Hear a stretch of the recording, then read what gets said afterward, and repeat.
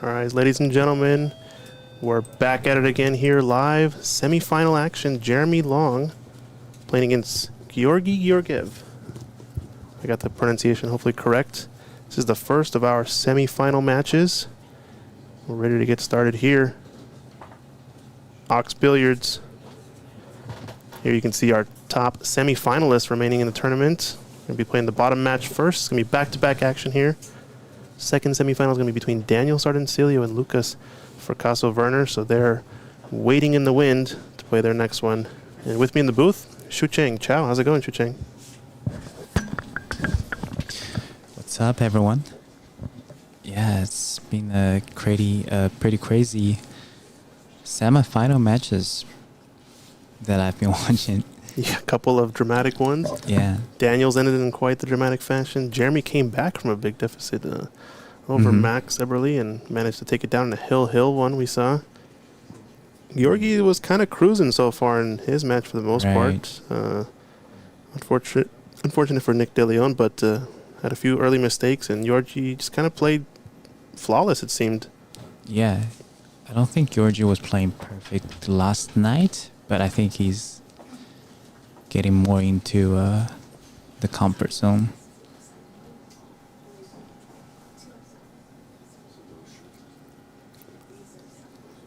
And yeah, we're ready to go.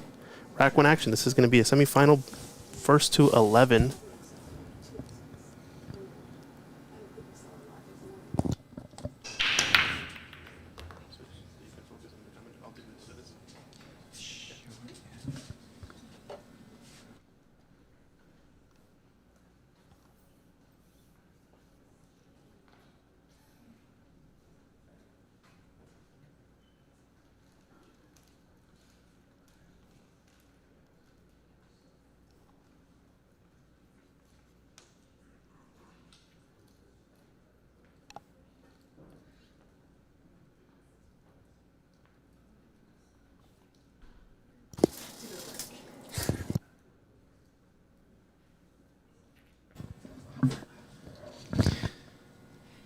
All right.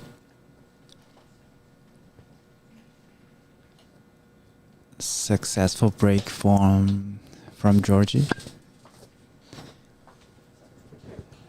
Will I sing? I don't know. Depending on how how they shoot, maybe. Yeah.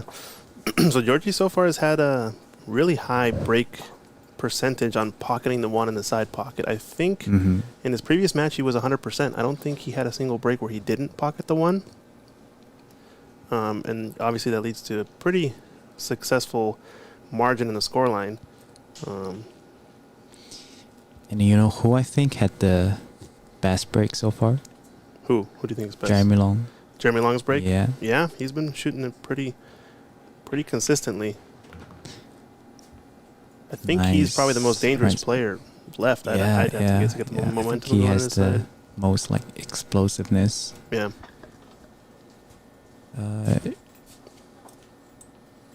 Folks are asking where Georgi is from. He is from Bulgaria. For those who didn't know. Yeah, Doug, I know. Could have had Lukas. Lukas had a crazy comeback against Oscar. Yeah, that comeback against Oscar. I mean, it had to be one of the biggest, I imagine. Oscar was up, I think, 6-0 to start, and then he got to, I think, 9-2 or 8-1, something along those lines. And yeah, holy smokes. But we still got action, folks. So I think when it comes to Moscone Cup, though, this was one of the dramatic events. Still ranking points available on the tour for a lot of the Americans. And now all of them are out except for Lukas, right? So Lukas is actually going to be covering some ground against Oscar and Tyler Steyer, since Tyler got eliminated in the round of 16. Oscar eliminated in the round of 8. So I don't know the math of the points yet, but I'm sure somebody will do it. And Georgi off to a great start.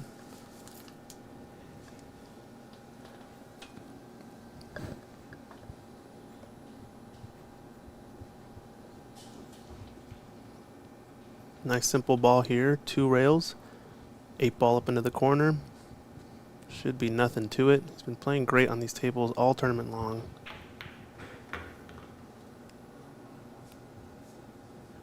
And a nice roll there.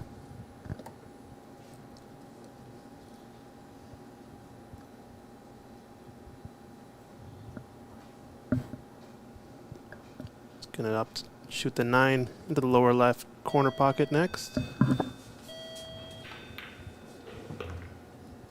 A little bit forgiving these rails as well. They are playing with 4.5-inch pockets, I believe. So that shot gets him first on the board. Started off with a break and run. And do let us know where you guys are tuning in from.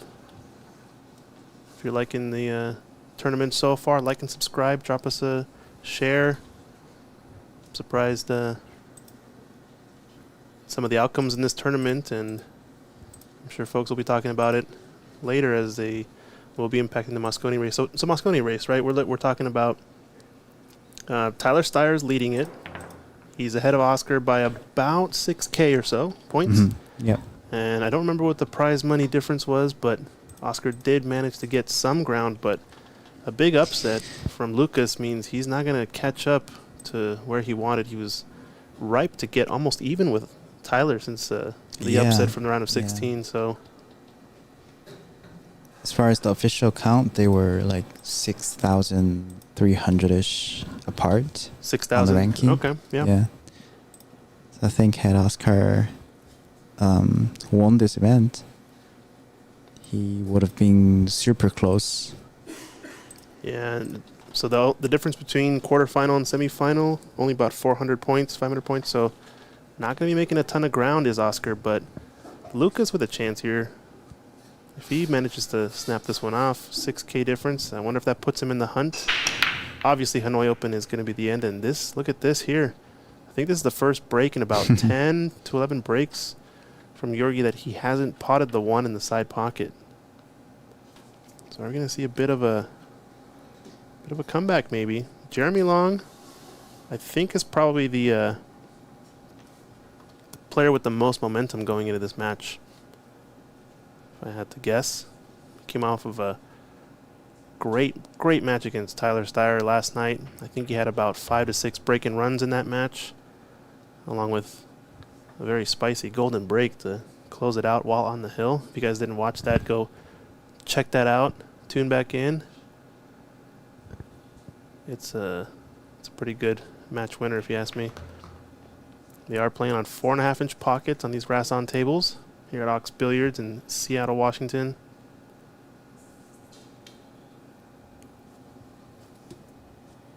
Let us know who you guys are rooting for as well. I know some folks might have some action going back and forth.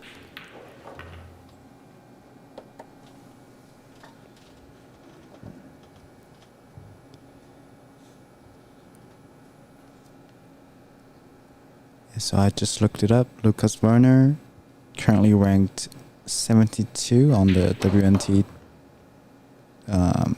thing, the Metrum ranking for all the players. Okay.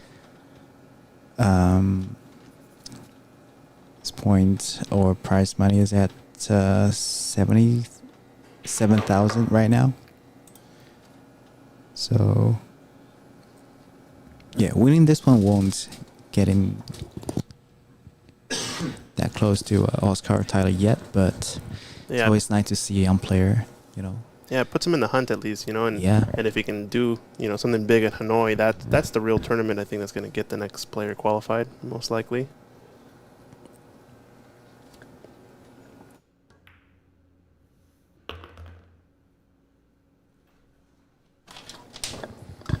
And a nice shot here from Jeremy.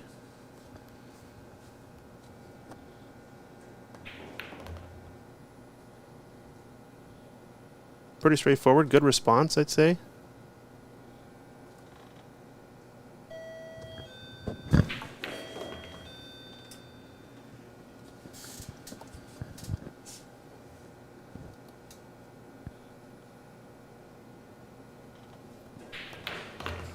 Well done. Caps that one 1-1. We're going to take a quick break and see you in a bit.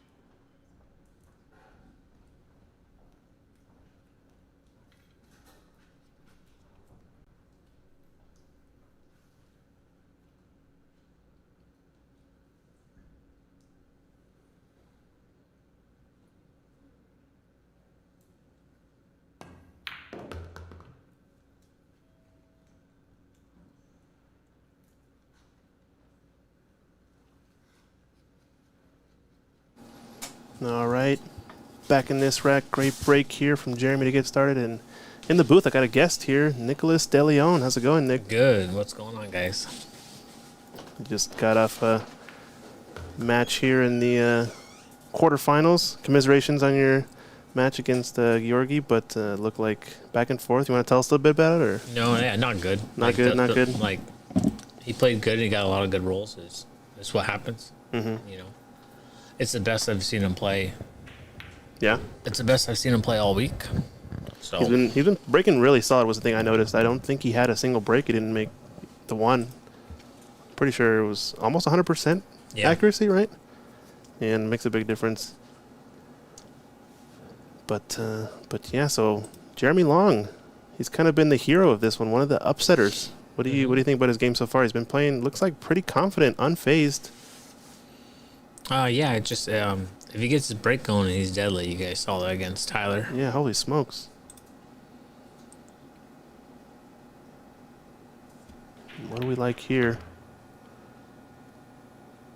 He's got the speed of the table down nicely. And these are the kind of shots that show you those little stun angles. If they're getting perfect on the same side that they want, that's kind of the Same indicator, thing right? here. Yeah, just draw. You can draw. Soft draw. A little out of line. He wanted to hold it a little better.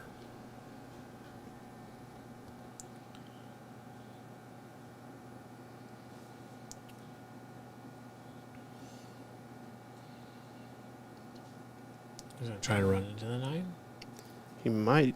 It looks like he can maybe avoid just rolling past it 2 rails. From there he can avoid it. But from that angle, it didn't look like it. Yeah, it's tough. Some of these cameras are deceiving, as many as we have set up here.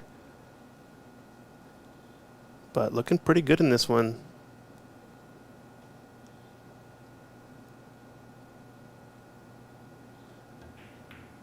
Ooh, caught the cushion just on the cueing. Did you see that? Yep. If you guys don't know, if you guys never played on Rassens, the rails sit higher, as in the top of the rail sits higher than your normal diamonds or Brunswick table. So it's actually really harder to shoot off the rail than shooting off a diamond. Don, no, not at all. I just had a bad set. It happens. It's pool. When the guy is getting rolls and he's breaking good, that's what happens. Like yesterday, I was down 3-0 out the gate, and I came back and won 11-6 against Blake. He had some bad rolls happen. I capitalized, and I started breaking great. It's just what it is. Yeah, it's pretty interesting how you get rewarded or almost stacked or snowball effects kind of very often happen in pool. You make one mistake and all of a sudden none of the rolls are in your favor from that point forward.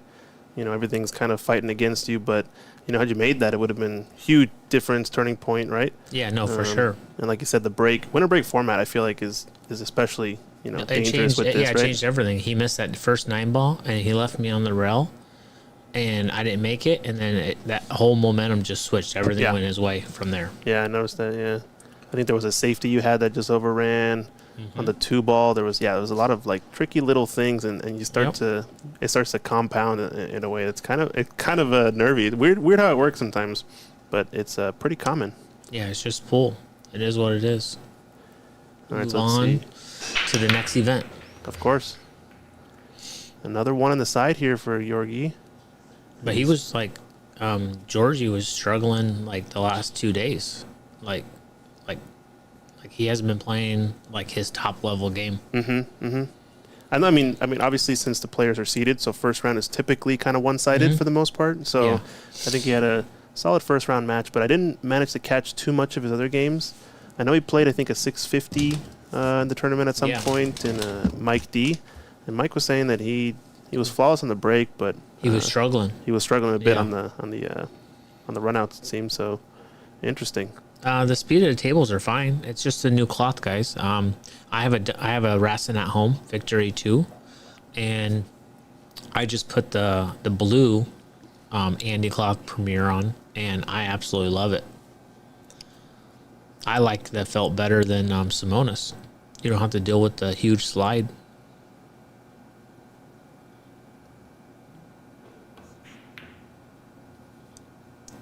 This is gonna go, but his cue ball. You think is he trying to pot that ball? No, he was trying to play safe. Yeah. It's a bit unlucky. I think who was it that just had another shot just like that? I think Jeremy played a stop shot safety over his match with Max. Yeah. Same scenario, just ended up banking it into the corner. Yep. He was playing a two-way. You know, he wasn't trying to make it, but if it went, then he was fine on the next ball. Yeah. Well, this one's a little tricky. What do you like here? 3 ball is where? 3 balls in the okay. upper part of the table. Yeah, kicking 2 rails for sure. Oh, I mean, jumping is not that bad. With the 5 kind of at the apex of the jump, I guess you could say, it makes it a little bit easier not to have to get so high up, right? Yeah. If you guys are interested in the Andy Cloth Premier. Nice shot. Oh no, he tapped the table. He wasn't trying to shoot it. Oh, he was trying to bank it down 2 rails. So he wasn't playing offense. No, he was not playing that shot at all.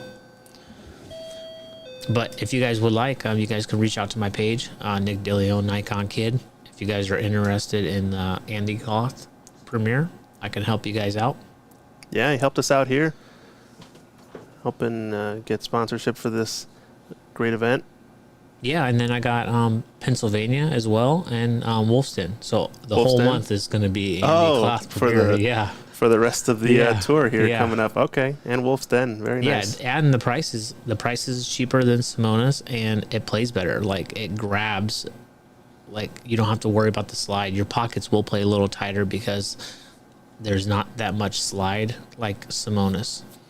Yeah, I think especially when folks, try to play on something new they're not maybe used to, it's not necessarily a bad thing. It's just, it is what it is. It's going to play how it plays, and you're just going to have to get adjusted to whatever the conditions are. Yeah. That's the real skill in pool, right? It's just... Yeah, you have to adjust, right? Mm-hmm. Like, that was my first time playing on, like, at home, putting it on, but after talking to Andy and he was telling me all about it. What a shot. I thought it was really, really good. Like, I was really impressed with it. Oh, let's take a look at that replay here. Nice little long distance combination. set up by the jump shot. Unintentional, but that's how it goes. He always knows there's a chance that to happen.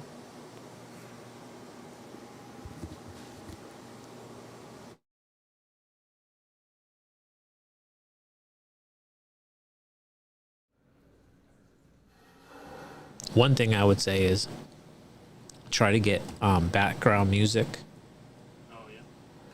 Oh, yeah? Okay. Because it's like quiet. Like you can hear people breathe when you're playing right now because it's so quiet. Yeah, yeah.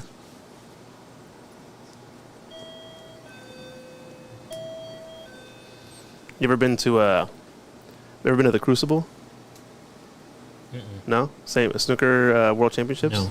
Same vibe. It's like you can hear a pin drop. Yeah, no. It's like insane. The tension builds. You can hear the players' heartbeats. It's hard for the people watching because they want to, like, if they have to sneeze or they don't want to shark anybody. So I remember watching you back. I think a lot of post-up streams you did over at Hard Times. Yeah, I used to live out there. Yeah. Yeah, and I think even when it was Aaron's Pool Parlor, I think I remember you on the live stream there, while listening to you guys do commentary and talk about this and that. And I think I remember when you were kind of coming up when you started first committing to hey, I'm going to go to the pool. 2022. Yeah, somewhere around that time, right? About a few years ago. You're like, yep, we're just committing and trying to see if you can make a run, on the pro tour and see how you can do. You were telling the folks. I remember specifically when you went to the Philippines somewhere and you visit all these pros and you're like, hey, I want to play you just straight up, whatever it is. I want you to beat me as bad as you possibly can. And that stuck with me. I remember that mentality. It was like, it's all about playing the best players. It is. It is like because you never get to play them. Like when Carlo Beato first came into town, everybody was like kind of hesitant to play him. I'm like, how do you guys not want to play him? It's like a ripe opportunity. It's right? like it was cheap. It was like $100. My buddy went in halves with me, and I played him like 4 sets. I won 1 set by 3 fouling him on the hill game. But it was just like you don't get to play these champions all the time, and when they're in town, why not? Why not take advantage? Exactly. Why not squeeze that lemon? Don, going from Rassens to Diamonds, not a big difference, but going to Predator tables is a huge difference because their cloth is on a different level of like you have to do everything opposite than what you're normal used to with the Simonis.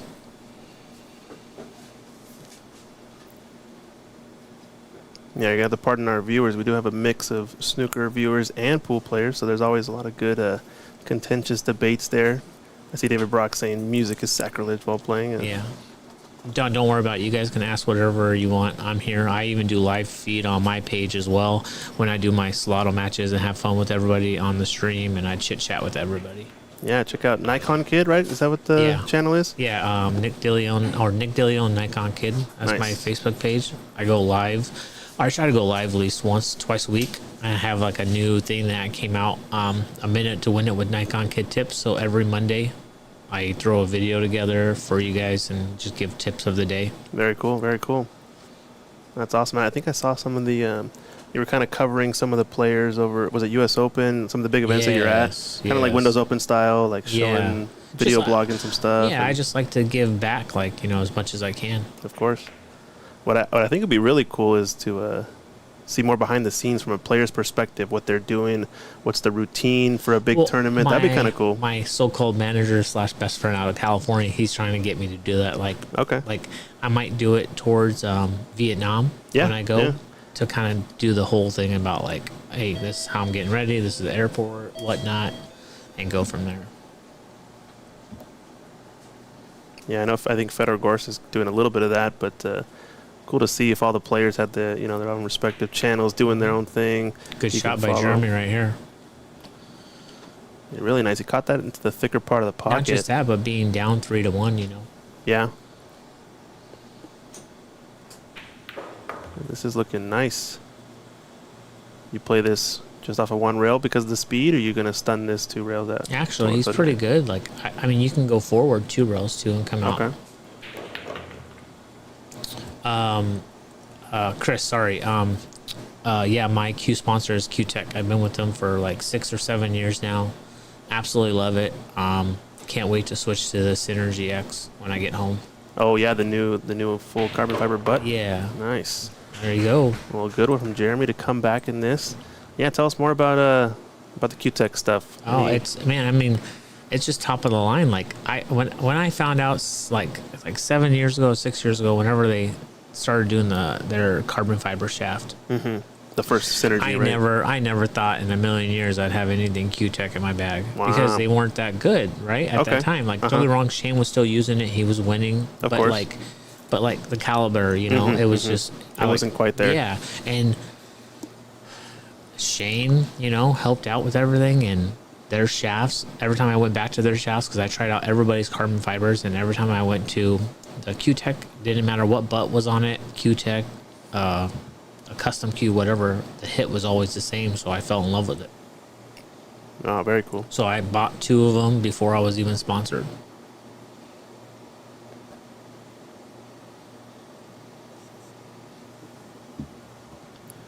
All right, well, we're ready getting ready for rack 6 action here. Chance to have a run.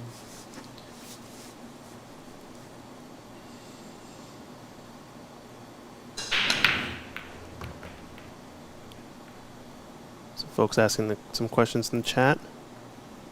I think he's asking what's better, a stone defense or a three rail bank to get a chance at a run. No. What's your favorite? I'm ducking all day long. You're ducking all day? Defense is going to win more games. Okay. This guy's not ducking. This is, I think, Oh, no, he's out. third or fourth break Yeah. where he's had 3 balls in the break. If you go back and watch that match with Tyler, I think he had 3 breaks where he had 3 balls in the break, sit pretty on the 2 just like that. And it was curtains. Lukas beat Oscar, so he's going to be playing here afterwards, and he's going to be playing Daniel, right? Yeah, Daniel's playing Lukas, which also was a big upset in this one. I managed to miss that one on the stream, but a golden break. Dramatic finish. Mm-hmm.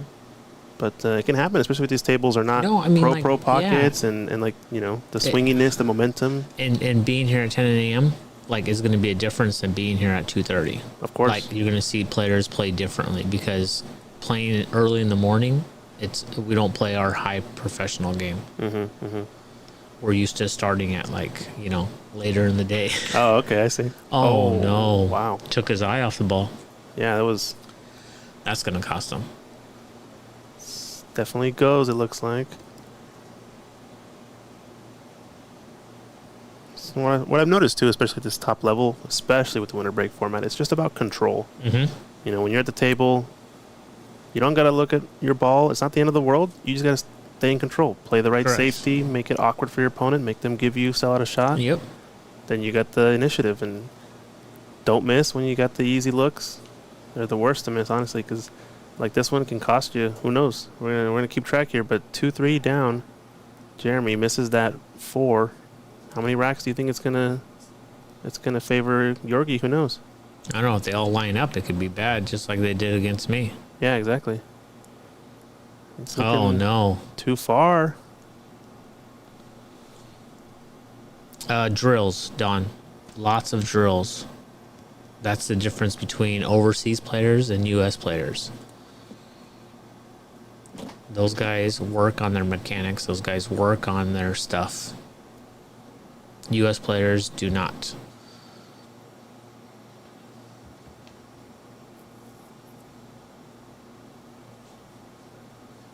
Still cut this, but I think now that they're in the semifinals, there is a presiding referee on the scene. Mm-hmm. So Oh, I'd be thinning this ball. he's going for the... Oh, Got wow. it. I didn't Look. think. I thought he was too close for that. Yeah, managed to get it. He took the little mini butt off his cue, so I wonder if a little bit lighter cue helps with that, getting out of the way. What you're not good at, Don.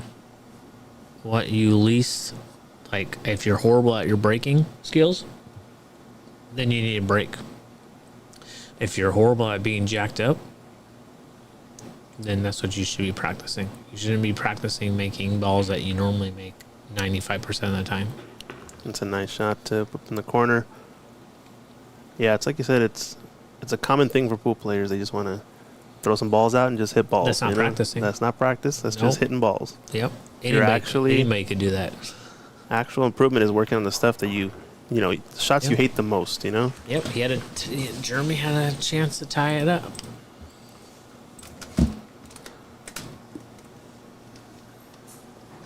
All right, we'll do a quick video and be right back.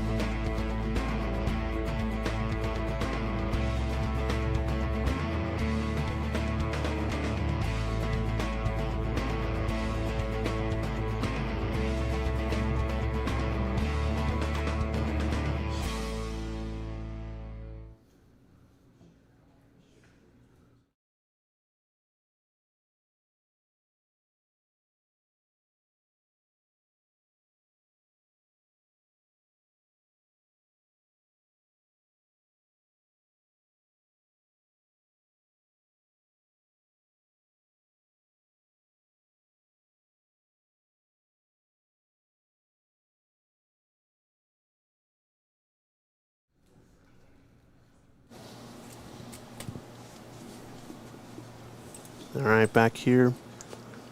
Rack 7 to break. Georgi with a pretty decent break so far in this tournament. Is he making the one on the side? He's been hitting it on the high side. I think when he did miss it once, it did rattle on the top point. Got Nicholas De Leon with me in the chat, in the booth here. Excuse me. What's up, everybody? You guys have any questions for him?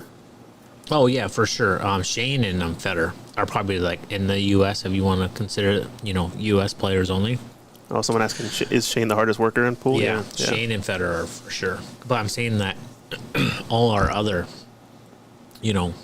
like 720s to 770s, 780s, Okay. like, they don't put in work like the overseas players do. I see. Now, is Lukas, he's riding the American flag, right? But Yeah. he's from Connecticut? Is that what I Yep. heard? Yep. Okay. He does have a very European name, so that can be confusing. But nice stroke on that ball from Georgi to hold it there for the 3. Wallingford, Connecticut, someone says. That's right. So now you're based in what, Arizona? Is that what you said? Arizona. So you used to be in California for Yeah. a bit, and now in Arizona with the Yeah, family. I moved there a little bit to open Hard Rock Casino. Nice. Uh-oh, don't get jacked up. This shot's a lot tougher. I'm sponsored by How Tips. They're amazing tips. Shane Van Boening is the one that got me on them like 5 or 6 years ago. And I just got sponsored this year with them. I wasn't going to change, But it's kind of like you said, the even the Q-Tech shaft, you never thought you'd ever be using one of those, huh? And all of a Yeah. sudden, It's amazing. yeah, I switched to. I also recently, I think, tried out a How Hard tip, and yeah, I like it a lot. It plays really well. Yeah, I was shocked that Shane plays with the How Hard. Oh, is it How Hard that he plays? Okay. Yeah, I think I lean more towards the hard tip. I've learned over time, especially because, mushrooming and stuff is a lot less common with the harder tip. But I don't know. I just prefer the feel. I think that it gives. It's kind of to each their own, really. I mean, they all technically perform at the same level. You're not necessarily advantaged on a hard tip or not, but Yeah, what I really like about it, about 2 out tips, is the maintenance on them are really low. really low maintenance. Okay. And then when the tip gets smaller, it still stays that normal speed, like normal feel, right? So like normally okay. when a tip that shrinks, I see. it gets harder. Okay, But with this How Tighten tip, It keeps its it robustness. keeps, kind of it's really good. Okay. And what's really cool about How and Andy, they make all their products in-house, and they do all their science in-house. Nice. So it's all proprietary. Yeah, it's awesome.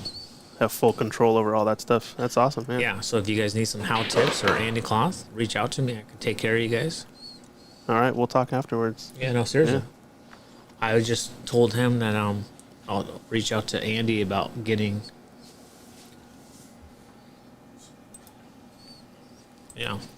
about for you guys' snooker tables. right? Yeah, snooker tables. That's right. No, look at this draw stroke. He's got too much into it, didn't he? Yeah, I think he went on the wrong side. But that's why there's 6 pockets.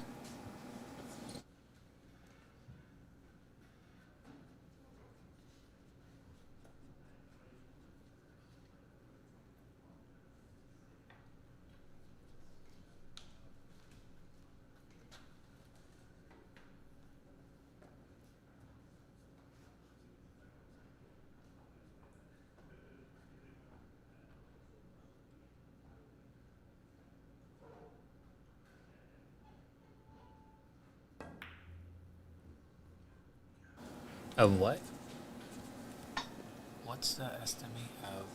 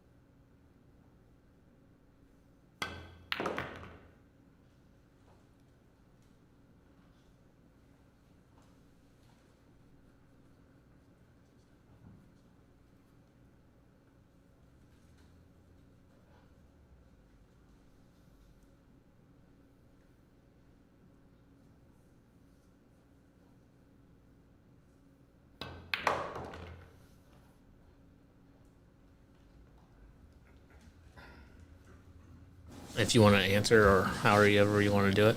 Yeah, someone asking, what's your estimate of Masahiro Nakahara's game? And I don't think... I don't think I got a chance to see him play.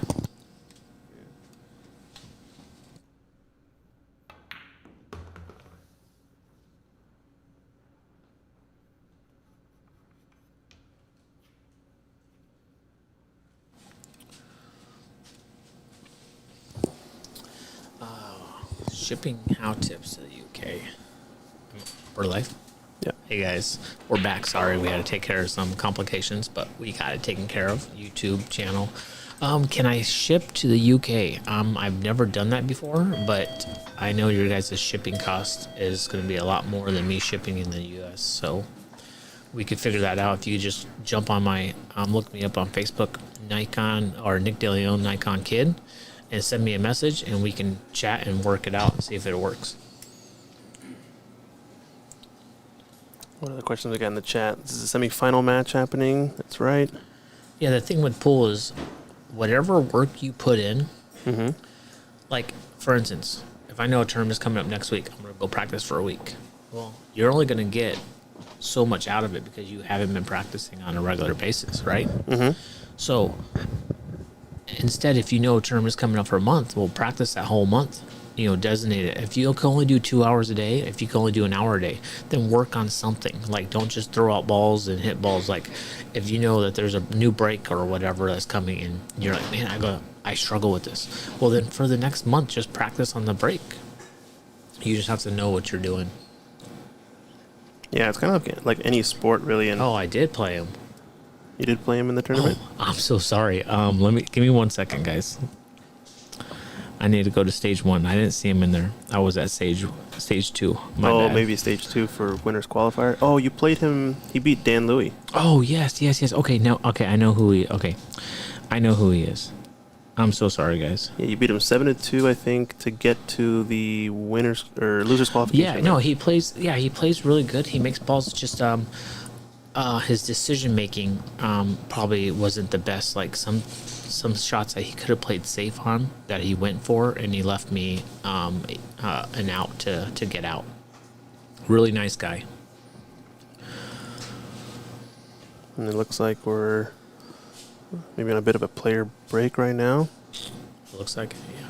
Someone asking, of a Mayuchi Q, would you recommend putting a Synergy carbon shaft on it, or is it waste? You know, I've seen many people put a Synergy shaft or a Predator shaft or a a McDermott shaft or whatever on Yeah. whatever, but it's whatever works for you guys. Yeah, I'm thinking I'm in the same boat. I think it's just kind of personal preference when you talk about all these. I mean, you get to a certain threshold, obviously, right? When the shafts are so good, anything above it, it's kind of just what you like. That's going to be the best for you. That's the answer, right? Yeah, if you like the feel of the the Q-Tech carbon fiber, then get it. Mm-hmm. You know, and then you're gonna put it on there. You're gonna have the same hit. All right, so it looks like player back from their break, 2-5. Georgi is up in this one. And he's breaking here. He's been breaking from the side the whole tournament from what I've seen.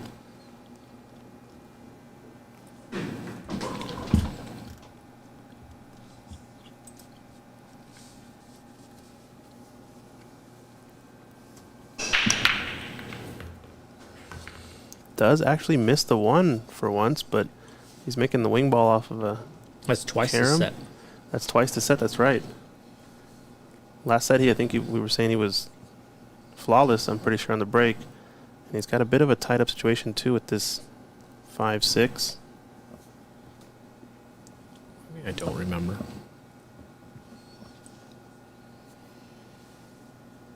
No, I think they're just making fun of you.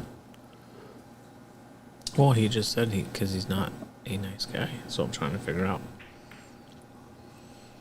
What he's talking Oh, about. miss here from Georgi. He's cutting it thin there. I know there's one thing, at least in my game personally, that had a revelation more recently was, like the slow rolling maximum spin shots. Mm-hmm. You're always taught, I guess, when you start learning, maybe have a worse stroke. You shoot everything and you just focus on deflection. You know, you hit the ball too hard usually, so you only have the spin and the speed going into the shot. But it's when you get a better stroke that you start to put better spin and then slow roll the ball. Then all of a sudden you actually have to aim it the other way because of the swerve if you have a low deflection shaft. When I realized that, it was like, wow. I don't know if I would have went for that, especially with the 4 and 6, unless it's dead or that the 5-6. Sorry. Yeah. I think it was going to hit him, right? Mm-hmm. Sorry, guys. I'm really far away from the mic, and the mic just picks up a lot.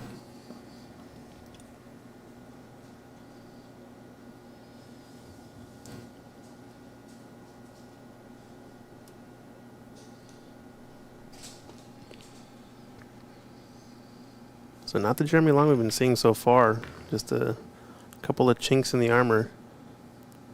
And so where does Jeremy play out of? Has he had a hard time? times. Yeah? Yep. I know he traveled here with Oscar, Yes, he did. and they ended up matching up in the winners qualifier. Yeah, he missed a 7 ball to go up 4-1. And instead, from there, he was down like 7-3. Wow.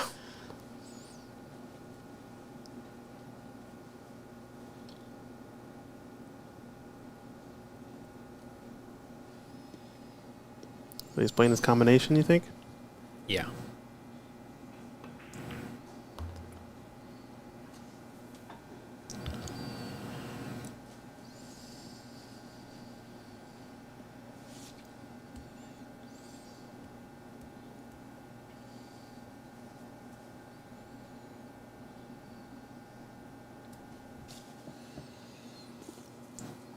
I think offense is still in the cards here. Yeah, you're going for it for sure. You're just going to have to go 3 rails.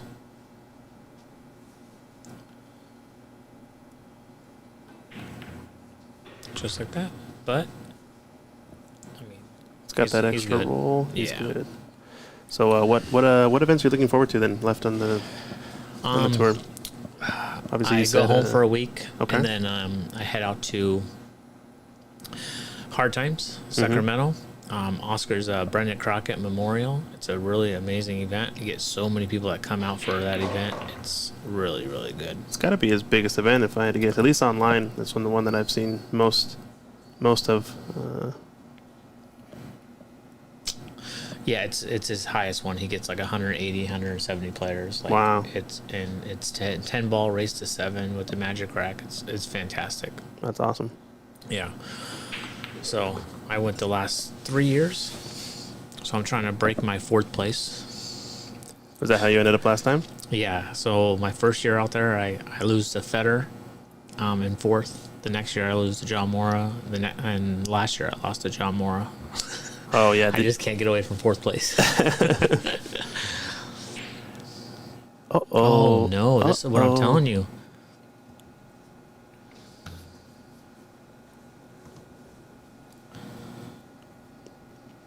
What are your thoughts there? A little bit of frustration shown from Georgi. You don't show any you don't frustration show that, like right? me. No, I laugh like than anything. Like it just because it's funny when stuff happens like this. You know, you just can't do anything about it.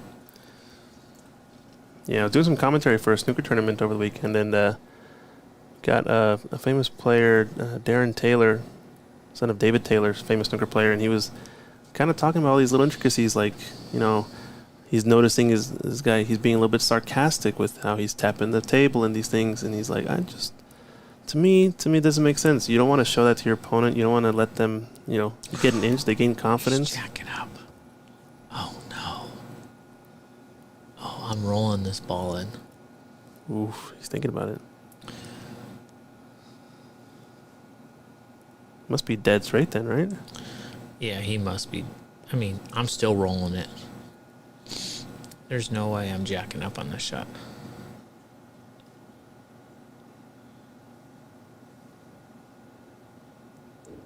Oh, this is a tough shot here. Wow.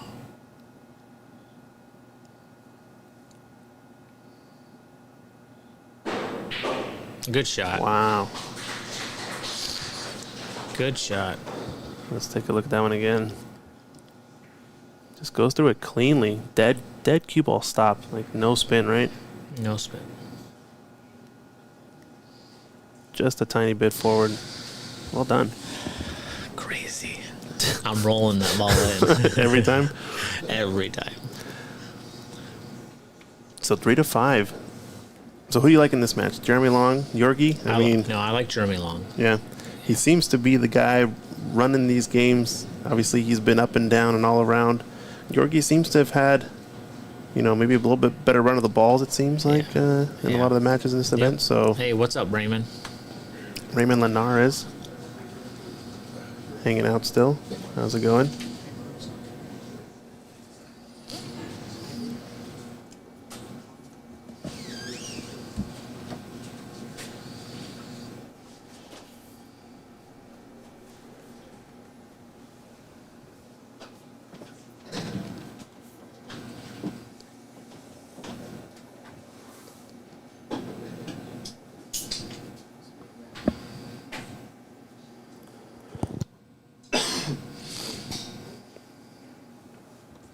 So we're ready to go here.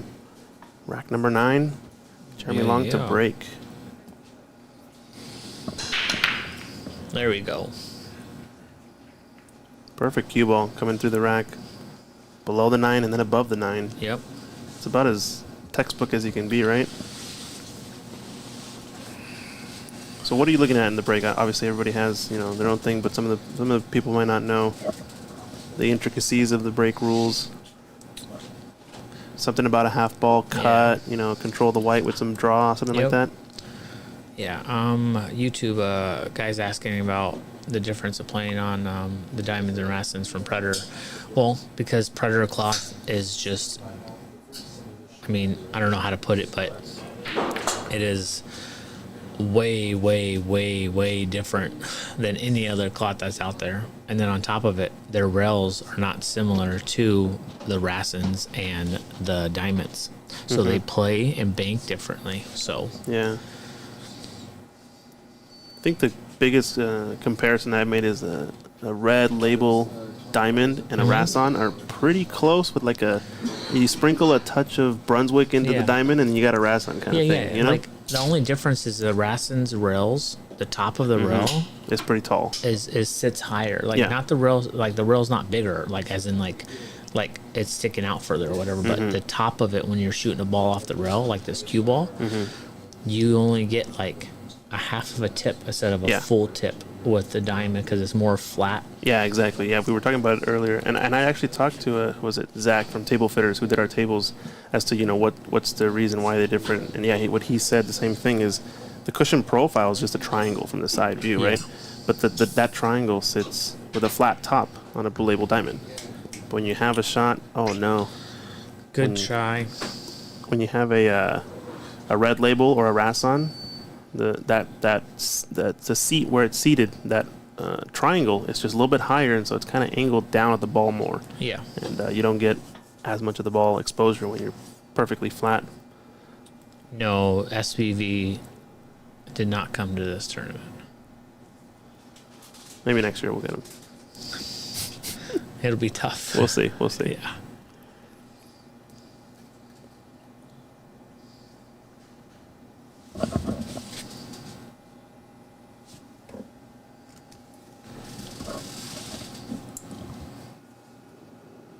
Might have a dozen. Actually, no, it doesn't have an edge of the ball for sure. Are you looking to jump this ball here? Yeah, same thing. It's about a half ball jump maybe, so it doesn't have to get too high in the air, right? No. Just a little outside English.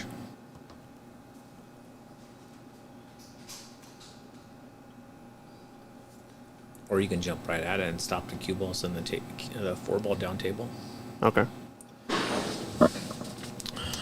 It's hard when you're stretching. Yeah, it catches a 7. No, he's not. Jeremy Long put on a clinic against Tyler like he did Shane Van Boeing at Hard Times. Yeah, last night. If you guys go back and watch the stream, ending of it, pretty spicy. I won't spoil it for you here, but I think in total had, like we said, like 5 or 6 breaking runs in the match. I think he had a 2 or 3 pack early, and Tyler was down 6-0. I think from the start. Yeah, Tyler had one slopped missed in a shot. 7-ball and then he hung the 9-ball. Yeah, that's right. Then I think he right around 6-4. I think Tyler had a 3 pack going. Scratches on the break. Yep. And then that moment on, it was never the same. It was kind of just Jeremy Long the whole way through and through. So you could play the 6 off the 8. Or you're going to have to play The position. short side or bank. You don't like playing in the middle of the table, taking the thin cut? You could if you get good on the 5. Okay.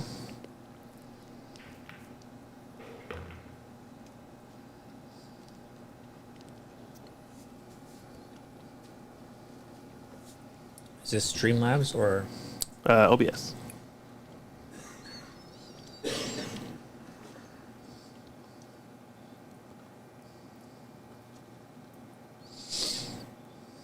That's what he's going to do. He's going to come around 2 rails. 2 rails play for the center of the table, roughly. Yep. He's got an angle. Bottom left. Play 7 in the side? Yep. Okay. I like your thinking. I mean, he can go back and forth, but it's more natural. Because that 8-ball's so big, if you're not going, you go back too far. This way you have a guaranteed shot on the 7. Oh, he Sorry about that. hit that ball bad. Yeah. I wish he did this against me. Right?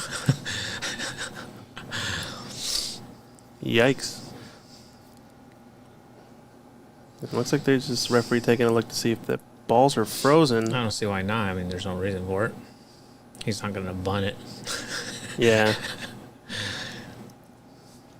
Looks good to me, though. I think there's plenty of space there.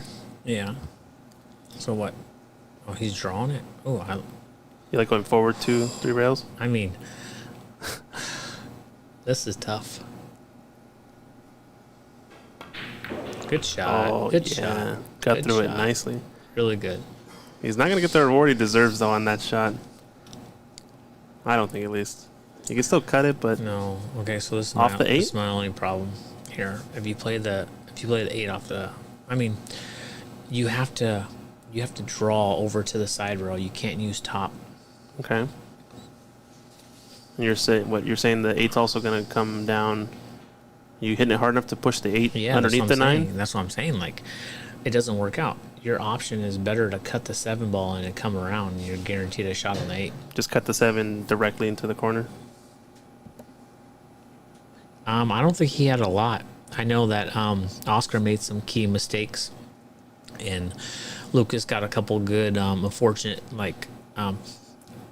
you want to call them rolls or sat differently than Yeah. normal. You know, it is what it is. It's pool.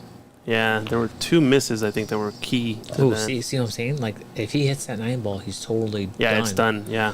So it's a little bit risky to take that on, huh? Yeah, 100%. I mean, don't get me wrong, it worked out for him, but that could have been deadly. Yeah, percentage-wise, you may not see the top pros playing that shot. No, I'm cutting the 7 ball. Yeah. Somebody asking, why not play safe in that scenario? He could have for sure, but he had a huge pocket, and he took the gamble with playing it off the 8. I would have never played it off the 8.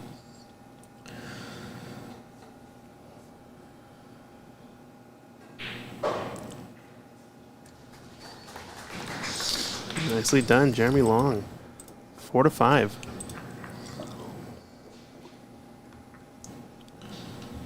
I'm going to take a quick break. Yeah. Be right back.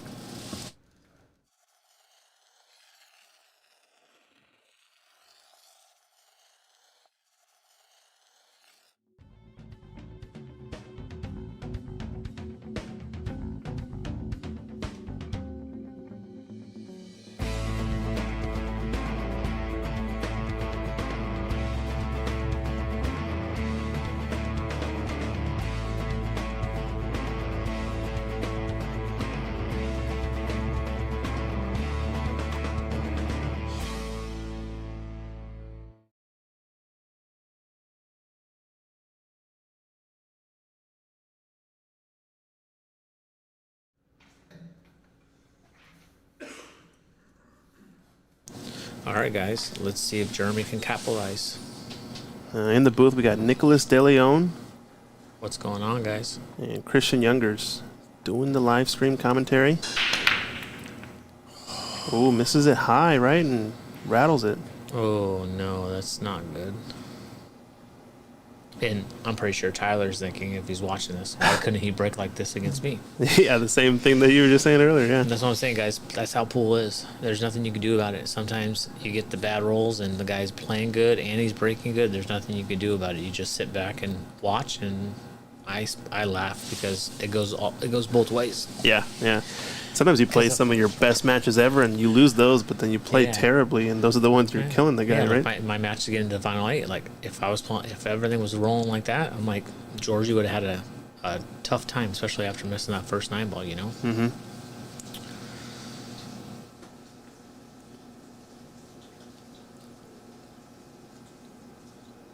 So slicing this down the rail, how are you controlling the cue ball here? Just maybe with a little bit outside English. Or just hold for the blue? Oh my goodness. It's playing at 2 rails. Risky. Watch this. This is so bad. There was no reason for that. You hit that ball any softer, you're hooked. Yeah. Someone saying Nick DeLeon, Nikon kid, safe travels back to Arizona, and good run. Thank you, sir. I've yet to get into the final 4. I'm like final 16, final 8. Yeah, but I'm soft rolling that ball in and playing the 2 ball in the side pocket. Mm-hmm. He You got playing it with really- any spin at all or no? Just a little bit of outside, just so Little it can bit. hold the line. Because Okay. you don't need to hit it that hard, especially playing on these big pockets. Mm-hmm.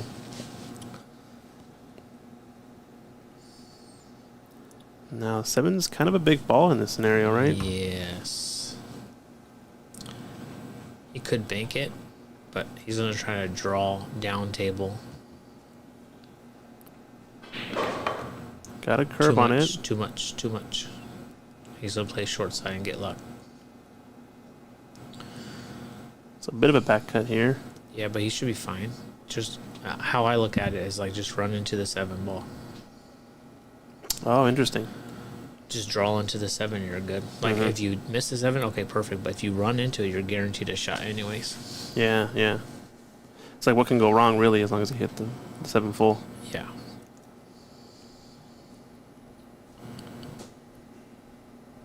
This guy maybe be going forward. No, he's not. Never mind.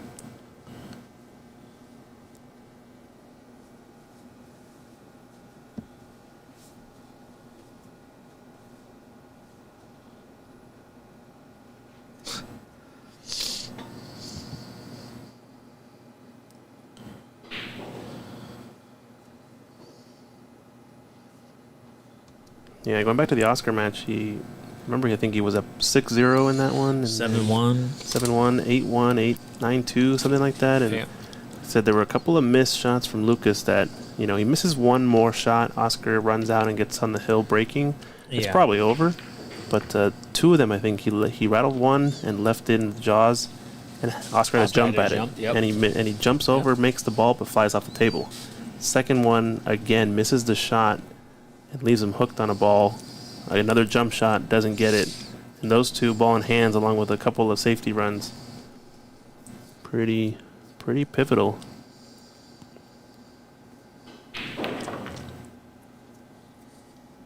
Yeah, those rolls can definitely torture you. Like, the set should have been over, or the set should be a lot closer,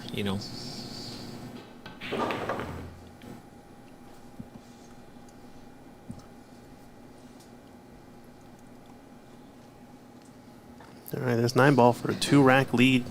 Georgi from Bulgaria.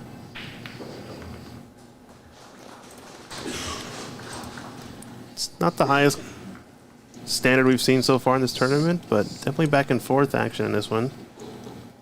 It's kind of been looking like whoever can control the break is getting out, and whoever isn't, Yeah. 4-6. Once again, a shout out to our sponsors, the World Nineball Tour, coming to you here from Ox Billiards, the Seattle Nineball Open. Thanks to Matchroom for bringing this event to us. Q-Tech, the head sponsor, obviously doing great work on the World Nineball Tour and all the ranking events, as you're sponsored as well, right, by Q-Tech? Yes, So I am. a lot of good stuff. Shout out to them. Table Fitters, Zach, out of Idaho. Thanks to him for installing on this beautiful Andy cloth on all these tables. So Andy Billiard Cloth, the sponsor for the club and the tables. Sandro Menzel Photography, bringing to you all these wonderful pictures in the pool community. And Littman Lights, He's on showing he's us on Facebook. yeah, Sandro Menzel. He's on Facebook. You can As a S what? Sandro Menzel. I found him. You got him? Yeah. He's the one. Oh no, he scratched. Uh-oh. But he's the one who took all these wonderful pictures here. You can see during the event in the past few days. Yeah, I was trying. He hasn't posted any from this event yet. No, he usually posts them afterwards. So these are early Okay. early birds. But there's the round of 8 pictures we had set up for the quarterfinals here. Started this morning at 10 a.m. Yeah, because I'm looking for one. So. You're looking for a good pool picture. Yeah, my wife already has one, but I'm looking for one so we can put it up in the pool room. Oh, nice. Okay. Yeah, reach out to him. He's in the room taking pictures. He does. He's probably gives me the highest resolution images that of anybody I've ever seen. That's good. I think his logo is something like 8K Yeah, I wide know. or something Yeah, ridiculous. I know a and lot about photography, so It's huge. Yeah. that's how I got my nickname. Nikon Kid. Nice. Yeah, we're going to Moscone. I'm actually going to be out there helping setting up the Moscone Cup tables. Awesome. So what goes into that? Someone's designated as a Moscone table fitter. If you guys know Prestige Billiards, Prestige Billiards. Yeah, Kevin. They do all the Moscone Cup table setups, and they're based out of Arizona. Okay. And they're one of my sponsors. And I learned how to do my first table, my first Rassen table, at the APA. Went out there to set up for Q-Tech booth. Oh, that's right. The little side table at the expo type Yep. thing. Okay. Yep, Is it like so- an 8-footer or something like Yeah, that? it was an 8-footer, but yeah, it was a lot. It was a lot of fun, and when you get to see the outside of it from putting it together and everything, it's you get a lot different perspective on the pool table for Oh, sure. of course. So I'm looking forward to setting up. Really good shot here by Jeremy. Yeah. Because they are using a Rasson, right? Yeah, 4 of them. So they'll have 2 practice tables, the main table, and then the VIP table. Oh, I see. So the VIPs get to just shoot around while they're coming to watch? Yeah. Oh, pretty that's much. awesome. Yeah. So bring your cues if you're in the VIP. Nice. Good on you, Matchroom. Give the fans and the players what they want. Yeah. So I'm looking forward to helping setting up. That's awesome. Well, I don't know if you knew, but when we first opened this place, 2021, I think, we didn't really have any table fitters out because of COVID and everything. So me and Mike, we actually set up all the tables brand new. I like Won it. his The cloth. Rastons too. Yeah, and I like it. they played all right. They played pretty well for about a year and a half or so. Yeah, so much better, in my opinion. Yeah. Like they play more consistent. Like if you have a ball frozen and you want to shoot it down the rail, on diamonds, after a while the table shifts because it's wood, right? The rail. Okay. The rails shift a little bit. Not saying like a lot, but when you're shooting that ball down the rail, sometimes you catch that other side of the point of the side pocket. Okay. Yeah. Well, what this is made out of aluminum, it'll never. The frame, It'll exactly. it'll never move. Uh-oh. This is experience, guys. When you're shooting this shot, you have to play into that second rail and let it bounce, than trying to play perfect speed going, because the 9 was so big. But being aluminum, you can, this table could be outside. It could be in the cold weather. It doesn't matter. It'll never shift, and you'll always be able to shoot that ball down the side pocket. Gotcha. Okay. He's looking at cutting this ball maybe into the right corner. He is. He's looking at how many rails are coming around. I mean, I like using your lifeline, right? Bank it, stop it, and then you can play safe at the same time. Yeah, like live to fight another day almost.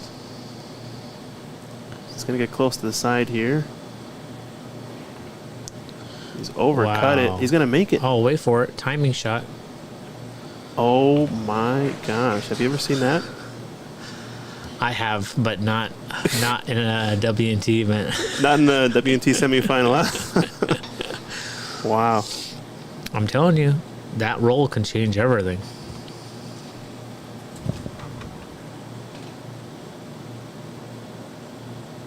Can't feel sorry for yourself here, though. You got to knock this in.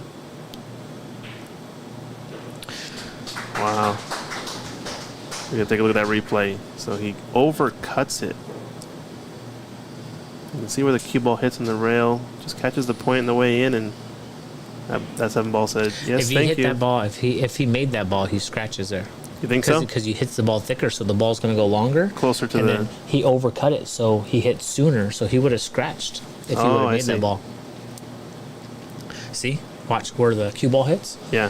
That's because he overcut it. But if he made it, Oh, that he hit ball's it going in thicker, after the the ball. cue ball's going in. Yeah. So he's not going in the side pocket. He's still going 3 rails, though, Yeah. up into that same corner pocket.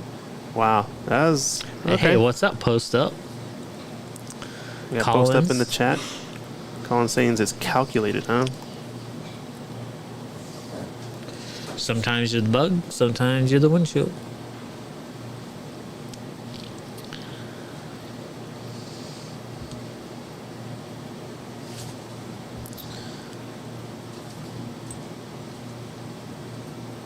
I just wanted to see. Yeah. I'm gonna... Yeah, that's their Fargo.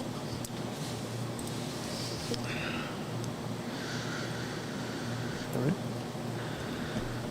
It's like Jeremy plays like top notch. Like he plays over his Fargo when he plays like great players, and when he plays like around his speed, it just doesn't seem like he plays as well as he did, like for instance against Tyler and Shane Van Boeing at Oscar's place. The kid's playing great, but it just little thing that I've kind of like just noticed. It's kind of... That's all mental, though, if No, you think for about sure. it, right? It's just... like, why do you get up for certain opponents versus not? It's just because Yeah, for some reason you care more or whatever Yeah. it is, right? he breaks good, he plays good. It's just that like you just notice that little small. Small chink. Yeah.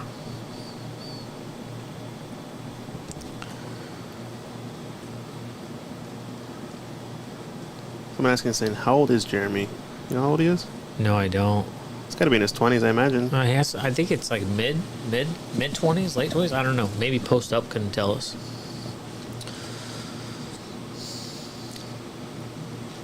No, this Purple. is the only table for the stream. Purple a bit in the way there. Yeah, he still got there though. Andy Cloth. Giving you the roll.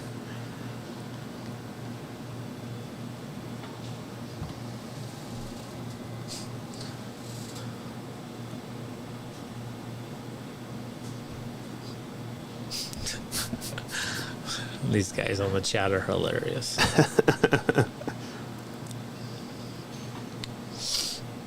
So he's not going to be able to avoid kind of going multiple rails here, so...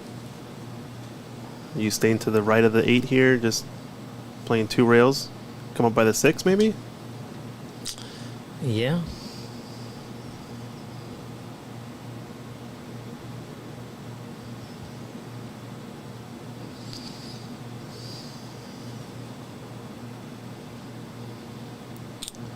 You got Daniel playing Lukas in the next match after this.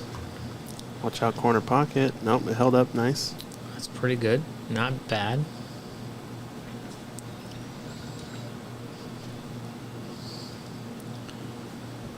I'm rooting for Jeremy. I'm not going to lie.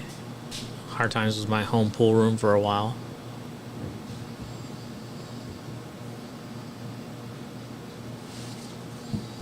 A shot of his opponent, Georgi, sitting at the table.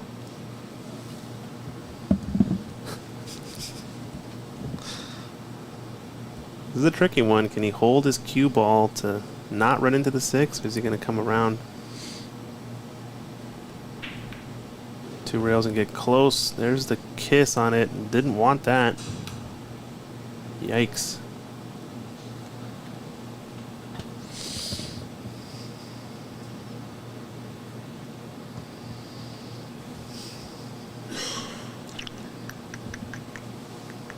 How often are you actually reverse banking this ball? No. Ever? No. I mean, it's I mean, what's really a shot here? Is it always just to try to bank it in the corner? Actually, right now is probably not a bad time to do it because the 9-ball is so big. To come in behind, you mean? Or Yeah, but I'm saying like if you back bank the 5-ball, or the 6? Yeah. that 9-ball is really big. Okay. Or the 6-ball, sorry. So you're kind of like protecting yourself essentially, kind of 2 ways. Yeah. Okay. But naked table, No. you're never taking it on. Let's say this is your 9-ball. Yeah. How are you playing safe? Are you just bunting it down to the bottom rail off of 2 cushions, or live to fight another day, probably. yeah? Okay. Andy Cloth actually plays a lot better than Simonis, and it plays just as fast. It's just that Simonis has so much slide that you guys think it's fast. Oh, timing shot. Another one? Wow. You guys think it plays slow only because of the fact that there's so much slide with the Simonis. I'm telling you, if you guys were playing here, you would love this cloth, the new Premier.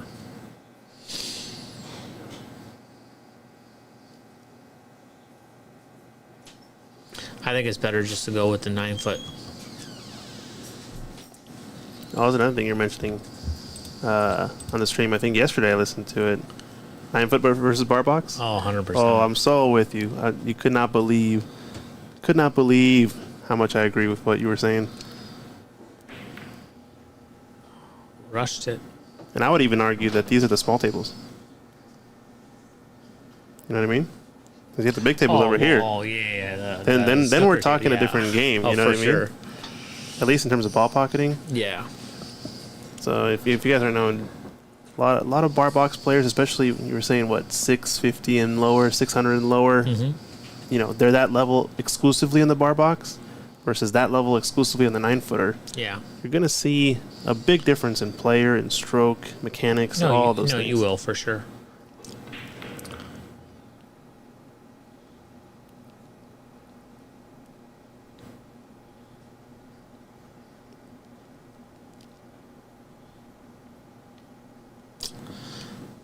Everybody has their own opinion, but I like not having so much slide. And this cloth's going to last longer than Simonis on top of it. Wow, so Jeremy Long unable to take advantage of that timing shot we saw. I think that's the only time I've ever seen 2 timing shots in one set like this. That's pretty wild. You know, crazy stuff happens in pool. Well, that's why it's exciting, huh? Yeah. Well done there for Georgie to clear up. We got to take a look at that one again. Over banks this ball, hits the point, and the cue ball comes and kisses it. Boom, dead in the pocket. But unfortunately misses up the safety here, misses the shot down the rail, and not able to get out.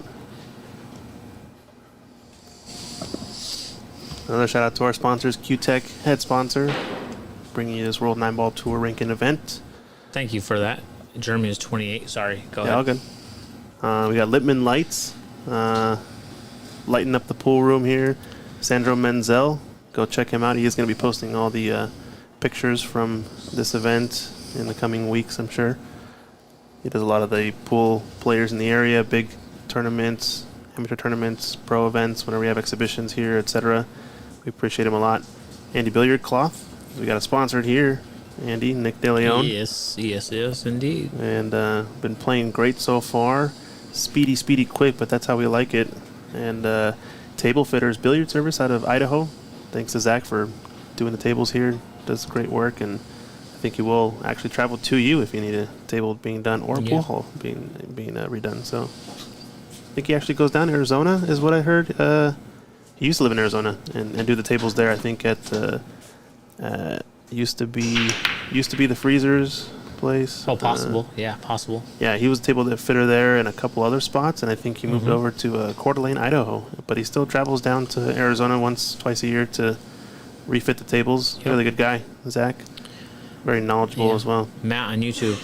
Yeah, I would do the exact same. Lucas gambles a lot better than he does playing tournaments. Oh, is that right? Yeah, his action level is really good. Okay. I think we saw Lucas do pretty well at Derby, from what I remember. Is that right this year? He had. I thought he had some good upsets. I don't remember who he actually played, but it might have just been on the side action. Who knows?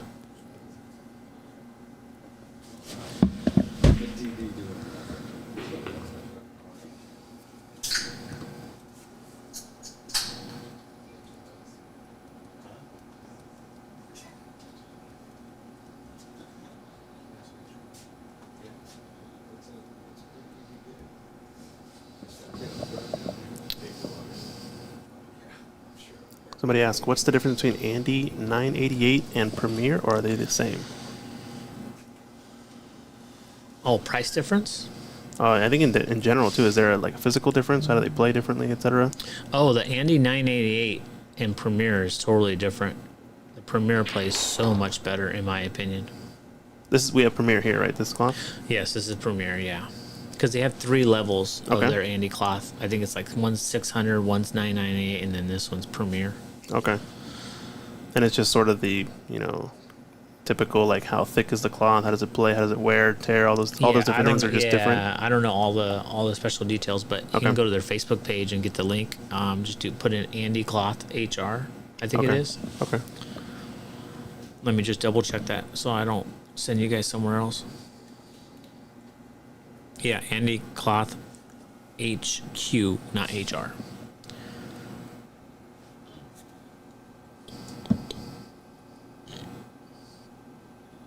He's just going to come along and just take that. Oh, he ran into the 8. I thought for some reason it was kind of in the way, but no, he drew into it. He didn't need to. he didn't have to. He could have avoided, right, with a bit of top? Yes. That's so risky. He almost scratched right there. No, there's a shot there of referee Lance Bromland helping us out here in our WNT ranking event.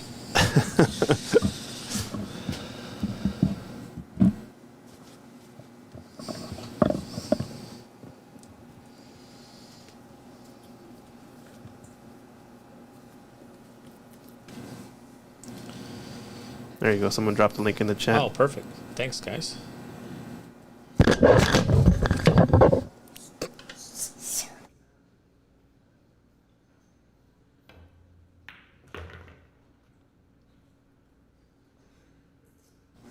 Sorry, guys. I dogged it.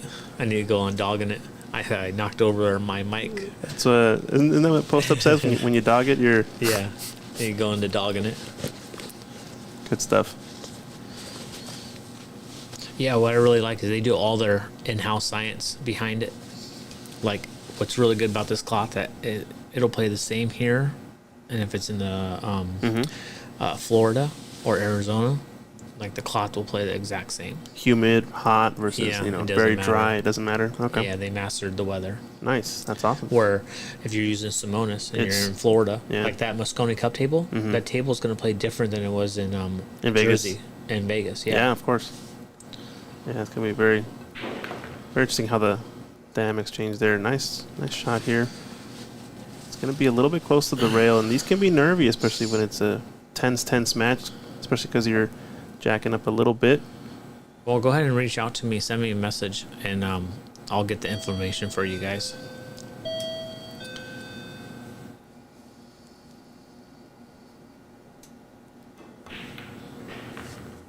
Overcuts it just a bit, but takes it down 5-8.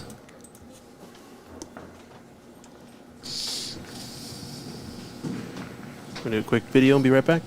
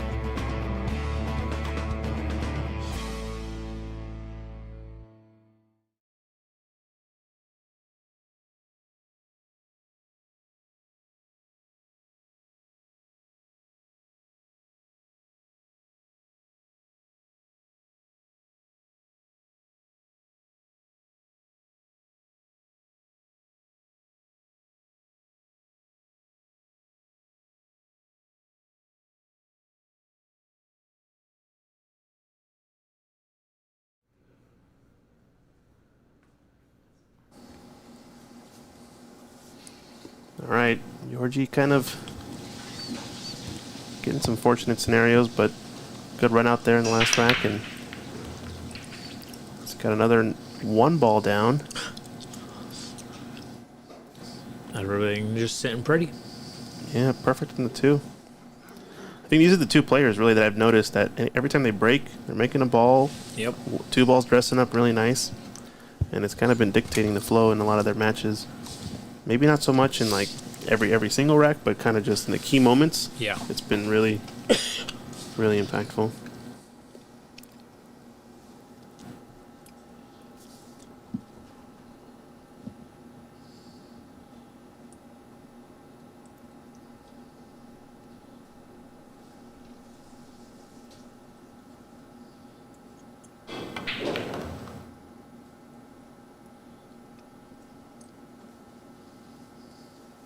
Hey, thanks, Don.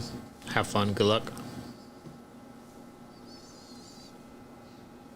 Don Davidson in the chat. We'll see you later.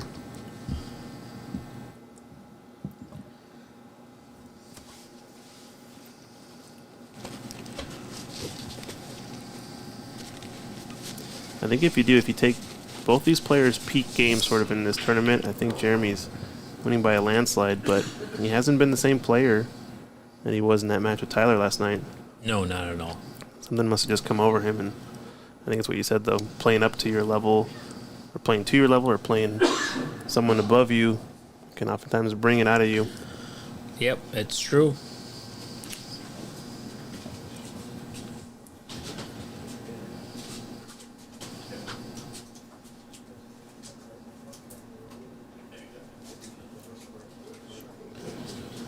So how are some of the players obviously must get very emotional post match when they lose in a certain way, etc. Yeah, I mean, everybody's gonna win, everybody's gonna lose, right? Yeah. You know, and this is pool, so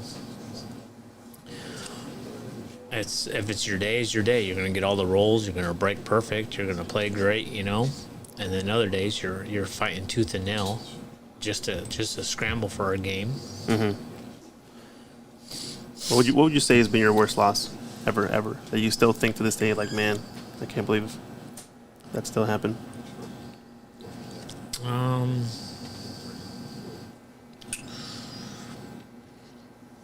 I got beat 9-0 at the U.S. Open this year.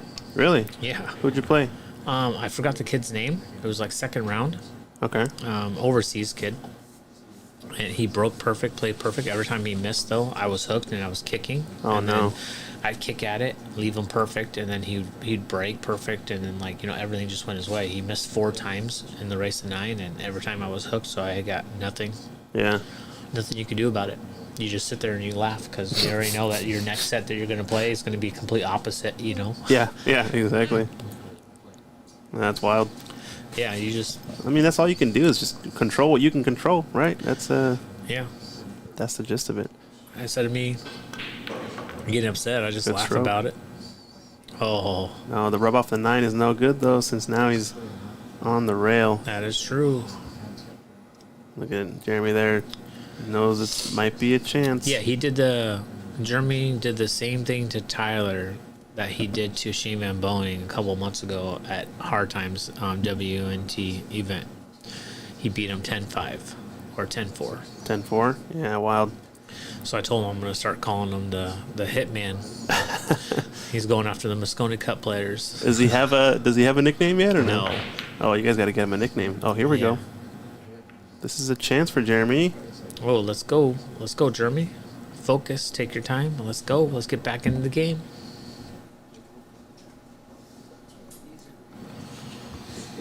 Why didn't you do that against me, Georgie? Don't worry, he's not listening.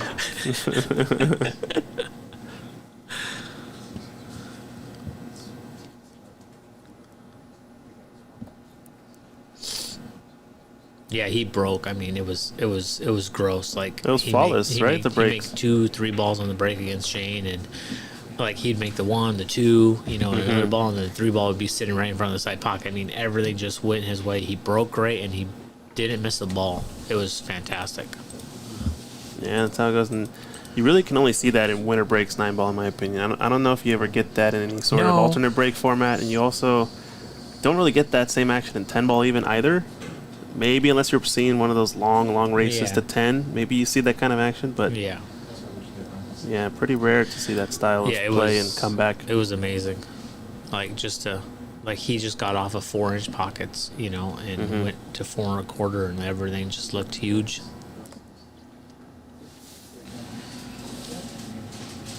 Yeah, what are your thoughts when a tournament has like 1 or 2 tables that are actually different than the rest of them? You think it's a big disadvantage, advantage? Obviously, it depends on whether you play on them or not. What? Let's say you got 1 tight pocket table, 2 tight pocket yes. tables, Oh, and then you have 100%. like 100%. 8 or 9 of them that are bigger. What are your Yeah, thoughts on that? it's a disadvantage for the mid and lower end players because they're used to playing on 4 1/4, and then when they go and they put on the stream table that's 4-inch pockets, they're gonna choke more than they're gonna be positive because it gets in your head when you're not used to playing on tight pockets. Yeah.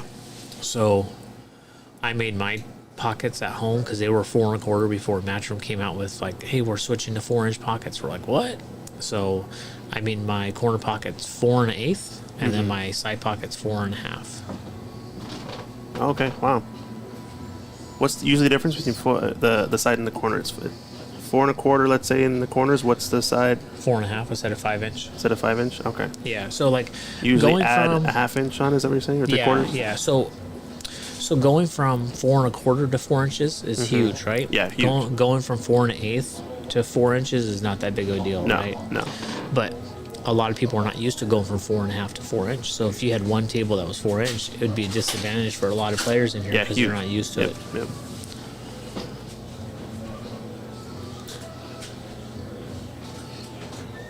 All right. Well, looks like we're gonna take a quick break as the players are doing their own break, Yeah, 3 fouls always included.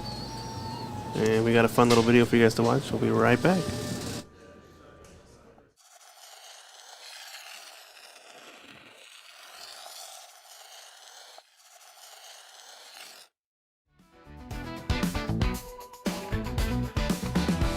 Hustlers lining up for shots. Downtown Seattle, no acts, it's getting hot. Mark your calendar, September 6th to 8th. 442 Broadway, don't you dare be late. Shoot that 9-ball, rack 'em up right. Seattle magic under neon light. Spinning cues and breaking rules.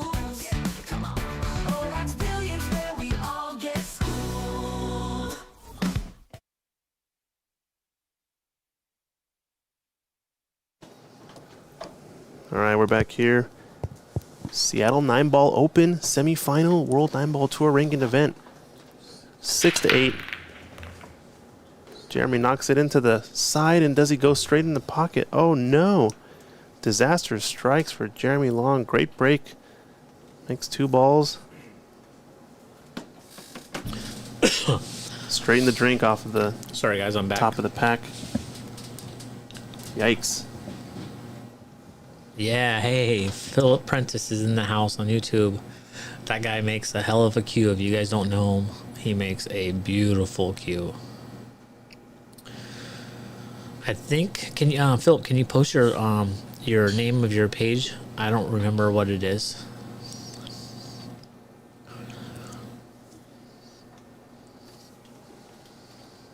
He hasn't been really making cues that long, but his cues are so beautiful and they hit really good. Bracket, just go to Digital Pool and put in Seattle Open and then go to stage 2.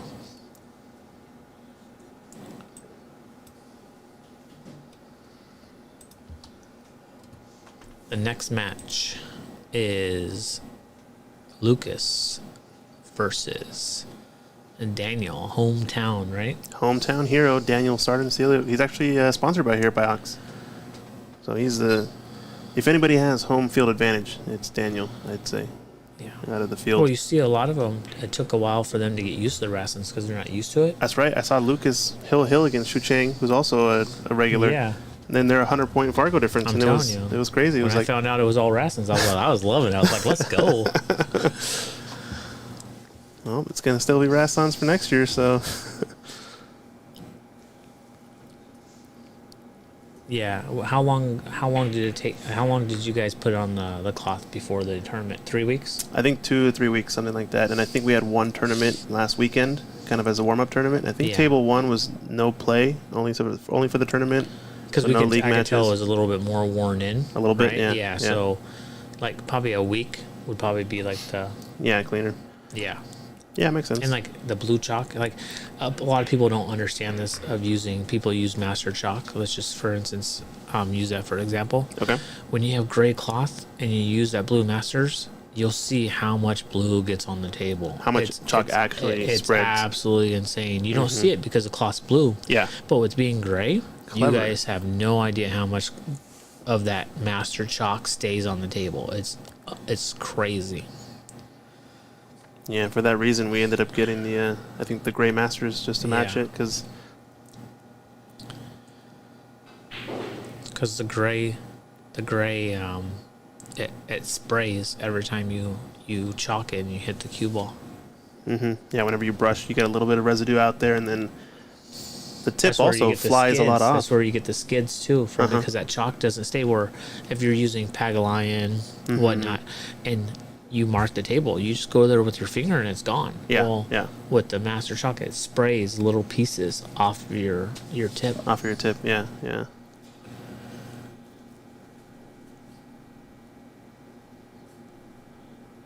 It's got a tiny bit of angle. He almost ended up on the rail here, which would have been deadly, I think, going past the point. Yeah, hits it into the right side of the pocket, and he's looking decent here. We also vacuum tables every single night, so I think that makes a huge difference. Yes. First year we had tables and didn't do that. It was quite the buildup of chalk. You actually get underneath the cloth. It kind of just seeps in, and then it gets down Yeah, underneath. Exactly. But yeah, when you vacuum them every night, Yeah, when people None bring of that. over master, I was like, keep it in your bag. I go, even with my blue, you can still see it. Like Yeah. that master, it's crazy. yeah. Well, everything's still rolling his way. He's playing good. Another one down, 9-6. Georgie one away from the hill. A break and run there.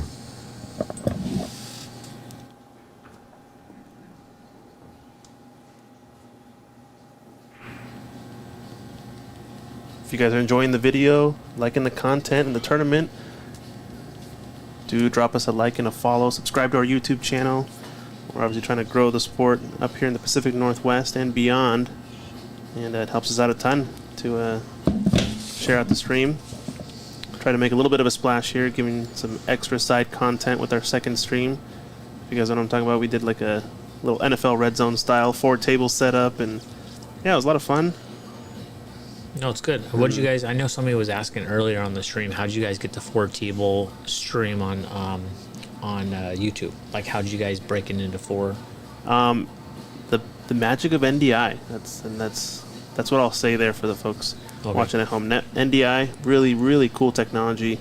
Lets you use internet to transfer over the network, basically transfer the camera feed. You can control the views, because you see most people when they're doing live streams, they've got a physical switcher, video switcher, and they're using maybe HDMI cables into the switcher, etc. But Ethernet, really powerful. All right, ready to break here in rack 16.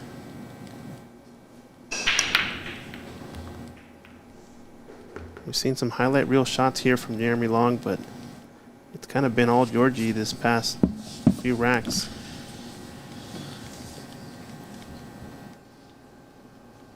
The shot there, Lance Bromlin, your referee for this match. This 2-ball's pretty deep in the pocket, but not unmissable. Actually, I think he's okay. Yeah, it's sitting pretty nice for the rail first.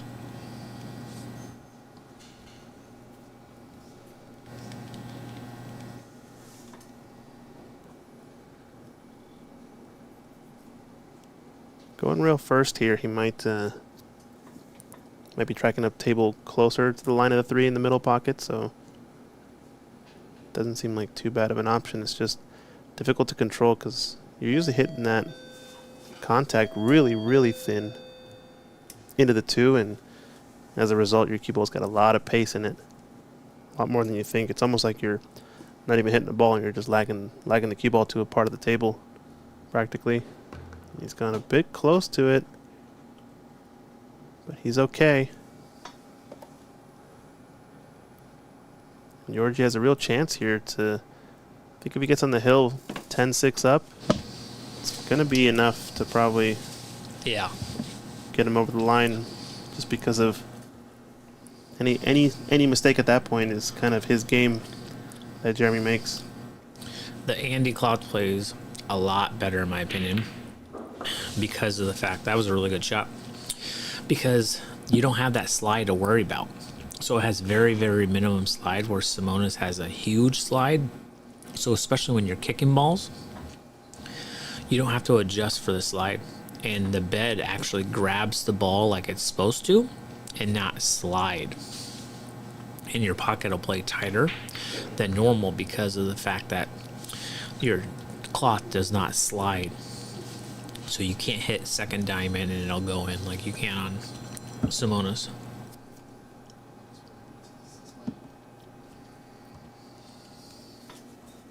So this is really just Georgie's to lose, in my opinion. Yeah.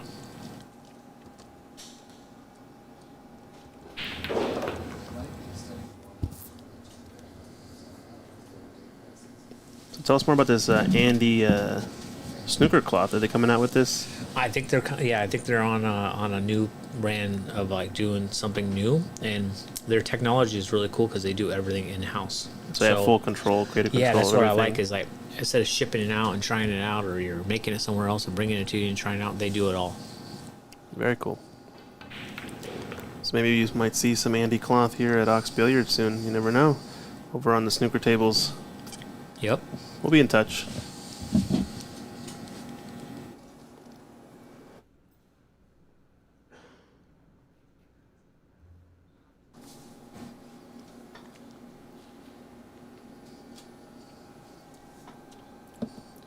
Three rail shape. He's on the hill.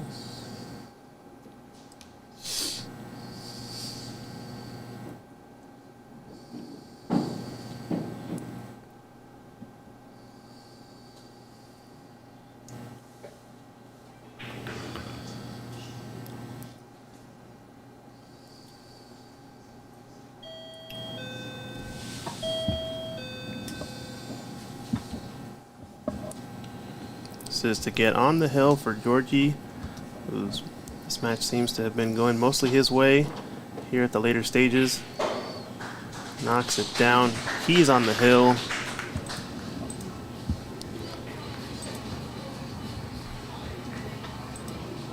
All right, we're going to take a quick break and be right back.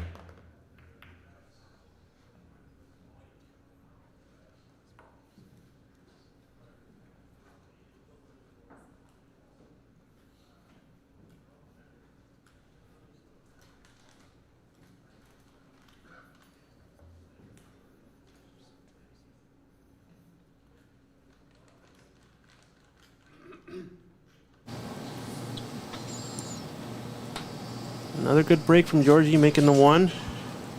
Key shot right here. This is probably the shot of the match if he can nail it for him. 8 balls sticking out enough. Yeah, how he's rolling right now. He's good. Just straight top. Just go back and forth. Just fire at it, right? Yeah. The 8 is out of the pocket enough that he can go rail first with the 3. And still pocket it. Uh-oh. Uh-oh. Why couldn't he do this against me? That's what happens when you get a pool player in the commentary booth. I like it. I like it. I mean, don't worry, you're wrong. I'm pretty sure Tyler's thinking the same thing about Jeremy Long right now, but Yep. come on. He's letting you back in. I know he's on the hill, but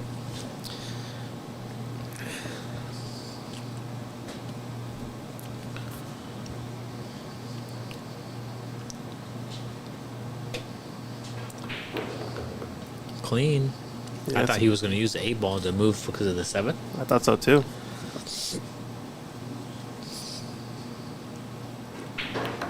Let's go, buddy. Ooh. It's like he's struggling to like get exactly where he's at, like it looks like. But he should be fine to come around 2 rails. Yeah, what used to look effortless is all of a sudden just taking a bit of a grind, a little bit extra, a little bit here, a little bit there. It's not looking comfortable. So he can play necessarily. short side here, or he can play the combo. I think he's going to play the combo. Yeah. And then just nice and easy. You don't want to make the 7 ball. I mean, if you're going to use draw, then you're good, but I think he's fine. There you go.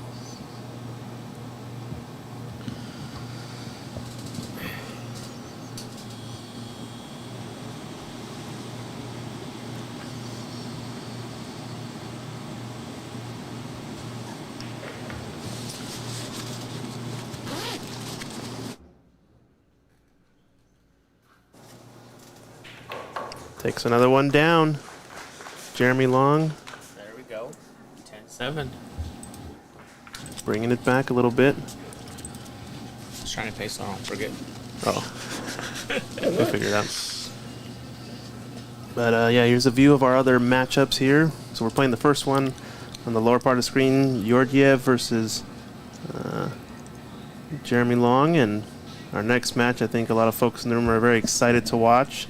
The hometown hero, Daniel Sardoncillo, got the upset against Jonas Soto in the quarterfinal match. Ended that match with a golden break. Wild stuff. think, when he got to the hill. So big match there. And Lukas also playing pretty strong. He got down early against Oscar Dominguez and Took made a advantage of it. comeback on a couple of key shots. You got to at least be playing a little bit decent to make a comeback like that. Yeah, he's never out of it. That's why I was like, I think that gambling, helps him out. Mm-hmm.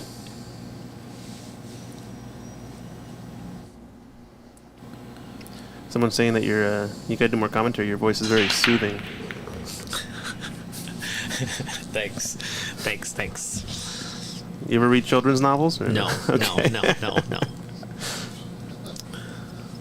All right. Well, we got another monster break from Jeremy. This is the stuff that we were seeing in the Tyler match. Eric Charles, my buddy from Arizona.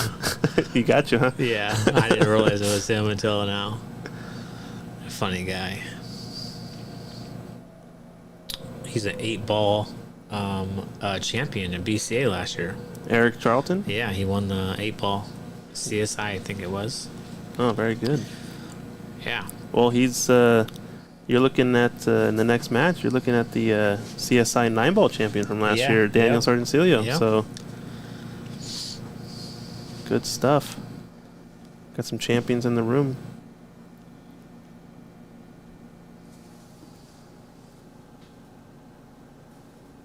It's looking pretty close to this 8-ball, but he's not frozen. This is what I'm saying. This puts pressure on him. Yeah, but it starts off with that break. You see 6 balls on the table. Unfortunate to get on the 3, but that's the break we saw against But Tyler. that's what happens, like that. But that's just. Oh, my word. Wow. Momentum shift? For sure. Let's take a look at that again. One rail just kicks it dead in the side. At that rate, I would have expected him to also get a perfect shape on the 4, but unfortunately, the 4 is the pink for Georgie. You playing the 2-way here? I'm kicking it down table. Kicking it down table. Rail first? I don't like this. I don't like this shot. You don't like this shot? No. What's wrong with the shot? Because if you can, there's an easy return safe. Okay. It looks like he could see half of the ball. Yeah. You bank it down behind the 8, put the cue ball behind the 5 or the 7. Yeah. The shot only works, I think, if you're getting in behind the 9, I guess. Yeah. At the highest level, right? I think this is a really good amateur shot because most amateurs aren't going to be super strong at getting in behind the naked ball out in the open. But when you're talking to top level players, yeah, you gotta hook them a little bit better, I guess. Yeah, if he got behind the 9, then golden. But Golden. it's so tough to play control that speed. That's why I was like, I like kicking it because your cue ball's you have a chance for your cue ball to get behind the 5 or the 7 while you're kicking at it. Interesting. Not immediately obvious. And speak of the devil, Daniel arriving here for his match coming up in a bit. See, just like this. And there it is. You called it. The return safe is just too easy. Great shot.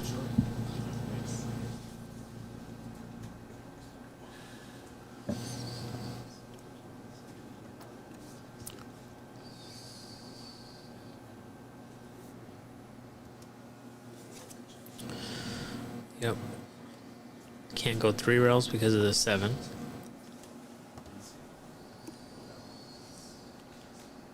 Is he looking to go 2 rails around the 7-8?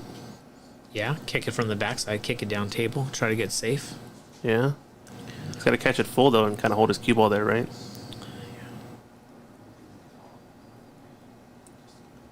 Or you think you go... You ever kick at this 1 rail, just off the right short rail where he's putting his finger here? You can Z-bank it. Kick Z-bank kick it? the back of the 4. Oh, we got a highlight reel from your match about Z-banking. How'd you feel about that one? That felt really good. A la At Efren first, Reyes? I sat in my chair for a while when he Yeah, you he weren't got shooting. lucky. I sat there. I was like, when I played that safe, that kick safe, and then he jumped and got lucky with the safe. I just sat in my chair for a minute before I got up. I just couldn't believe it. I'm going to have to pull that one up because that was a pretty wild moment in the match. But how do you feel after you make a kick like that? You ever feel a little bit added pressure just because now you're like, man, No, I mean, I should get out here now, right? I felt really good. I mean, like I said, I was lining up trying to get to it, and when it went in, I'm just like, okay. I'm like, now I have to finish the rest, you know. And then I scratched. Oh, horrible. Oh, the scratch. I remember that. I think it was a bit of just it just went straight in the side, right? Yeah, you knew it the I moment was- it came off the rail. Yeah, exactly. You saw it. I walked away because Yep. I'm like, I was trying to come 2 rows out because my angle was so steep. I couldn't hold it with it just a little bit outside English. Oh, so the And- line was just wrong. Yeah. Oh, okay.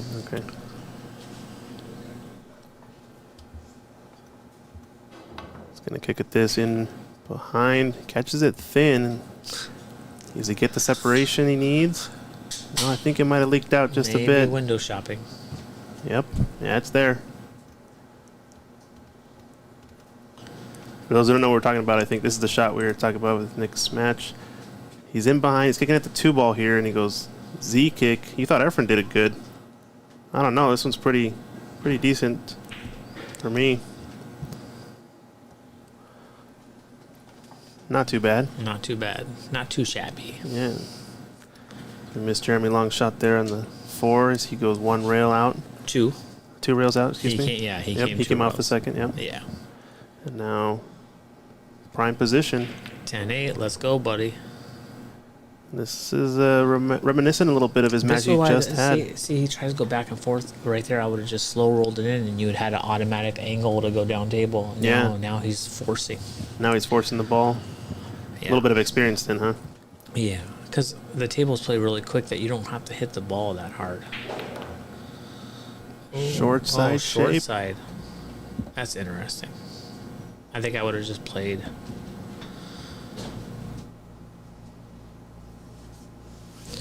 Yeah, same here. We all do. We're all rooting for him. Because Hard Times was my home pool room when I lived out there for a while. Just make the ball natural shape. Yep.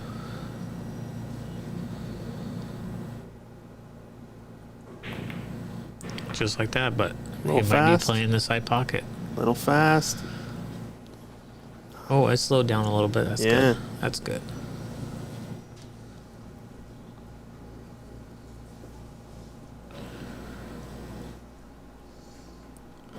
$10-8. Let's go. 10-8. We got a match, ladies and gentlemen. Still fighting. Still fighting. Once again, shout out our sponsors. Seattle Nineball Open, World Nineball Tour event being held here. Looks like we just rang in Lukas-Verner as well, getting ready for the next match. Keep him outside. Table Fitters, Andy Billiard Cloth, Sandra Manzel, and Littman Lights helping us out, get this pool room set up for this event. Doing a great job. And of course, Q-Tech, our head sponsor, making everything possible. Yeah, let's take a look at that Z kick you got going for on. sure. We're Efren gonna- Reyes was a little different. He was hill, but Yeah, but Efren's he wasn't this tight to the 5. He didn't have Andy Cloth no slide to deal with. He was in totally different conditions. oh, the old green cloth is what he did it on. We can just play it on loop. It's okay. No big deal. Yeah. It's probably got to be shot at the tournament if I had to guess in terms of highlight reel. Let's see how many views this one gets compared to the rest. Pretty solid though, if I do say so myself. Hey, what's up, Robert?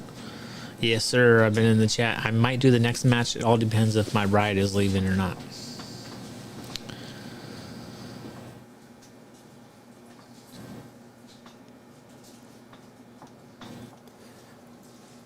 Yep, and we're ready to go here. 8-10. Georgiev leading this match, but Jeremy Long at the table makes the 1 and the 2 in the wing. And is this going to settle this 3-ball? Another one down. Another 3-ball break. He's had Thank two, you. Thank two you. of them. Yep. He breaks the balls really good. It's 9 foot. Yeah, 9-foot Rasson tables. World 9-Ball Tour ranking event at Ox Billiards in Seattle, Washington. The Seattle 9-Ball Open. If you guys are tuning in too, drop us a like and a subscribe if you're enjoying the tournament. A lot of work to put this one on, and Hopefully, folks enjoy it. Not too many tournaments of this caliber and size up here in the Yeah. Northwest, but This is the same shot, right? Shooting 3-ball like he shot the 8-ball. It's the same thing. Just make it. yeah, pretty much. You got natural shape on the 4. 5's over the pocket, so this is the key part of the rack, really. I mean, you have to go. You can't. I don't think you can play safe.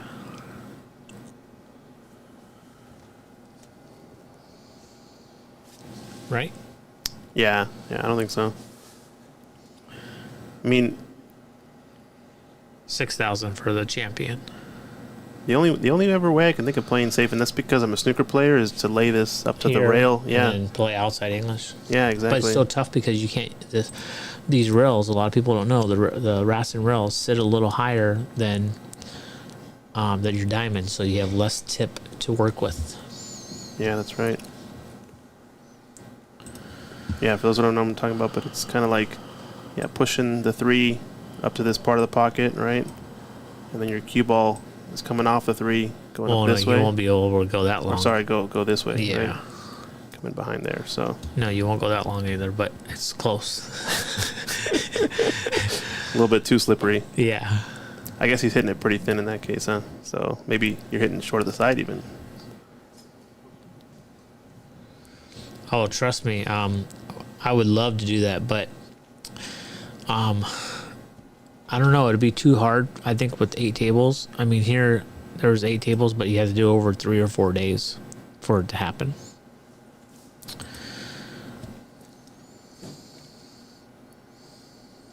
It'd be really cool to get one out there, though.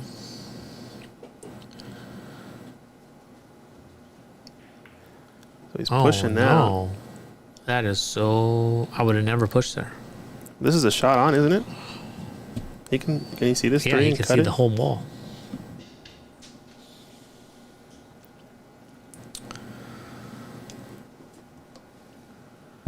In my opinion, if I was up in the set and then I was letting somebody like the guy that's behind shoot this, I'm okay with it.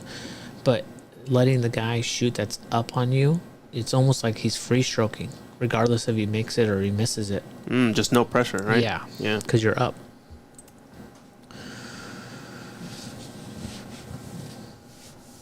Well, we're gonna see a big attempt here. Then he's firing, and it looks close. It's on. Yeah, unfortunate there. But Yeah, Georgie, you gotta hop a little bit more. You should check out Oscar when he does his body English. He's a pro. So I'm getting the bridge. I'm gonna thin the left side of this ball, but top left. I'm gonna go 3 rails behind the 9-ball. So you're thinning off of this edge. Yep. Went 3 rails, 1, 2, Yep. 3, and behind the 9, something like that. Yeah. Not too bad.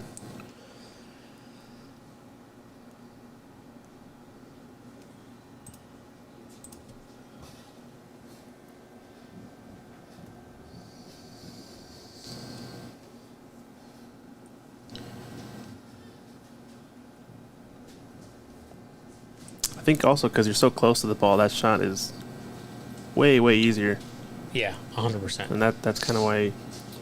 Is he trying to bank He's this? going for it. Banking into the corner. It's a big pocket with the 5 there, so it does make it a little bit easier. And the 4, if it goes rail first, it's kind of gonna creep to along the right, sort of the bottom cushion, right? Yeah, but what's your odds here of getting shape? You make the bank. If you don't go pocket speed and you don't make it, the 4-ball doesn't sit there, it's going to sit on the in rail. Yeah. You have to play safe here. You want your guy to work harder. I think he's playing your shot now. A little bit of left-hand side.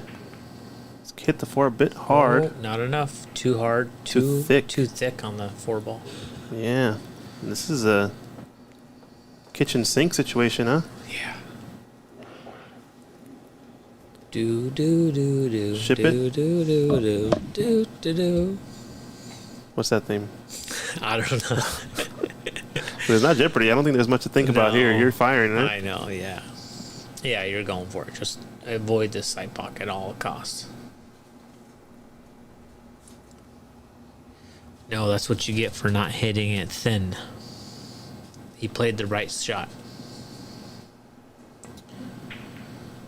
He's overcut it, but wait. But wait, there's more. Wow. There's more, folks.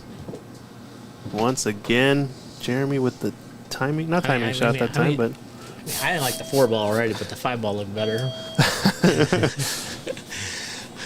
think the real shot was just make both in the same shot. That's the real one. Yeah, and get bad on the... 6? Yeah. That's what I would have done. Bottom left. Drag it. Get over there. Too much stun. But he's still good. Yeah, he's a fighter, though. There's too much angle to hold for the 7 in the side, left side? You You to can the left hold, corner? You can hold... Yeah, for the left corner, I think it might be.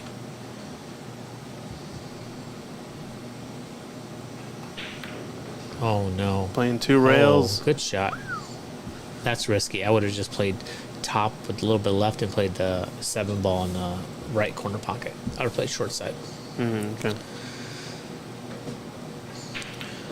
Let's go. Omaha. He got an Omaha.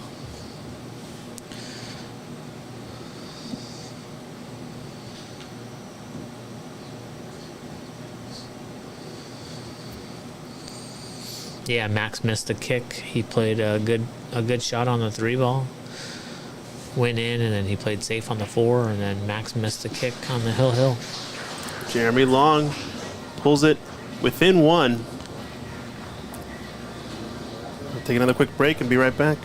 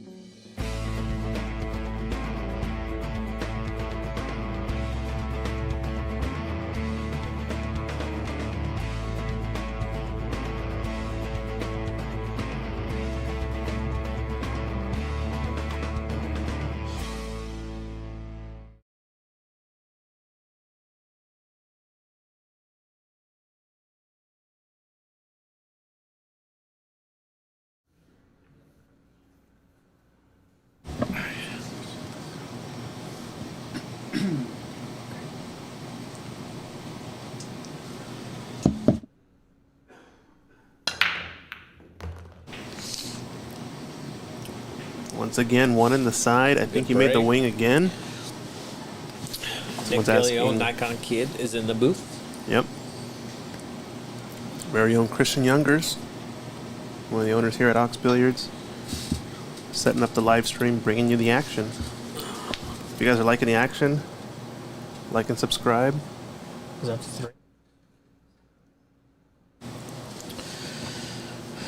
So he can play safe. Just don't hit the point.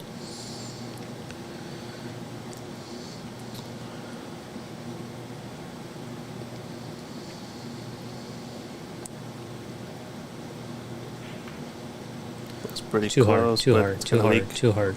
Yeah. That's a really, like right now, I think he's going to play safe behind the 8. He's going to bank the 3-ball down table and put him right behind that 8-ball. Okay. So play it right to Game. like the spot. Yeah, game's over.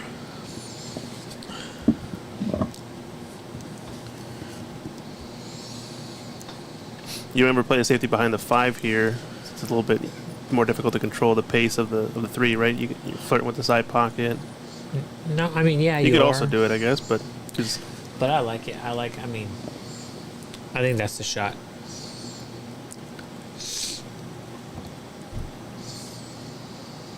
You're going to use a lot of top left. okay, kind of Let kill the it. ball dive in. Mhm. Yeah. And you're even okay if it kind of bumps the 8 because it'll bump it toward the railing out. No, I didn't bring any salsa out here. I'm when I get back home, I have a lot of orders I have to ship out, so I'll be making a lot of salsa. Nice. You got a nice salsa recipe? Yeah, I am. I smoke my own salsa. Oh, So- very cool. So instead of doing the normal tradition, boiling it, cutting it up, all that stuff, Yep. I smoke all the veggies Okay. with my Traeger, and then I blend everything together afterwards. I have 4 different flavors. Nice. Yeah, Lion's Roar Classic, and then Cilantro Sensation, Sweet Tropical Blaze, and tropical herb delight. Wow, sounds Yeah. tasty. Yeah. So, oh, he went for it He's- and he got safe. Going for it and holds the pocket. Yikes. Yeah. So you can go to Facebook and look up Lions Smoke Salsa.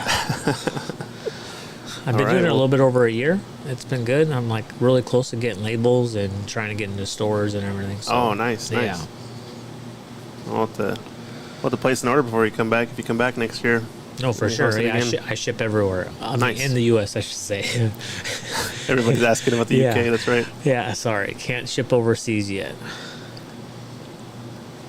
Yeah, we do have a lot of avid snooker viewers on our channel, as we do have snooker events as well here Yeah, at it was Billiards. fun playing my first time over there. You got to shoot around on the table. Yeah, it was fun. You gain a little bit of a different appreciation now that you see Ronnie on Yeah, those videos. You're 100%. like, oh, now this is exactly what he's using equipment wise. Yeah. So you sort of understand. Okay, it is a real game.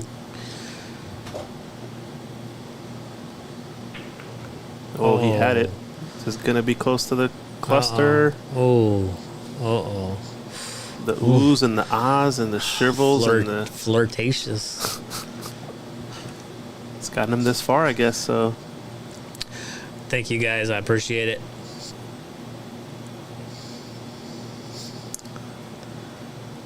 I'm bringing a lot to Sacramento, so if you're going to be out there for the Brendan Crockett Memorial, I will be there with lots of it. is that next weekend or a Yeah, couple weeks? yeah, and then Oscar and them just a hard time started carrying my product too.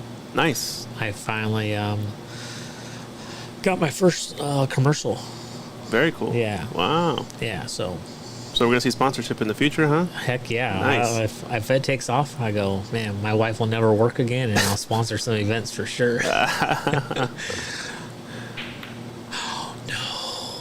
This is a big mistake. Can't believe it. Oh my goodness. Is this his last shot of the Seattle Nineball Open? Wow. I did not expect that at all. It caught it thick to the pocket. I wonder if he was just trying to work his cue ball too much around the five.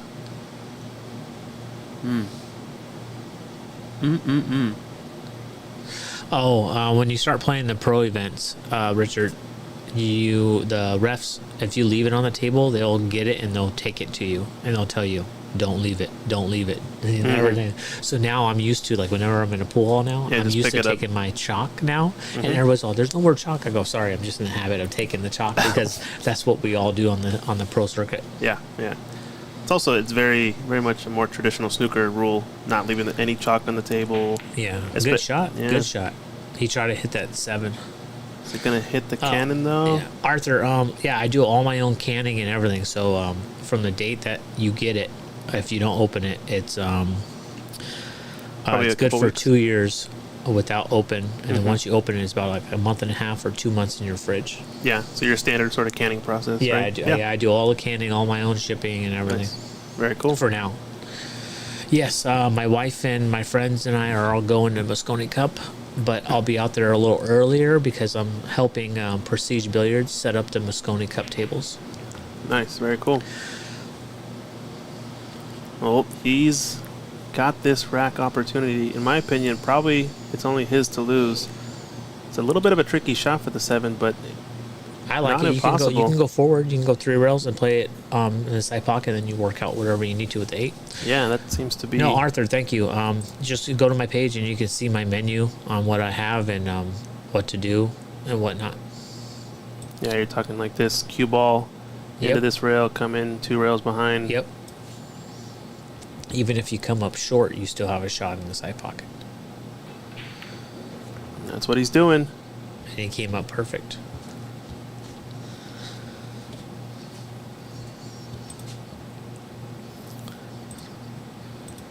Oh, no website. You just go to Facebook and you put in Lion Smoke Salsa, and it'll pop up. You'll see a logo of a lion's head. Or you can just email lionsmokesalsa@gmail.com. I'm pretty sure I'll be bringing a lot to Moscone Cup since I'm out there for a whole week, or 2 weeks, I should say. but it'll be different. I have to ship it first. So if you want some, I won't be able to bring a lot in my carry-on or my I see. or my check bag. So I have to ship it. So send me your guys' address and orders. All right, we'll talk after. How Yeah. tips, salsa, Salsa, everything. Andy. Yeah, Andy. Yeah, Cloud, okay, yeah. okay. Found Sounds it. good. Yeah. We found our guy. Come around 3 rails, or he can draw 2 rails. But I think he likes the 3 rails better. Yeah, he's going a little bit higher tip position.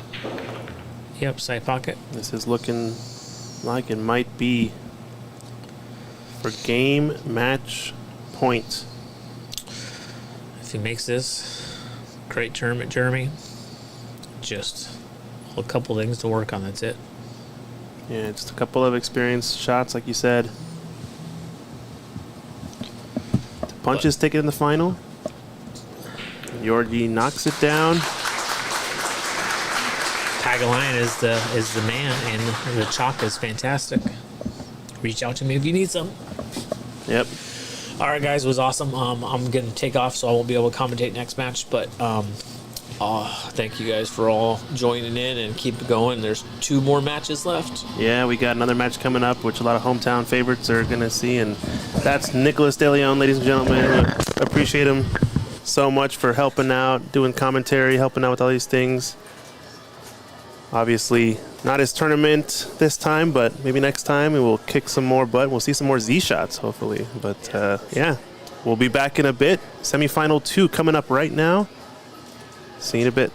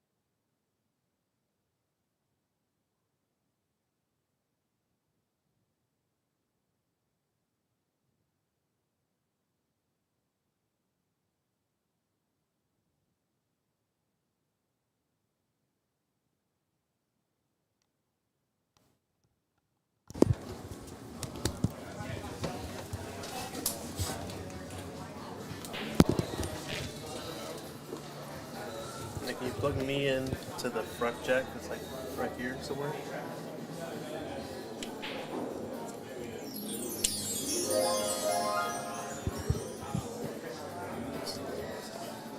Okay. Something was playing. Is this gonna be two in your way or? No, it's fine. I'm just scoot over a little bit.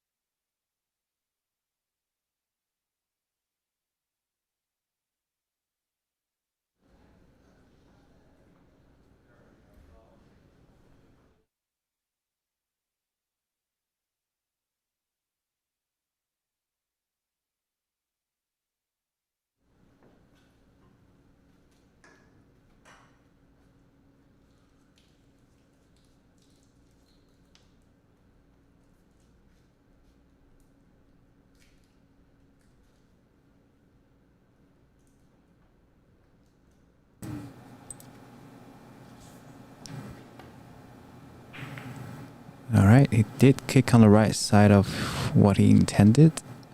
But the cue somehow found the perfect Yeah, window between that 4 yeah. and 6. That seemed to be the scene for game from Lukas, especially for earlier racks in his matches.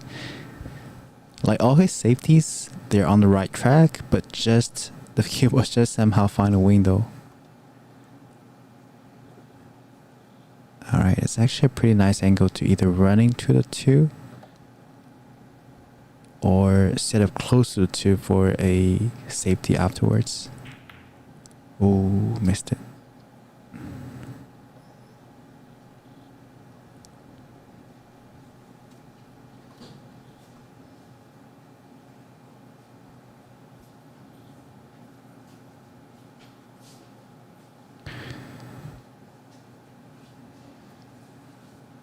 Same question for Lukas. Does he want to open up the 2-5 right now? Probably kick from behind as he pointed before. Yeah, from behind.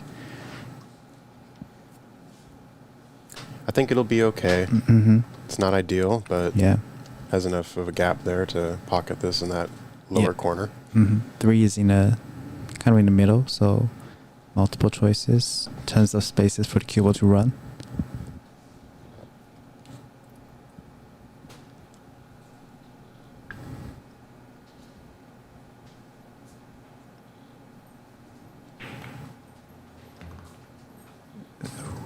Almost touched the 8 ball, but he's fine.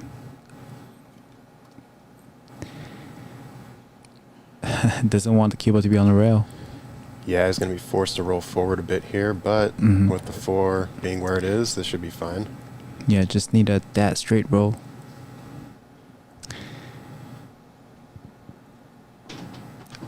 Did I end up in the money? No, I didn't.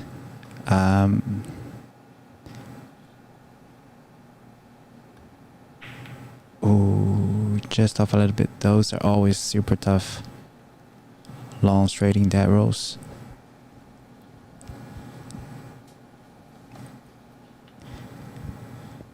How many are left? This is the second semifinal, so only these 2 plus Georgiev Georgi. Yep, is in the final. yep. So 3 players left. Soon will only be 2 left for the final. Ooh.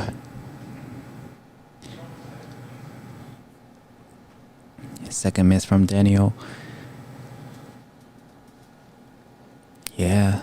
Yeah, I think both these players need to shake off this first rack. Yeah, especially for Daniels. That was an exciting win over Jonas, but at this stage, even Daniel is familiar with the environment and setup, will feel the heat and pressure from the beginning. Really nice way to hold the cue for this 4. Mm-hmm.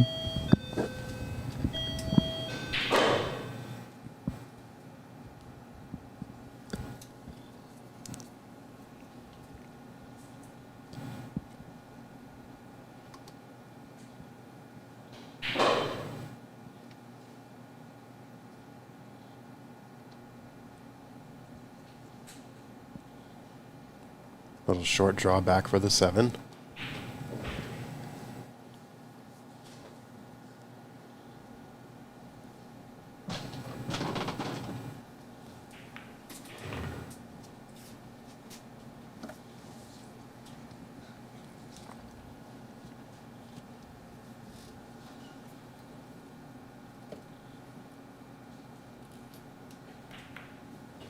Okay, Lukas starting to get a bit more comfortable here.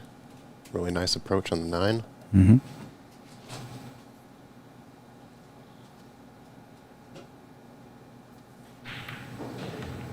All right, Lukas will take rack 1 and a race to 11.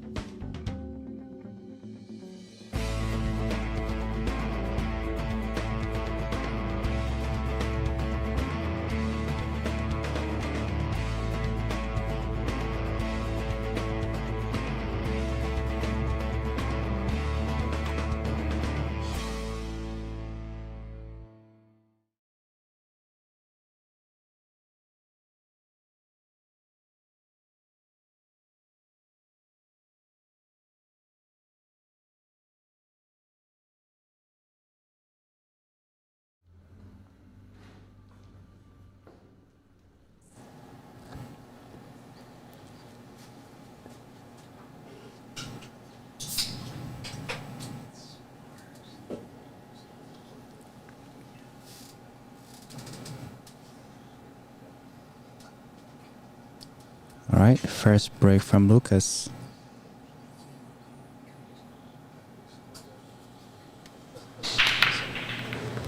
Nineball's moving. Oh, wow, the cue ball. That was a nice break, except... Yeah, 3-ball break. Yeah. Doesn't look like he put too much force into it, but the contact is just great. The ball's just scattered. All right. Great chance for Daniel to hopefully get his groove going. All right. Oh, like the 3 go past it. Yeah, it passes the 5. Yeah, so then he'll do a little bit of a draw here, maybe a stop shot. Mm-hmm. Probably the same with this one as well. Might want to draw a little bit more. Yeah, just so he can For get my back angle. up table for the 7. Yeah, to be a little bit, yeah, just like that. And this one probably top right spin back to the center table. Doesn't want to be too straight. That's good.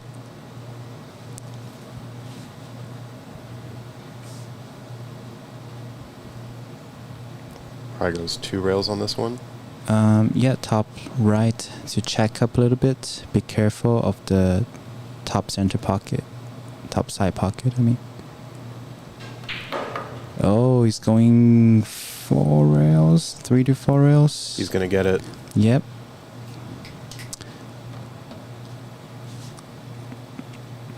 Yeah, it's always nice to choose a pattern that can let your stroke out. All right, so a quick pickup after a Lukas scratch on the break. We're now tied at 1-1. Mm-hmm. Want to give a shout out to our major sponsors here. The primary sponsor is Q-Tech. Of course, Matchroom, with this being a World 9-Ball Tour ranking event. Big thanks to Table Fitters Billiards Service. Zach installed all of the Andy cloth that we have on our 9-foot Rassons here at Ox Billiards. Andy Billiard Cloth is now a club sponsor of Ox Billiards. Sandro Menzel on site for all the professional photography for this event, as you can see here. And of course, Littman Lights, the best lights in the business for your pool table. Also, shout out to Sam Rabito. Ref, you can see him racking the balls for the players.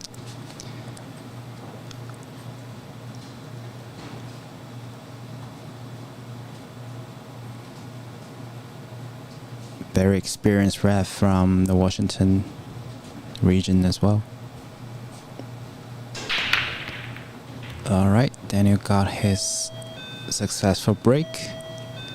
Yeah, cue ball came up a little high on that one, but one on the side. Mm-hmm. The 6 ball just came in between for the last second. Do you think there's a potential 9 carom here? No. Yeah, I guess the 2's a little bit below. Yeah. And he had to jump it. I think he is jumping it. Or, yeah.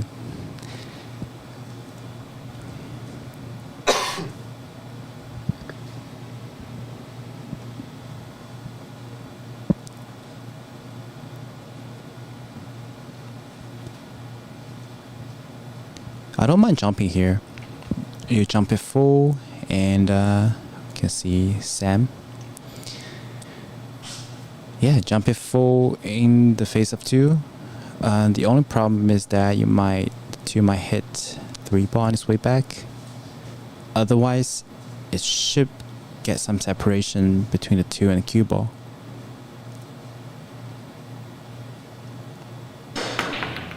Oh, fluked it. Okay, that's a very fortunate fluke for him. Yeah.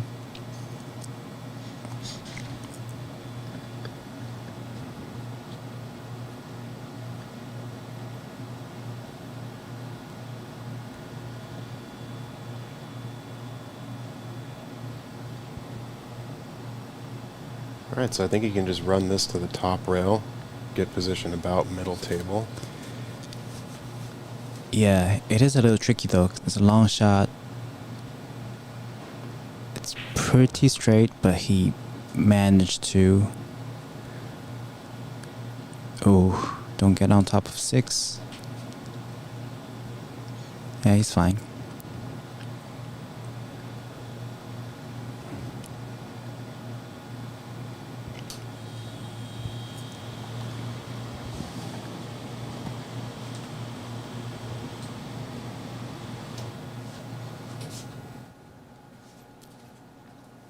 Looks like the 6 goes fine between the 8 and the 9 down table if he decides to stay up there. Yep.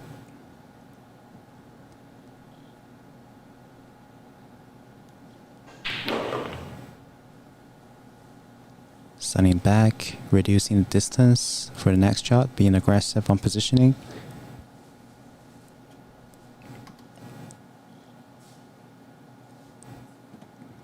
Can see Lukas-Verner.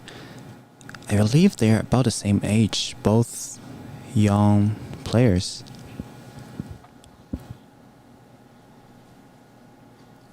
Yeah, so I think he'll just bring the cue ball out a little bit off of this 5.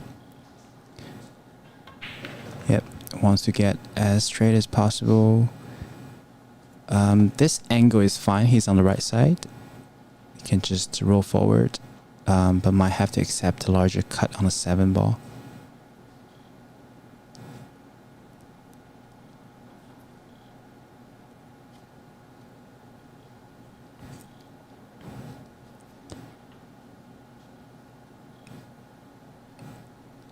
Yeah, or stun one rail.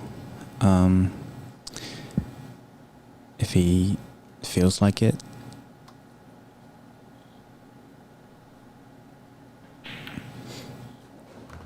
Interesting. So soft stunning to a bank position.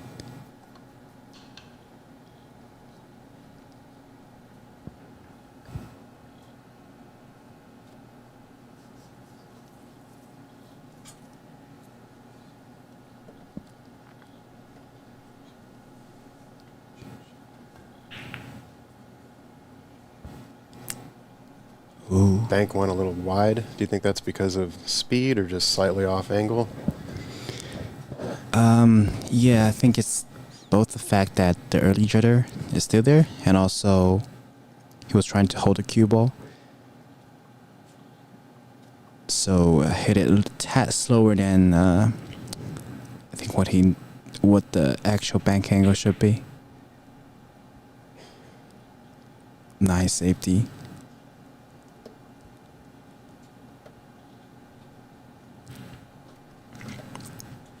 I think there's just enough to jump over it. It would be about a quarter ball jump. Yeah, about like a quarter ball, half ball, because he doesn't have to jump over the entire 8 ball to hit the right side of the 7. But still pretty close up 8 ball. Kick corner rail is also like a guaranteed option to not give ball in hand. Looks like he's looking to Yeah. swerve a little bit. Mm-hmm. Let's see. Swerve and kick. Okay, I guess the one rail kick was not there.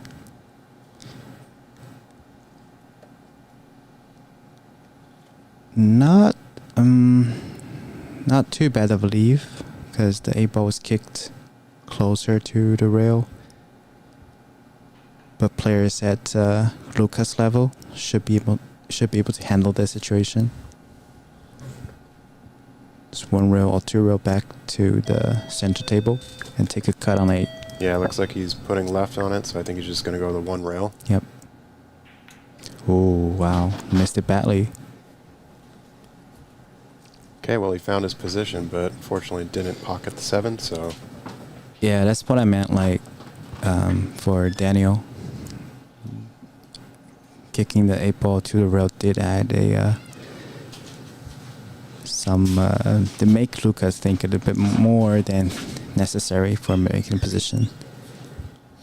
Alright, now it's Daniel's turn.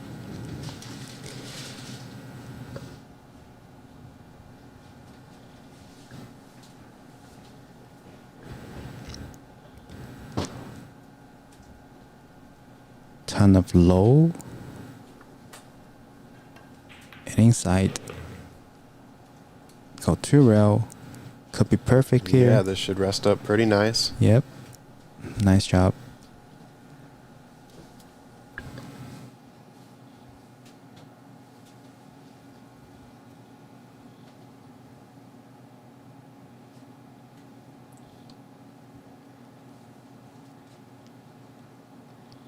Okay, probably plays this with a little bit of bottom left to come 2 rails above the 9.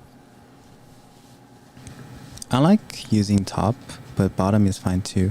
Just be careful about the side pocket. Oh, Like you said, be careful about that side. yeah. I mean, it's the general rule of thumb is to go for the not go for the short side positioning. But in this case, or you don't want to shoot along the rail past the side pocket. But in this case, like, yeah. So Lukas just picked up a easy bowling hand on the 9-ball for his second rack. Now he's 2-1 leading.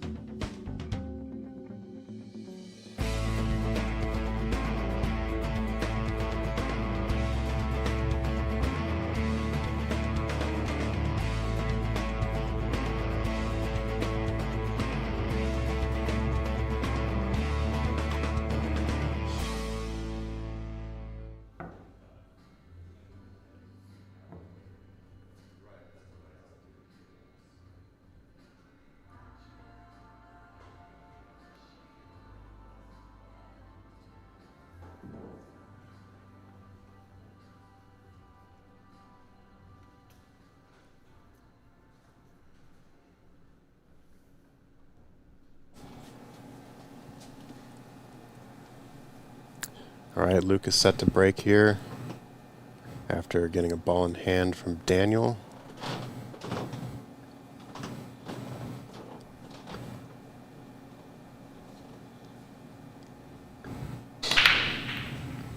Nine ball's moving. 9-ball.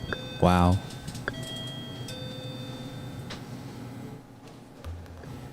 Both the 1-ball and the 9-ball were pretty close to the side pocket. 2-ball dropped right at the end there. Not sure if he wants to shoot it from there.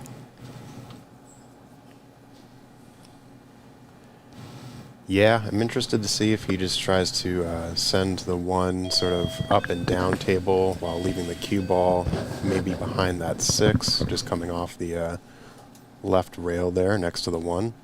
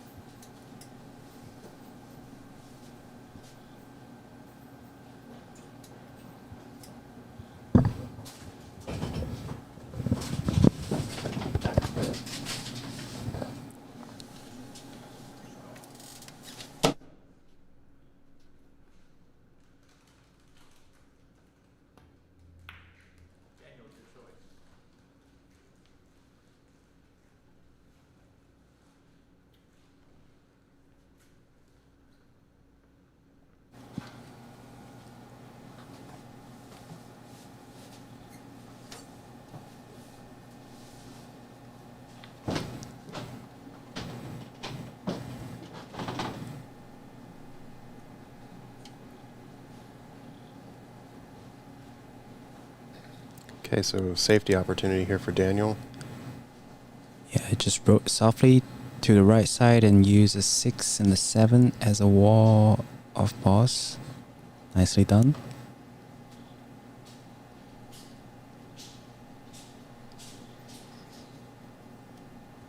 Yeah, with the 9-ball near the side, every decision has to be have to be very careful making decisions here. Because if you just try to kick it without thinking too much, the wind ball may line up pretty nicely for a one-on combo.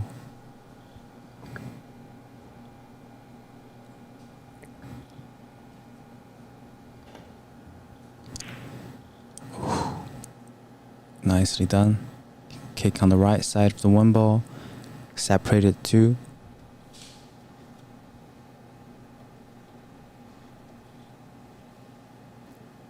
Think Daniel tries to send the cue ball behind the 5 here.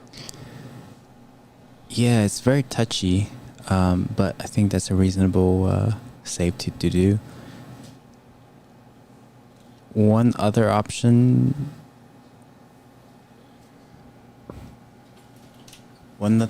is to bank it towards the 9 and leave the cue ball down there. Yeah, I guess if he does that, he kind of needs to make sure that 9 gets out of that pocket range.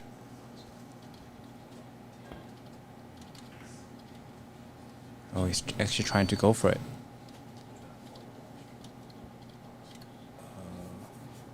Yeah, it looks like he left the cut on here. Question in the chat, is this the championship match? Nope, this is the other semifinals match. Georgiev is a finalist here, so the next finalist will either be Daniel Sardoncillo or Lukas Fracasso-Verner.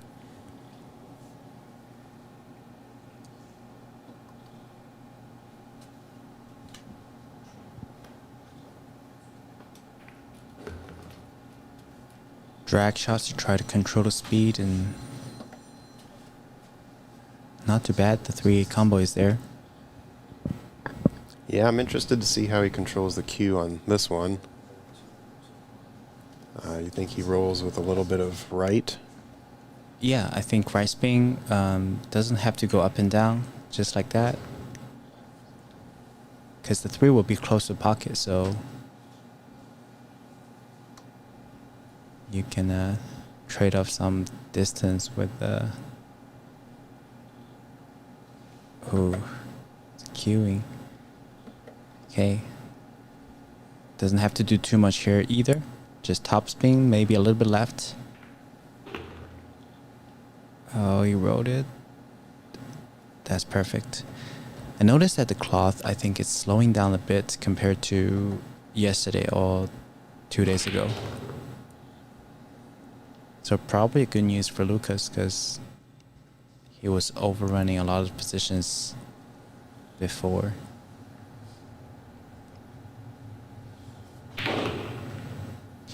This one Almost underran it. Yeah, Yep. almost underran it. Oh, not sure on this angle now. Yeah, I think he has enough full hit on the 6 where he'll be Mhm. okay, and then he'll just take the 7 in the side.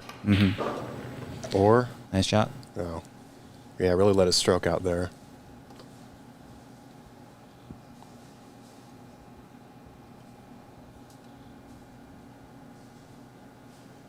Yeah, Lukas was down 2-9 against Oscar in the quarterfinal, and he came all the way back to win 11-9.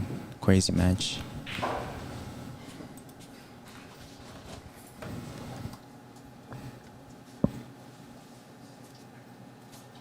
All right, there's our tournament director, Secret Wong. One of our 2 tournament directors here. Ed Slade is also around somewhere. Definitely sweating the action here at Ox Billiards in Seattle, Washington. Thank you all once again for joining us. Yeah, Secret doing a great job. Our beloved tournament director for a lot of the tournaments in the area. Go look up Stick Game Strong on Facebook.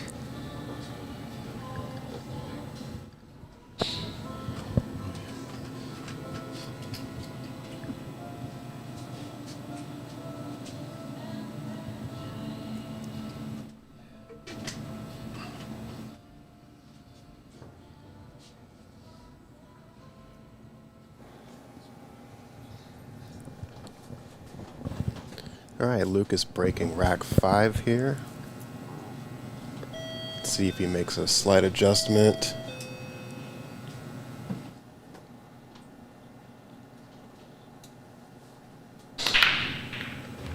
Nineball on the action again. Yeah, it looked like he hit that one slightly more full than the rack that he scratched on. And this is Slade, our second tournament director.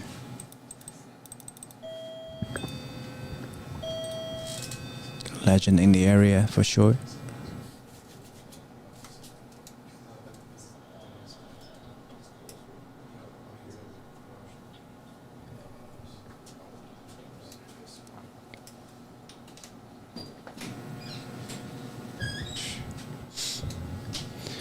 All right, can make the 2 and the 3-9 combo is there.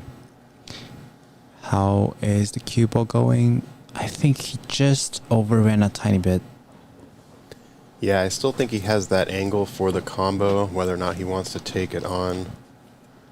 Yeah, it's just harder to aim. It's almost like hitting a blind pocket shot. Hi Scott from YouTube. This is Shu Chen Chao joining with Zach Ross here. Zach Hello. Ross here, yeah.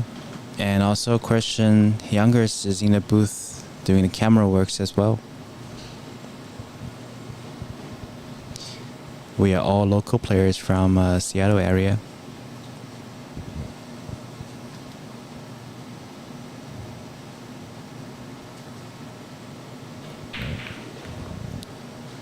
Nice combination there from Lukas to go up 4-1.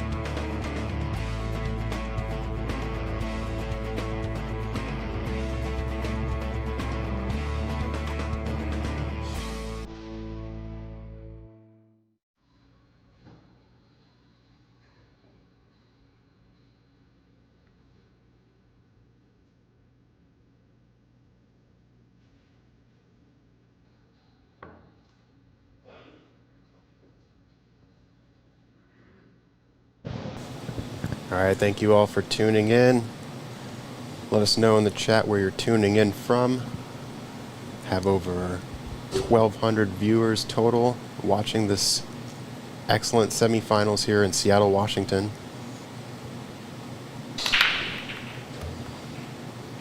Lukas with the 1 in the side yet again. And the 2 is going to sit up pretty nicely here.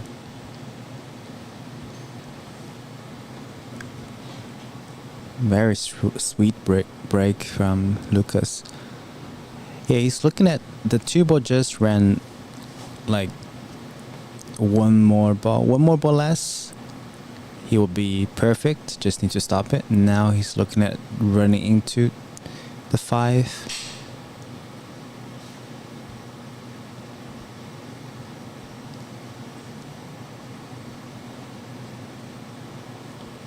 Cliff from Connecticut, yeah.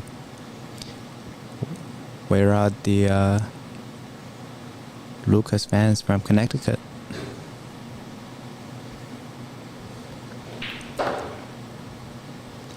Welcome. Looking to find that window between the 5-9. Perfect. Looks like he did. Yeah. Looks like Lukas got the speed down pretty perfectly.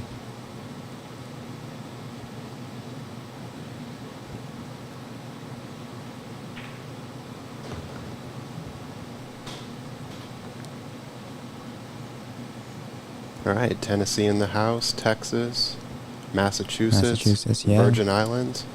Welcome, everybody. California.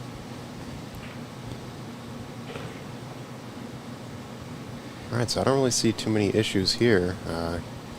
A roll forward about mid-table, Mm-hmm. up for the 6. What's worse is that Lukas looked very comfortable at the table, which makes him very dangerous. And you guys all saw what he could do to Oscar. If you happen to miss that match, you can view it on the Ox YouTube page or Matchroom Pool. Lukas was down quite a bit against Oscar. I believe Oscar got to 9 and Lukas was maybe at 1 or 2. Mm-hmm. And he came back to win 11-9.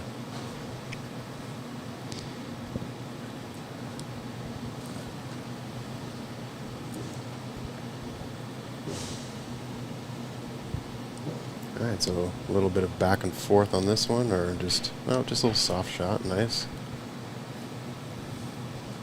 Perfectly lined up for the bottom right corner.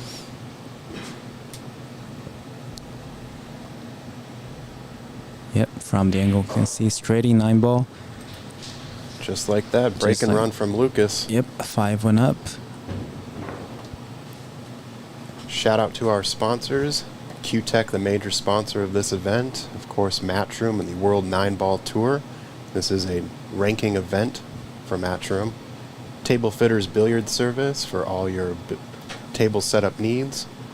We have Andy Cloth sponsoring the club here, as well as the cloth on all of our Rason tables. Sandro Menzel with the photography. You can see some of those photos online, and as well as the poster we had earlier. Littman Lights for all your table lighting needs, and the best in the business.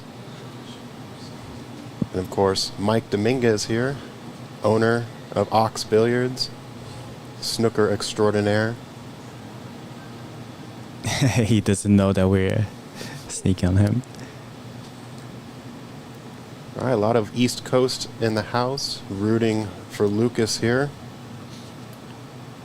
You know, a lot of local folks rooting for Daniel, so got quite the support on both ends here. Oh, and the that 9-ball. Would it drop? Yes. Oh, wow. Would have been golden. Yep. Or would have been a easy 2-9 combo chance for Daniel. Yep.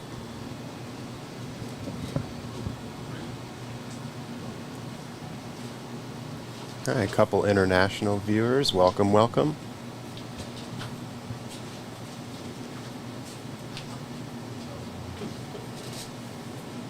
I think that's what's great about this game. Unites everyone from all around.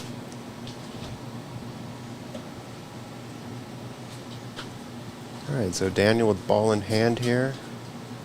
What do you think his run's looking like, Shu Cheng? Well, I don't like the first shot already. I usually don't like drawing on a ball in hand. But I think he has tons of room to work around, so this is fine. Just draw or stun over for the 4. Yeah, stun is fine. And some top left for the 6, 7, 8, yeah.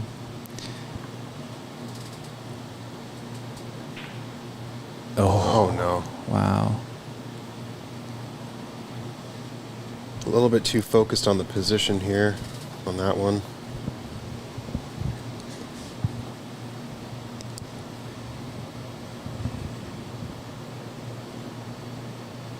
Yeah, got a feel for Daniel. He hasn't got too many chances to warm himself up since the start of the match.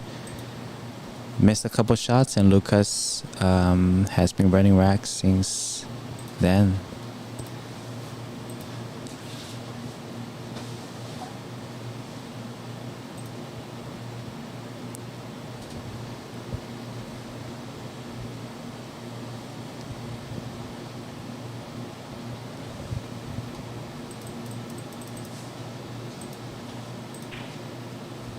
All right, up for a safety shot. Try to get behind the 6, and he did get it.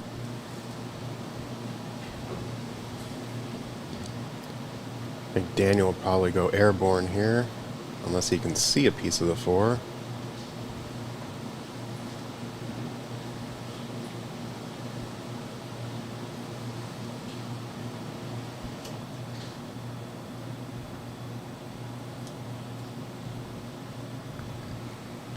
Yeah, it looks like he can just get an edge of it. Mm-hmm.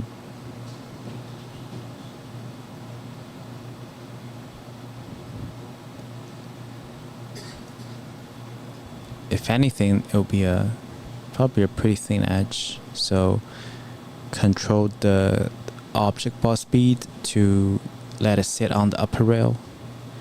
Middle diamond. Oh, we can see it. Oh, wow. What a recovery shot there. Totally calmed by the angle. Wow, nice shot. Nice shot by Daniel.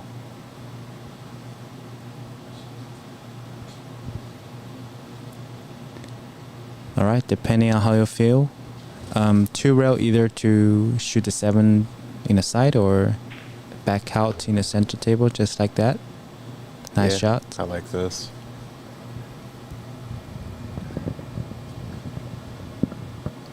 I think he'll probably just stun it over just a little bit for the 8 ball on the side. Yeah, just top shot. Nice.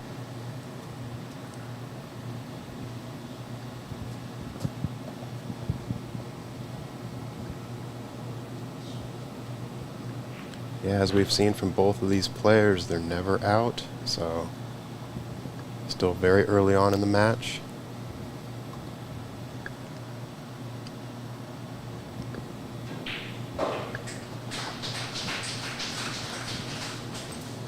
Nice out there from Daniel after making an earlier mistake on the 4.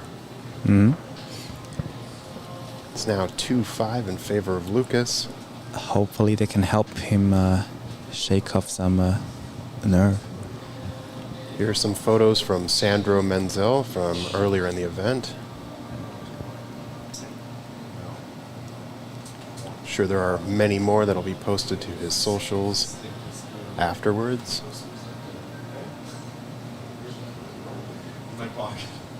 This is the inaugural Seattle Nineball Open. Very fortunate to be getting a World Nineball Tour stop here in the Pacific Northwest.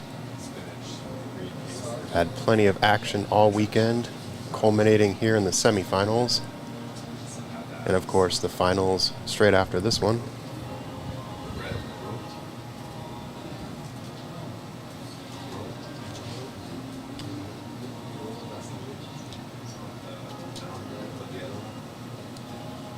We have some predictions in the chat. Lukas wins the whole thing. Anyone else's predictions for this match or even the next one? Yeah, throw in a score prediction. Oh, 9-ball. And it's Cue deja ball. vu. Wow. Deja vu. It's crazy.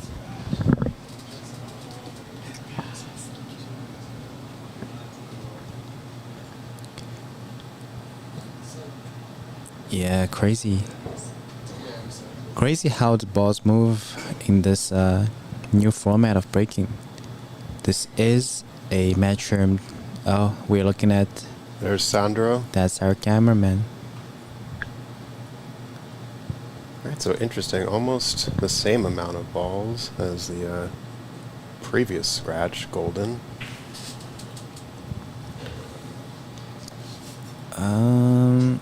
Not sure if that's the exact angle he wanted, because now may have to scrub the 7 a little bit. Oh, he can get past it easily. The 5 to the 6 will be the key shot for this rack.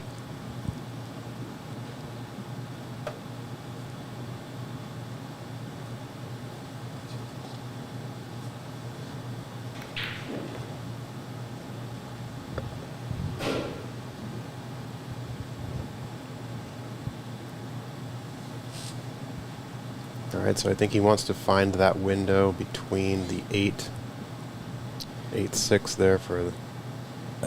Yeah, more natural. Yeah, 2 rail would be more natural, but the 7 was in the way, so it's a little risky.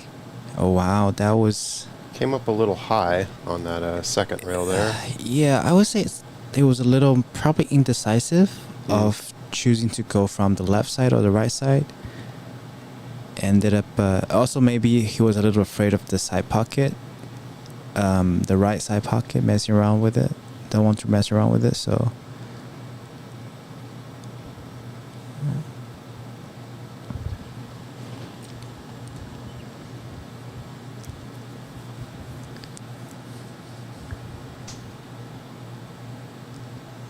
All right, so I think he's going to just do a little bit of swerve off of that bottom rail. You can see him aiming at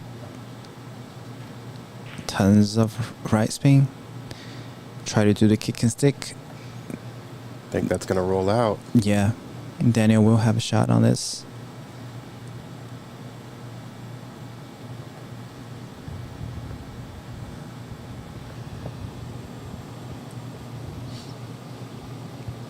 Guess the question is if Daniel wants to come back on this half of the table for the 7 or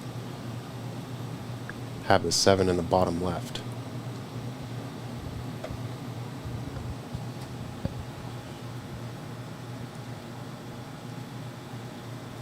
I think sort of just based on the distance and the cut, the angle you're going to take here, might be better to have that 7 in the left side.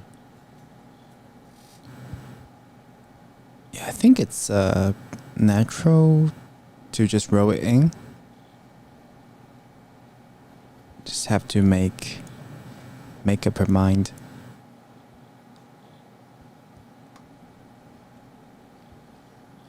Thank you, Jordan, from tuning in from New York. Appreciate the compliments here on the stream. We are doing our best to bring you the best camera angles and commentary we can. Oh, unfortunate miss there. Yeah. Yeah, it's going to give Lukas a pretty good opportunity here. Yeah, I would just roll that ball. Although it's super scary because it's a long cut shot. So I totally understand why he chose to use more speed on that one.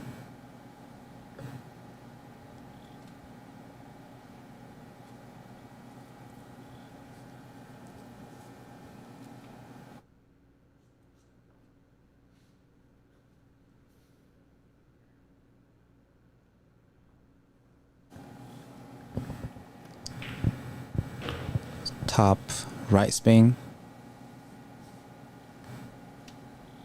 Nicely done.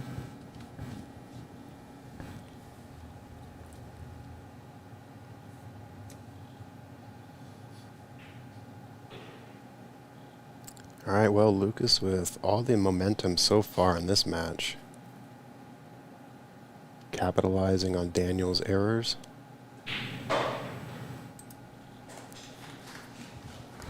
Leading 6-2.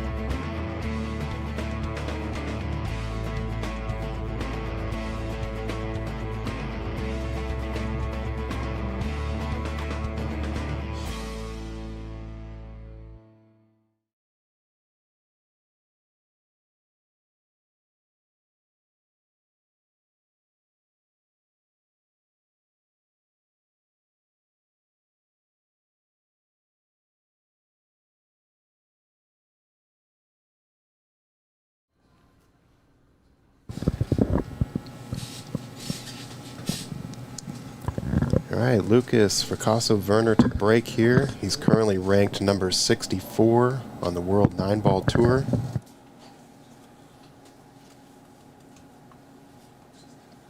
Earlier this year, he did get first place at Buffalo's Pro Classic Nineball Open. And he is a recent brand ambassador for McDermott Cues.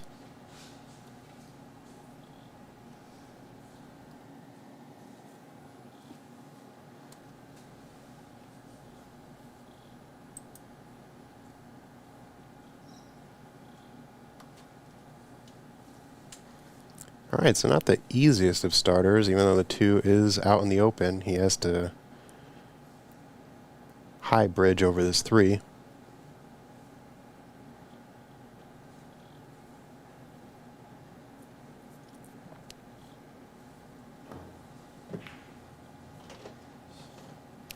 Yeah, I think this is a safe choice. Even if he potted the 2, he would have a pretty distant 3.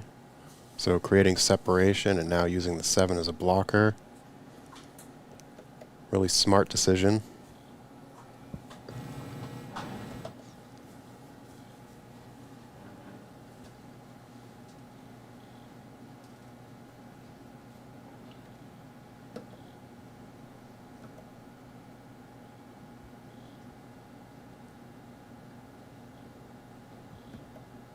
Tough spot for Daniel. The 8-ball on the left side is blocking a lot of the 8-ball, and the side pocket are blocking a lot of the kicking angles. And the 5-ball is preventing him from digging into the cue ball. So Do you think if he runs a high, sort of hard shot here right on that 3rd diamond, he might be able to clip the 2? No, high ball. Yeah, he has to kind of. I believe he was jacking up. He had to hit with a little bit low, because the high ball will kind of curve the cue ball away from the line. I see. So great hit from Daniel. Didn't leave it too easy for Lukas. Think he'll likely be trying to draw 2 rails back for the 3 here in the bottom left corner. Yeah, needs some sweet low left stroke.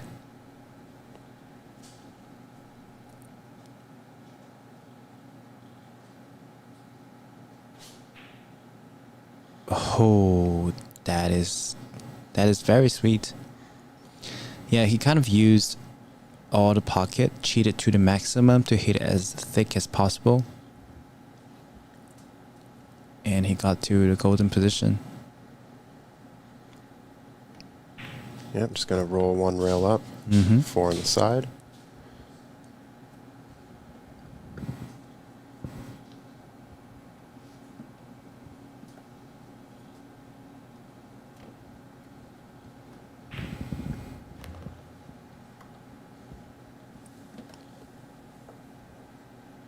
Five ball is sitting kind of in the pocket, so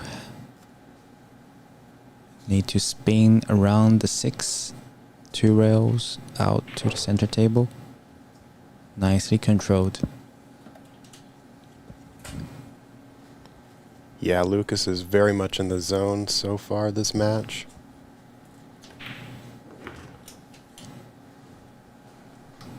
Eight ball goes in the side pocket there.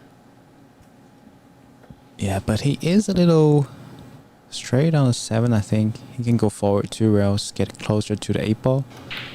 Yep, he's comfortable.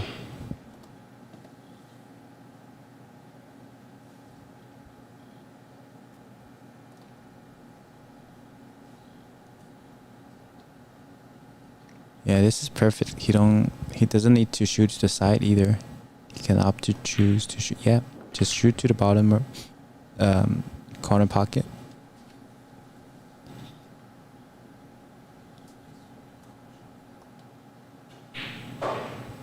Nice out from Lukas.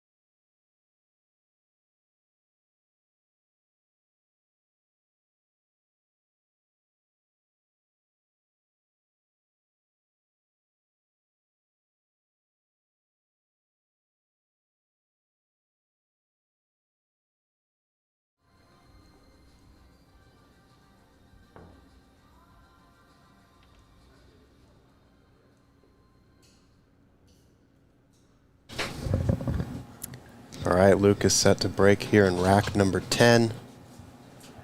Carefully lining up where he wants to put the cue ball. That's interesting. Instead of putting on the very corner, chose to put it inside a little bit.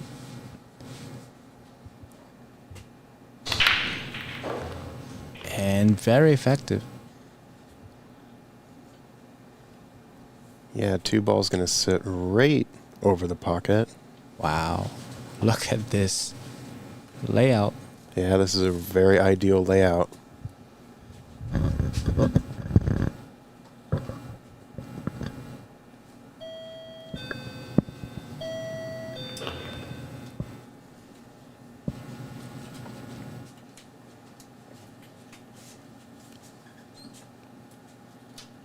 All right, so just a bit of a stop shot here. Mm-hmm. Maybe a little stun out.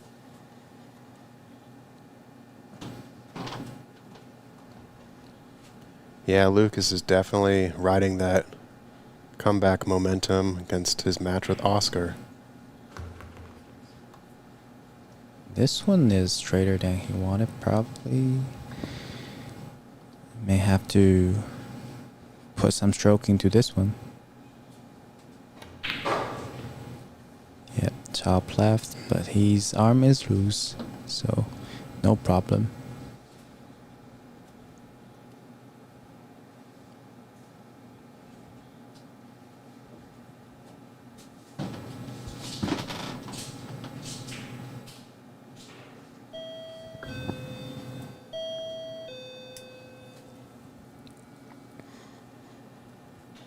All right, a very quick break and run here from Lukas. Putting him up 8-2 over Daniel. Thank you all once again for tuning in to the semifinals match. Give a like and subscribe on the Ox YouTube page. Really helps us get our channel out there. Definitely interested in bringing y'all more pool matches in the future. Looking to grow the scene.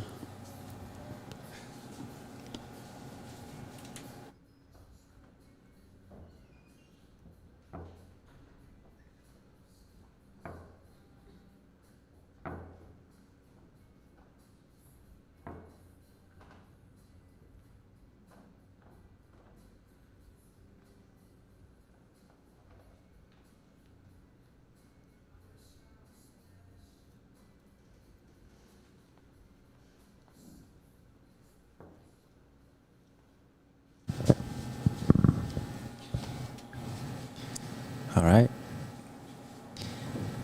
For folks out there, great chance to learn this break from Lukas.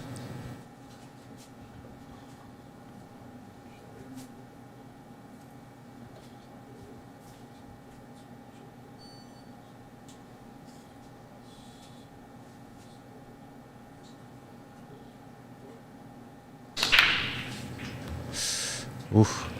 That one came up a little high, Yeah. but again, very successful break here from Lukas. Yeah, even made a 2 ball, so he's hitting super nicely on a 3.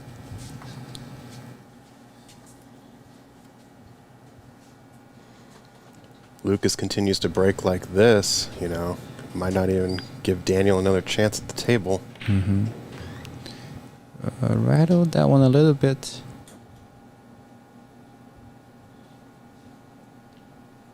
Still fine. Can just drag this ball.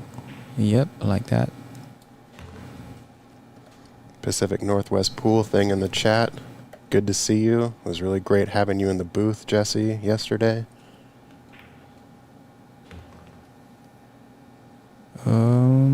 Yeah, he's perfect. Can just roll with cue ball up to the rail for the short side or draw it back. I think he's looking for the drawback, yeah. Yeah. Makes sense. You don't want to play the 7 up past the side pocket, so. Yeah, he's comfortable and confident at this point, so whatever he does, he can just trust his first instinct. Oh. Ooh. Wow. Okay. He's human after all.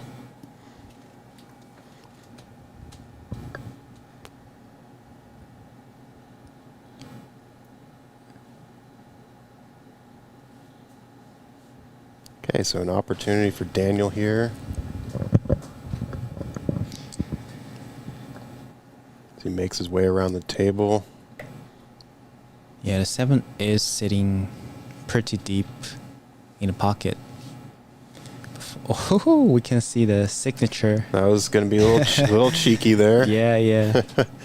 No, take out the bridge.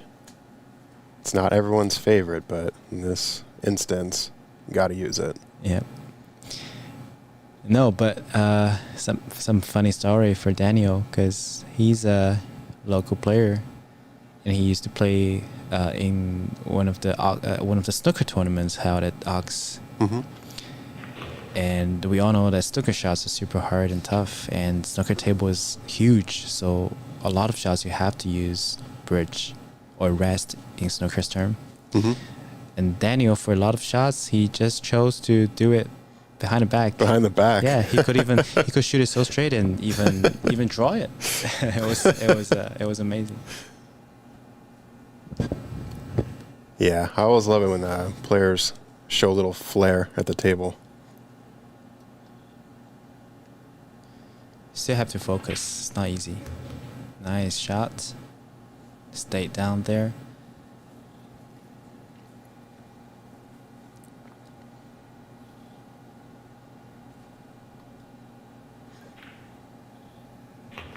All right. Nice out from Daniel. Like Dustin said, way to steal that break.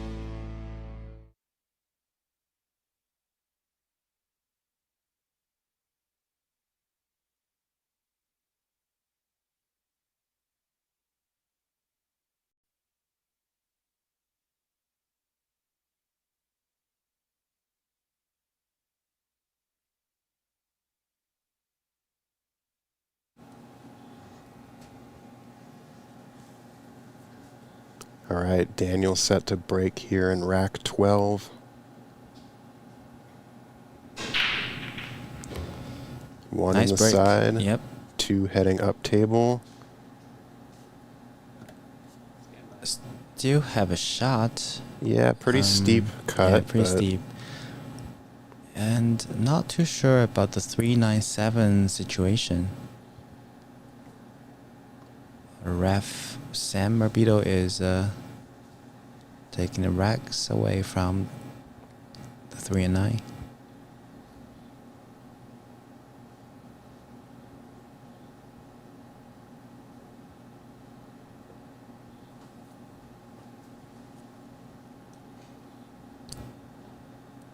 Really appreciate their work. Staying here to help refereeing all the tables over the past 2 days. Exactly. Pressure's on Sam.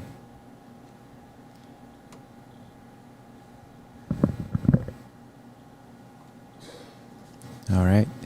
So looks like it's interesting. Looks like the 3 can carry him into the lower left corner.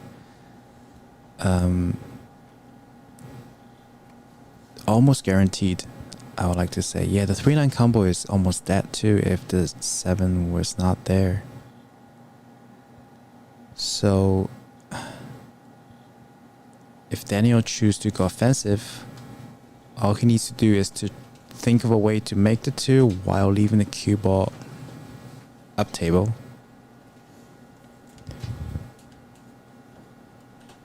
So I might think about running to the 4 ball myself.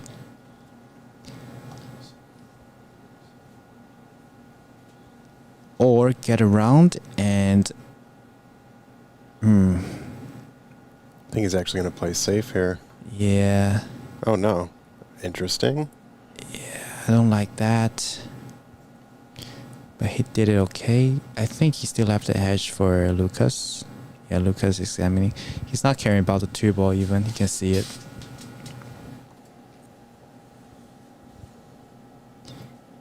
Okay.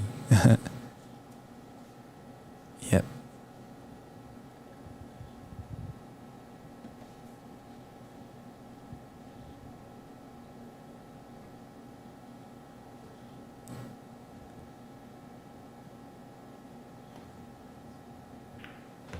Nicely done. Yep. I think he intended to. Where's Kiss on Cuba the going? 4, though. Oof.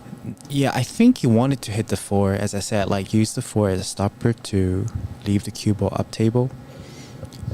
And yeah, for guys on Matchroom YouTube, thank you, appreciate it. We're trying our best to bring some hopefully high quality streaming experiences for y'all. Yeah, it's always good to see other pool streamers in the chat. Love engaging with the community and seeing the types of events that you put on in your state.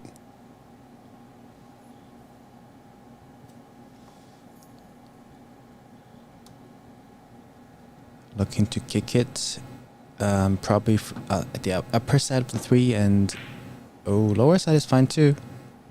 Can split it either way.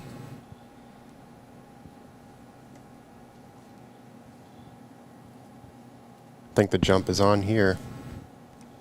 Yep, and this one's I think it's straight enough for Daniel to jump and hold the cue ball down there. Or up there, I should say.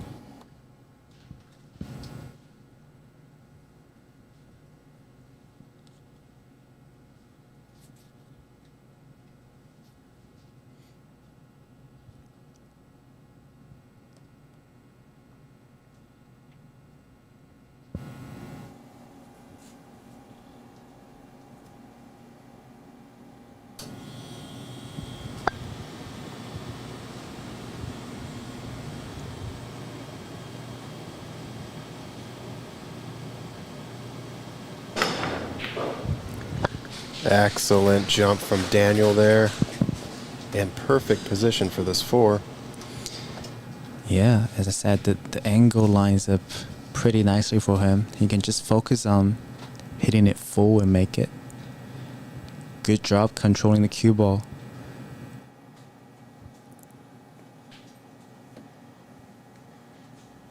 Yeah, a quick shout out to Shelby winning her first ever pool match today. First one is always very exciting. And here's to many more. Daniel's going to follow this up for the 5. Oh, yeah, not too sure, because the cue ball was a little close to the 4, so he couldn't let his entire stroke out. Had to kind of do like a force follow type shot.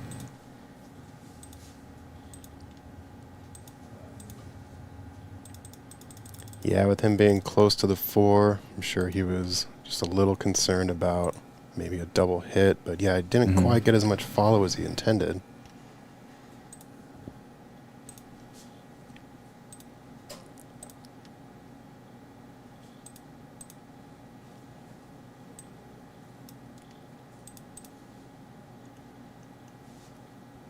Guess the 5-7 combo is there, but is that maybe too risky to take on, being down this much?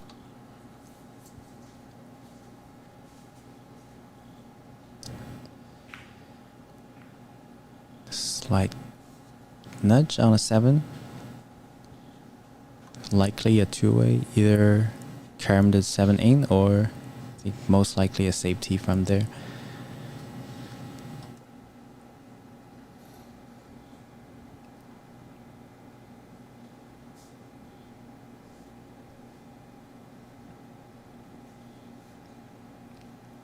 The winner of this match will be playing Georgiev of Bulgaria in the final.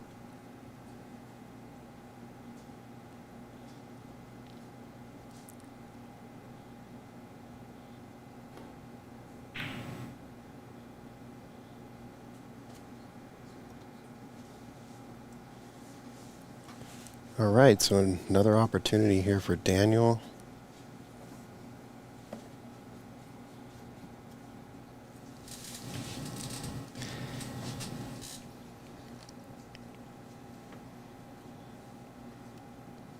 Think he Again- goes down to the bottom rail here, or Yeah, I think if the 7 was not there, it's a pretty comfortable like top left spin. But since the 7 is out there, he may opt to use bottom right.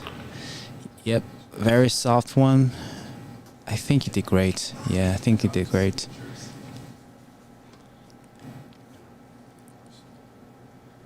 I was worried that the right spin will carry the cue ball too much over and the 8 might be blocking, but he had just the right amount. Alright, focus on this shot, go top, and yeah. Can't just let up after making a good shot. Nicely done.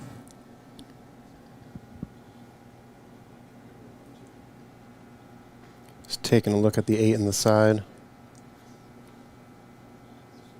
I think personally I'd be a little bit safer running the 8 all the way down, but Draw, don't overdraw it. He's fine. yeah, this should be good. Yeah, need some right spin now. Yeah, need some right spin to carry the cube out into the center table, but he should be fine here. Yep.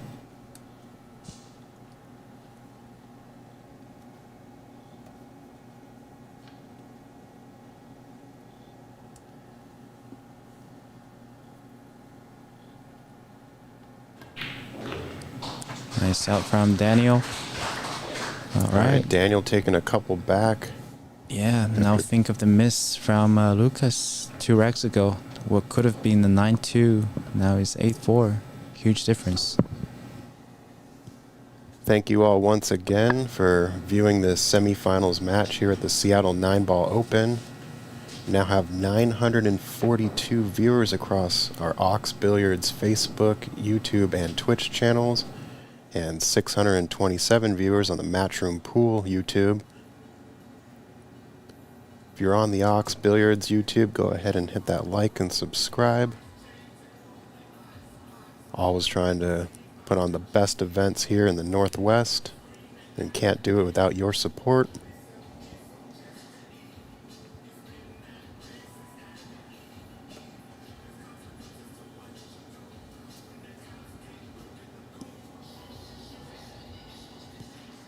Yeah, we're all having a great time here. Love the sport. Knows no bounds. All right, so Daniel here to break.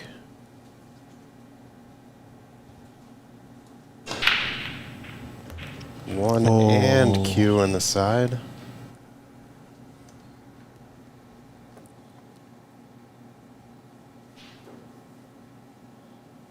Replay that one. Yeah, I think he just hit it tad too full with it's either too full or too much draw. Need to hit just a bit thinner. Alright, chance for Lukas to regain his momentum. 3 to the 4 is the key shot for the rack. Okay. It's going to opt for 2 rails. Yep. I think it's just a tad more angle than perfect, I would say. But should be able to spin it back. Yeah, smooth. Second rail. Perfect.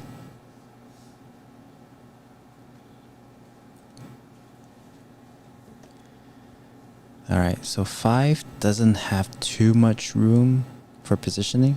Yep. The line he is pointing at will be ideal. So he can just use some bottom left or even center left. Spin the cube out 2 rail. Just don't overrun this.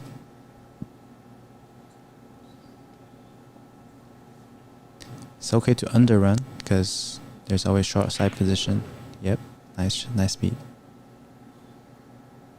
Yeah, underran it a tiny bit.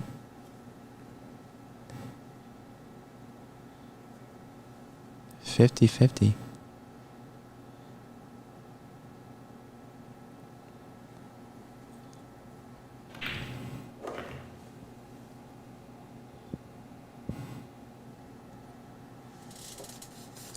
Great shot.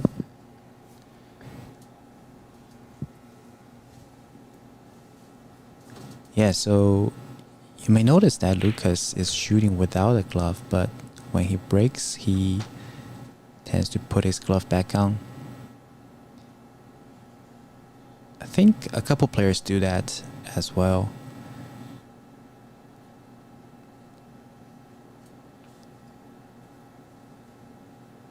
Alright, a little thing on the 7 for either pocket.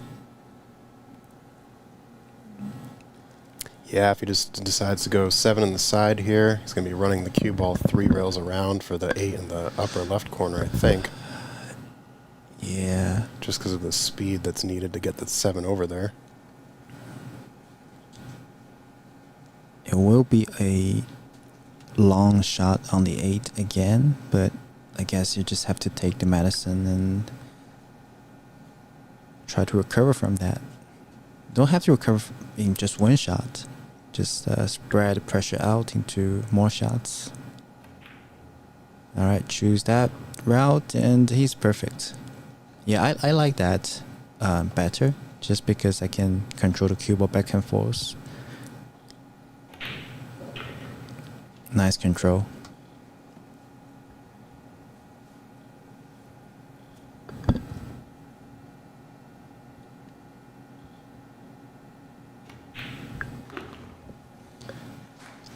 Great shooting. Okay, Lukas. Up 9-4, needs 2 more to solidify his position in the finals.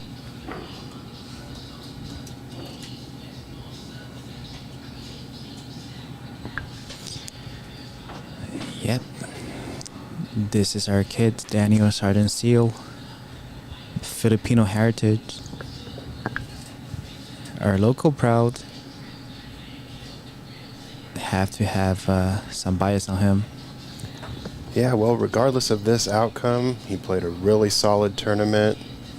He defeated Jonas Soto, the second highest ranked player in this tournament.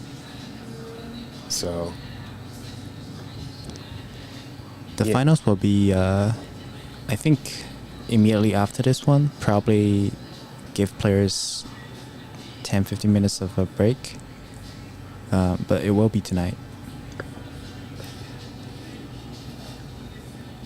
Yeah, as far as music being played, there are some copyright issues, of course, with YouTube and such, so try not to pipe too much music in over the video. So it is rather quiet in here, but Yeah, we actually have quite some amount of people here, and then they're very respectful audience. Keeping the room super quiet. which is difficult to do considering there's a lot of concrete here. Again, break from Lukas.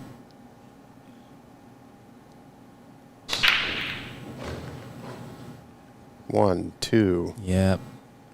Had 2 ball. Was knocked in and left himself with it. All right, this might be the Good luck. first cluster we've seen here. Yeah. I think on that one he cut it a little bit too much, so the impact was not that even. It's hard to describe the feeling, but you tend to make the one ball much easier if you cut it thinner, but it's harder for that impact to spread across the rack.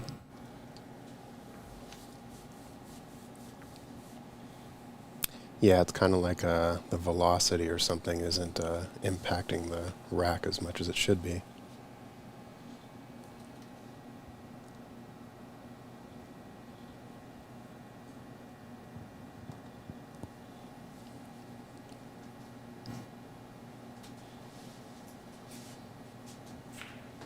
to the side.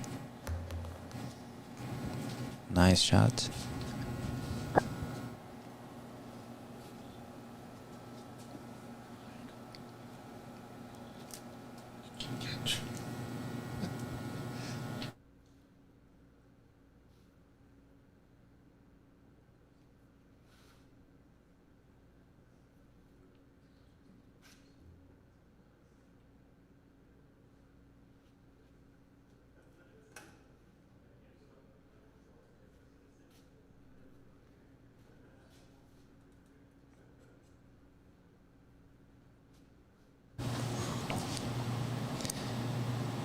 Interesting to see, curious to see what he decides to do here.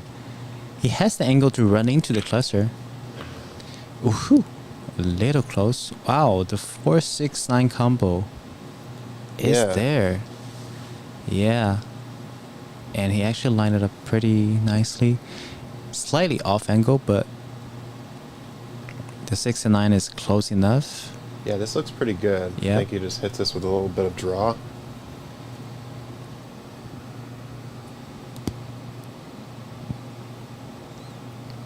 Or a little bit of a stop shot sort of situation here.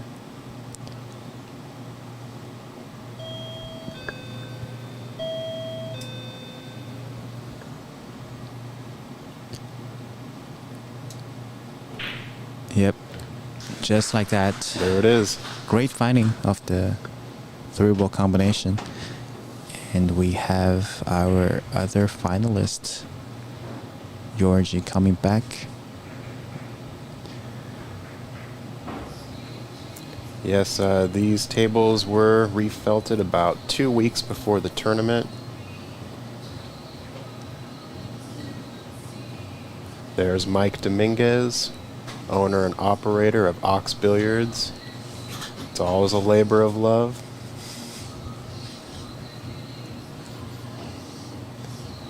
All right, we're at 980 viewers across our Ox channels.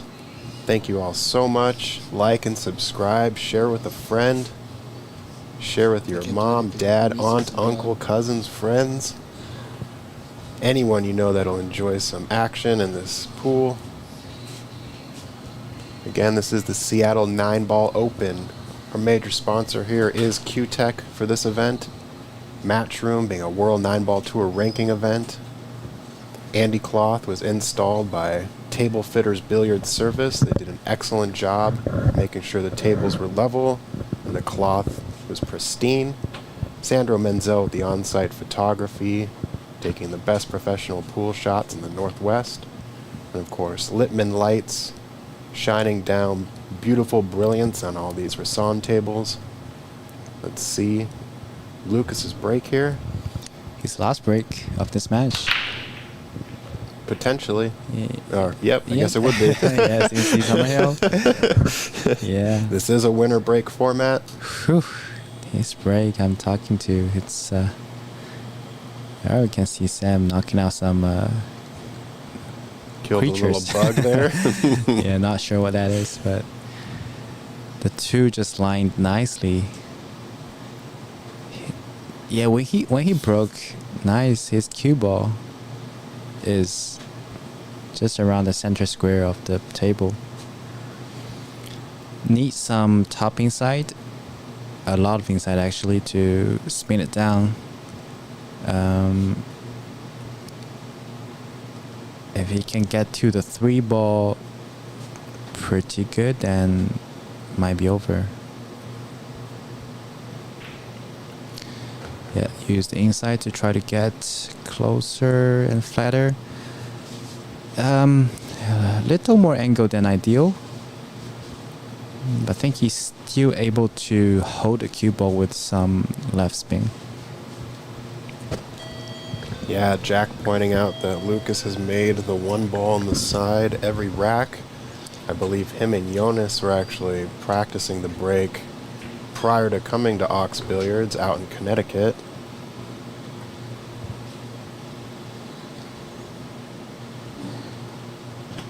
Nice angle that he can just draw to the left long rail.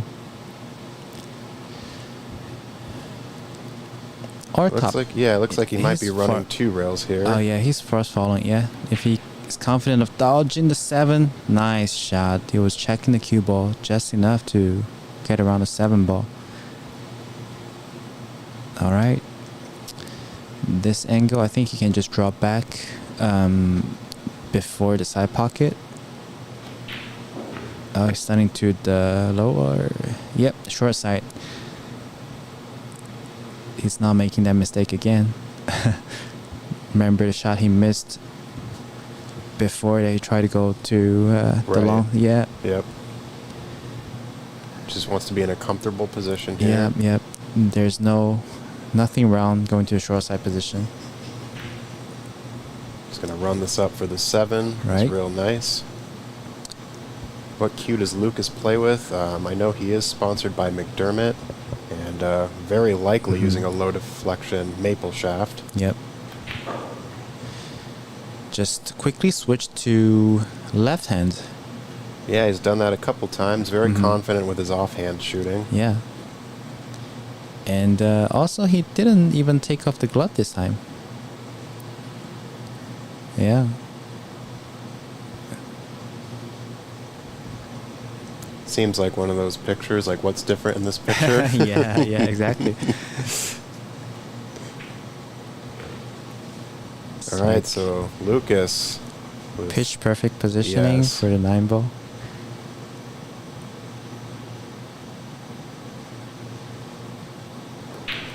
Okay, Fracasso, I like it. Defeating Daniel Sardoncillo to go to the final, we have Lukas Fracasso-Verner versus Georgiev. Thanks again to Sam Rabito for being a phenomenal ref. And we will be right back with the final, so stay tuned. Go grab some food, go grab some drink, hit up the restroom, and we're going to pop on a video for you here. Thank you all again. This is Zach Ross and Shu Chang Chow. See you guys in a bit for the finals.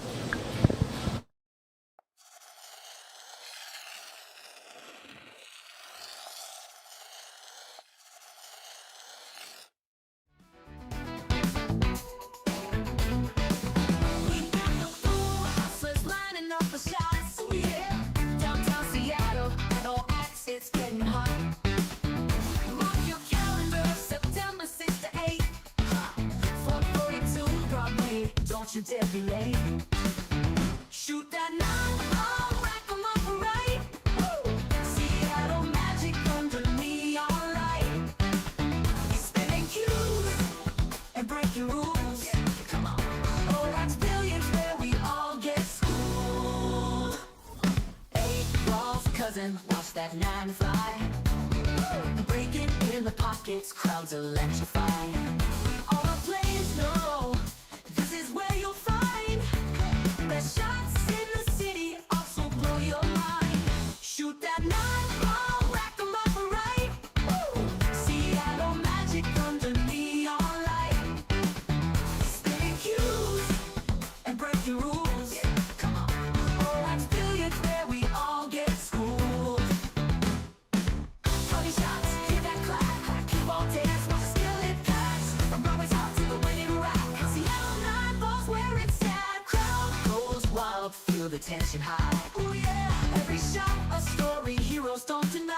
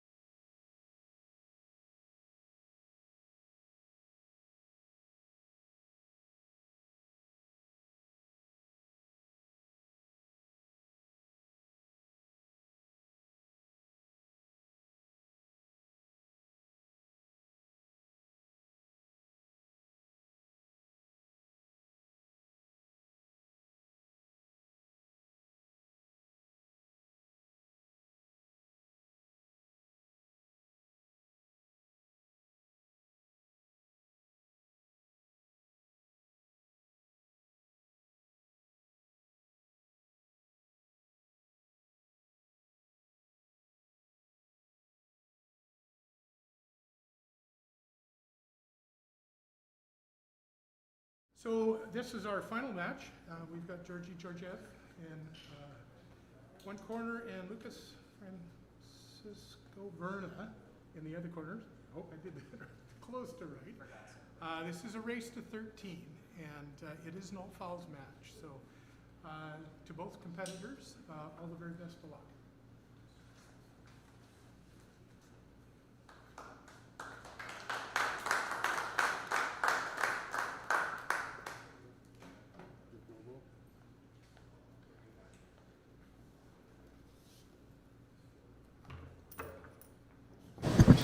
All right, folks, welcome back. This is the finals of the Seattle Nineball Open. We have Georgiev versus Lukas Fracasso-Verner. This will be a race to 13 in the final. And Lukas will take the lag here. Lance Bromland, our referee for this match. I'm Zach Ross, and I'm here with Shucheng Chow. What's up, everyone? And we've got Christian Youngers doing all the video production here on this end.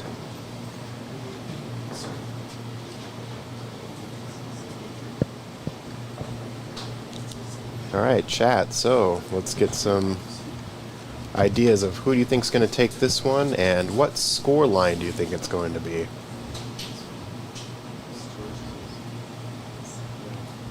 Yep, it is a race to 13 here in the final.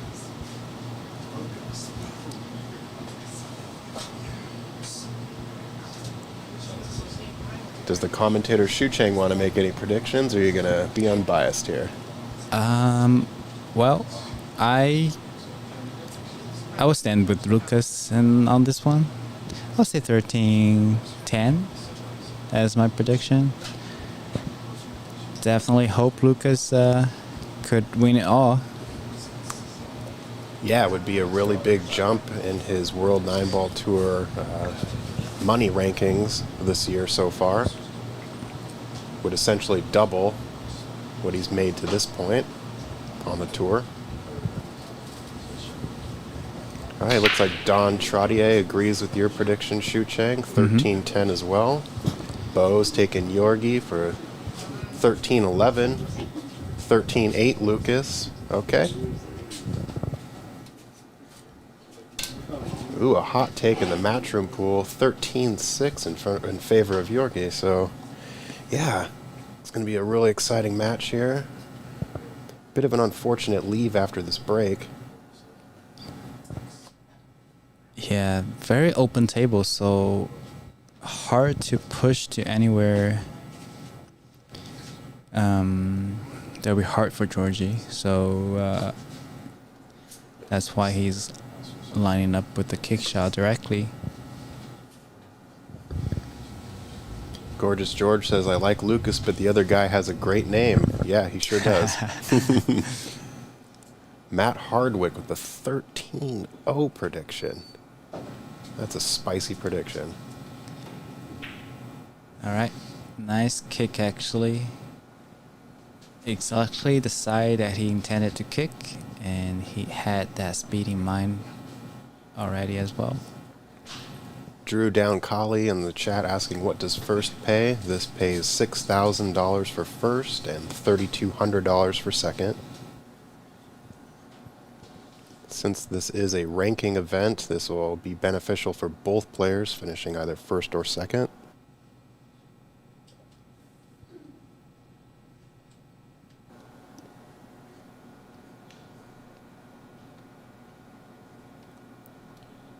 All right, so I think, yep, obviously going for the one rail kick here. Probably just wants to end up on the right side of the floor. This is a 9-foot Rasson table with Andy billiard cloth, Andy Premier cloth.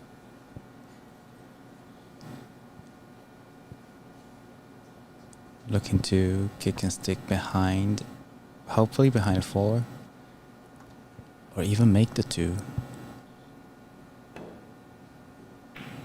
Oh, wow. Didn't get enough spin on that one.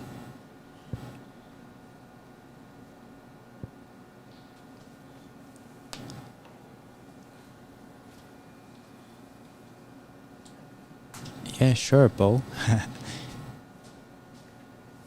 Why not?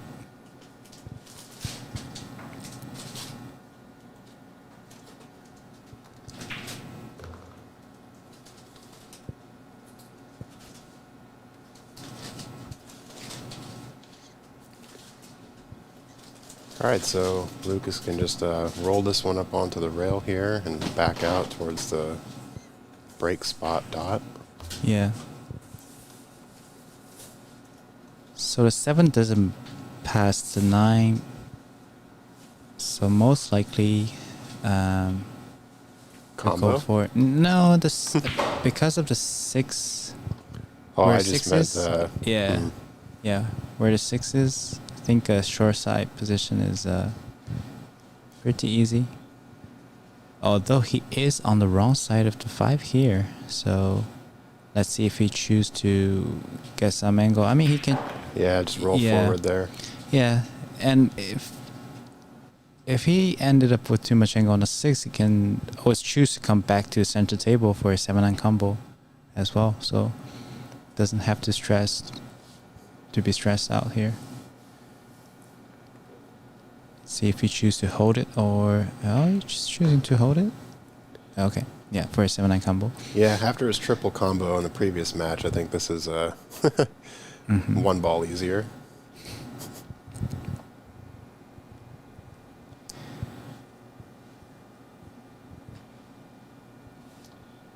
Not the shot you want for the first rack, though.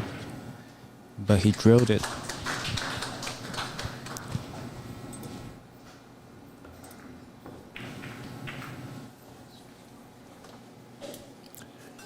All right, shout out to our sponsor, Q-Tech, major sponsor in this event. Matchroom Pool, this is a World 9-Ball Tour ranking event. This is the Seattle 9-Ball Open. Table Fitters Billiards Service provided all the installation for the Andy billiard cloth on our beautiful Rasson tables. We have 8 of those in this club. Sandro Menzel on site with the professional photography. Been doing pool events in the Northwest for over 20 years. And of course, Littman lights, the best lights for your pool table. The thing I really like about these lights is you can hardly even tell that they're on. There's really no glare if you happen to glance up at them. And that's ideal for your eyes since you need those to shoot pool.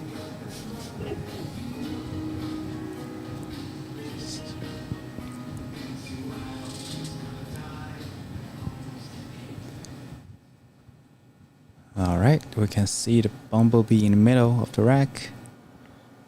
We are using the Aramis black ball set. Lukas second break. Notice that he is wearing the glove when breaking.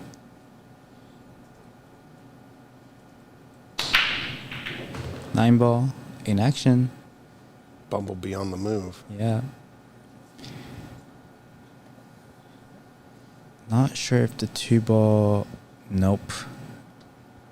He's blocked on the 2 again. Yeah, not as successful as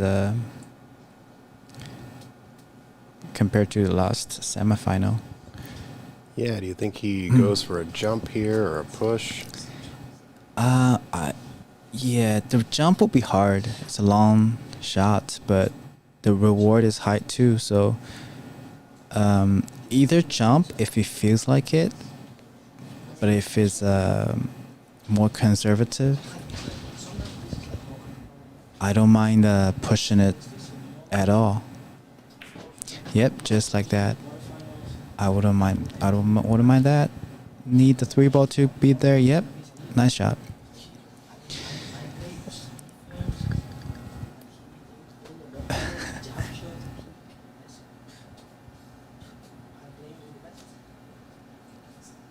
Yeah, the 3 ball just went to the spot that is blocking the back cut combo. No, sorry, back cut bank to the side. There is a 2-way to bank it to the upper right corner. I think Georgi's going to try to send this cue ball behind the 4-9 here. That is a very reasonable choice too. Yep, use 3 as a stopper. Nice shot. Yeah, both players, I think they've played enough on this table today that they're quite comfortable with the table speed at this point.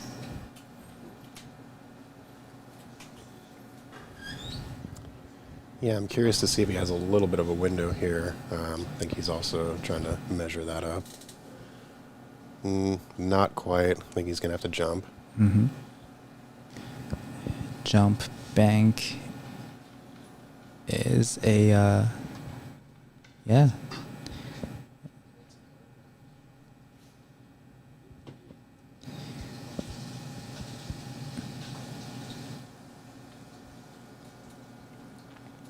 I think you just need to jump full on the two ball. The bank is lined up pretty nicely. Yeah, if he can kind of squat the cue ball there, he could 3-8 combo. Just like that. Perfect. Nice shot.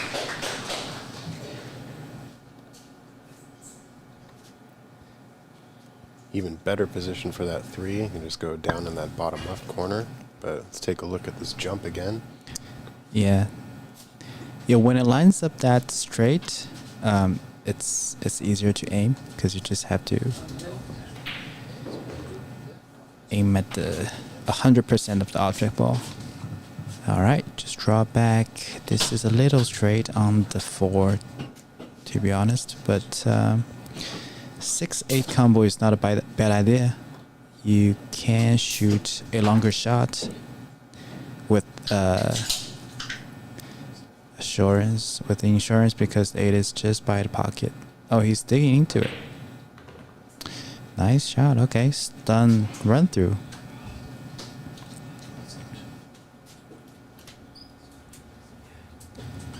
Yeah, it doesn't need to do too much here. Just make sure that the 6 sits on or near that pocket. Need to be careful on this shot. Have to hit rather full.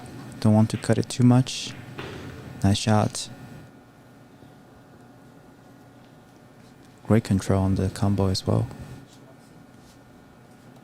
This is the final match. There is no double elimination. We've extended the race to 13 for this final.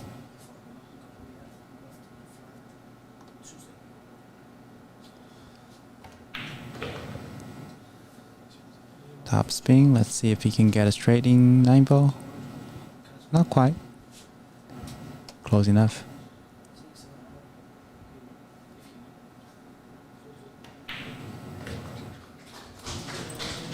All right, and just like that, Lukas up 2-0.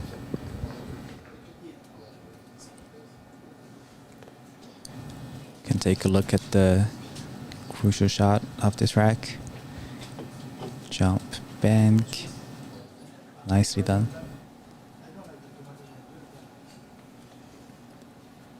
Thank you all for joining us for this final of the inaugural Seattle Nineball Open. It's our pleasure to host such a distinguished event such as this.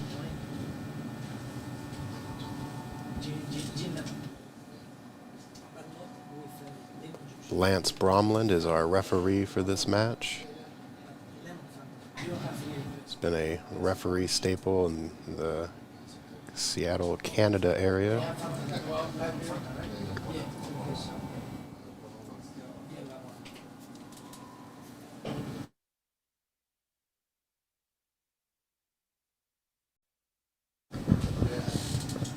Lance is also a huge fan of snooker and runs some live streams there in BC, Canada.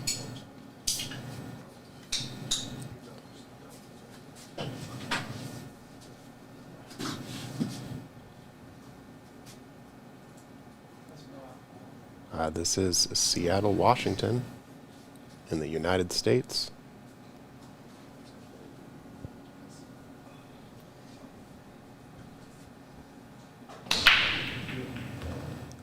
Nice break. One ball's down.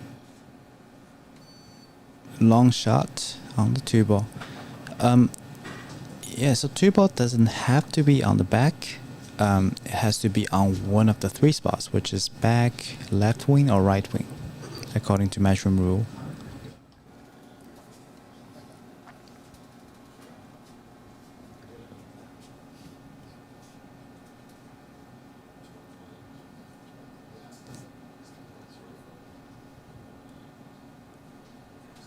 see Lukas looking at the line coming downwards. Looks like he's almost aiming at hitting the 3.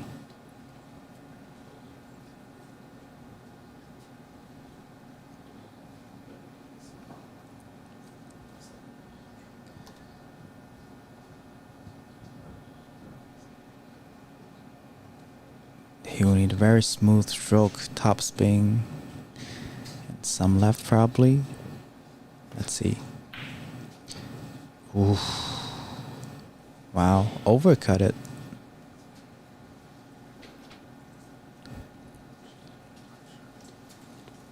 Doesn't Yeah. look like he'll leave a shot for Georgie. Yeah, not enough angle here. 4 is obscuring a little bit too much. But a pretty good safety opportunity. Do you think he just banks the two rails between that 3-8 and has the 2 maybe come up above the 7?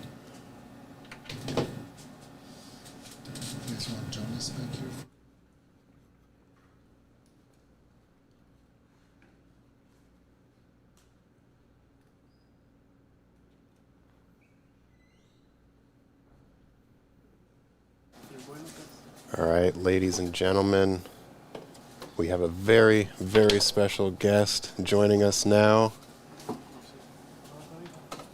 All the way from Spain. How are you? I'm Jonas Soto from Spain. Welcome, welcome. So glad to have you here. Me too. Thank you so much. How was your Seattle Nineball tournament experience? Was pretty okay. If I'm honest, I was playing good in all the tournament. I mean, I play good, but in the last round, my opponent, he played so good. I didn't get any roll. I think I never arrive. I never take the break. So he beat me 11-7, and he deserved it because he make all the difficult shots. And that's what it is. Yeah, I was watching you from the booth most of this weekend, and I actually had you as like the strongest player. Just seeing how you've been playing, and yeah, Daniel definitely stepped it up, and he needed to. Yeah, like look that shot. That's good safety shot from Lukas. So did you and Lukas travel here together, or? Yeah, like I have with the same sponsor than him. The name is the Shark Stream. It's in over Connecticut. It's his owner is Bobby Hilton. I don't know if you heard about him. Yeah, and he's my sponsor. Hopefully he's here in the chat. So, hello Bobby, how are you, my friend? Sorry about that. Well, I'm sure he's proud of you either way. Yeah, my friend Cian Santoro, physics. I like you, my friend.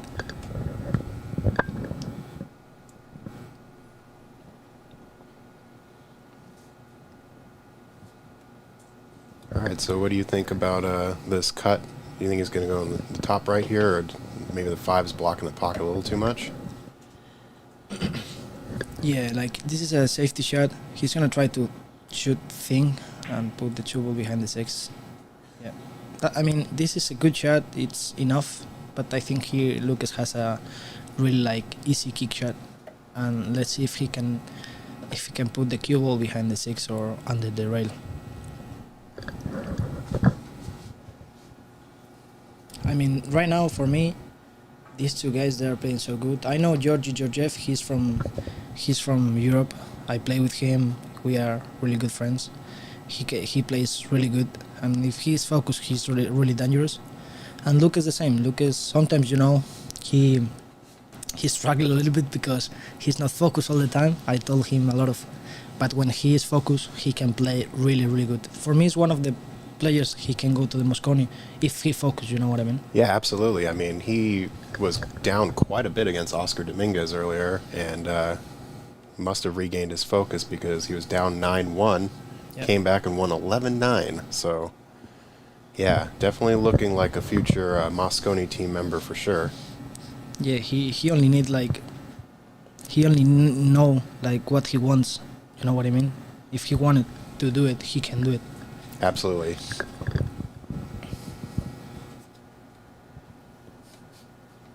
Yeah, I have a Spanish accent, right, my friend? I'm not from New York. I'm not from. I don't know. All right, so do you think he can maybe ticky this 2 off of the 6 and have it go into the 5, or is he looking for that combo there? Yeah, I mean, the defense is really tough. So I think he should to play attack ball. You know, when you have like 50% attack, 50% defensive, I prefer play attack because if I make the ball, I'm still in the table. Look at that shot! Oh my god! Made 3. He made 3 balls. That was phenomenal. That's best possible outcome with this shot. Yeah, so I think he can see the 3 ball. Yeah, he can see it. So I think he's gonna try to put the cue ball behind the 4 ball. I think. Yeah, it's a good call. Send the 3 just up past the 9.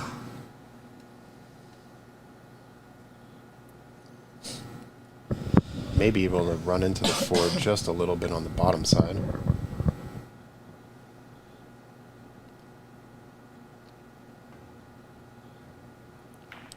Yeah, that's a shot. So good. He hits perfect.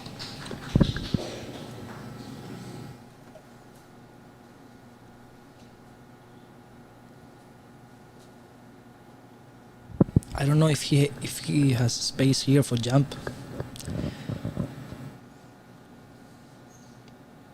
Hello, hello. It's like a lot of people over here, right? It's like almost 1,000 people watching this final. That's Yeah. a lot. And 536 in YouTube. That's a lot of people. Yeah, it's really great. This is the inaugural event, and just happy to have everyone here. If you can go to subscribe and like. Yeah, if you're on the Ox YouTube, make sure you like and subscribe. Yep. Share this with a friend, family member. 13-7 Lukas, hopefully. 13-12, I don't like that. It's too much. Too much. Too much action. Exactly. I prefer 13-7. Let's see this kick. Look that kick. Oh my god. That's good kick. It's a really good outcome. Left a piece of the 3. But for where he was. Sorry to all the spectators if my accent is not the best or my English, okay? I just try my best. Oh, you're great.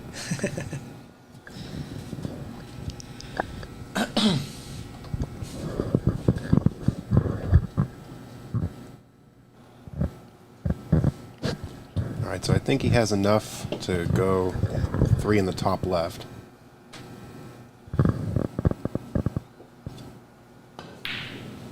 Wow.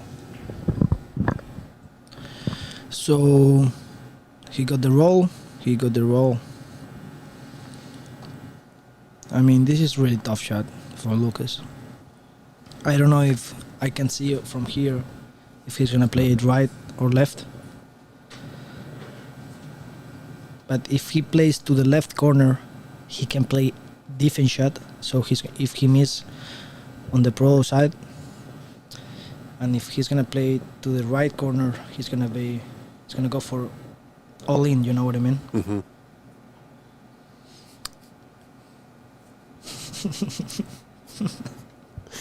I like the comments. Yeah, I mean, not so much. No, I'm kidding. No, we're having a great time here. Thank you all Look so that much. shot. Look at this shot. Nice Yes. Fantastic leave. Just bump the 9 heavy. Wow. Oh, no. That's bad lucky, right? Yeah, that's bad luck. After coming out with a shot like that, no reward. Super unfortunate. Yeah. So it looks like he might have to go 3 rails here. Come back around. Yeah, maybe. Maybe he's gonna go behind the 8, like 3 rails. Mm-hmm. Yeah, over there. Yep, Try right to through that kick. window. Yeah. Yeah. Of course, hitting the ball. We draw what we can with the mouse.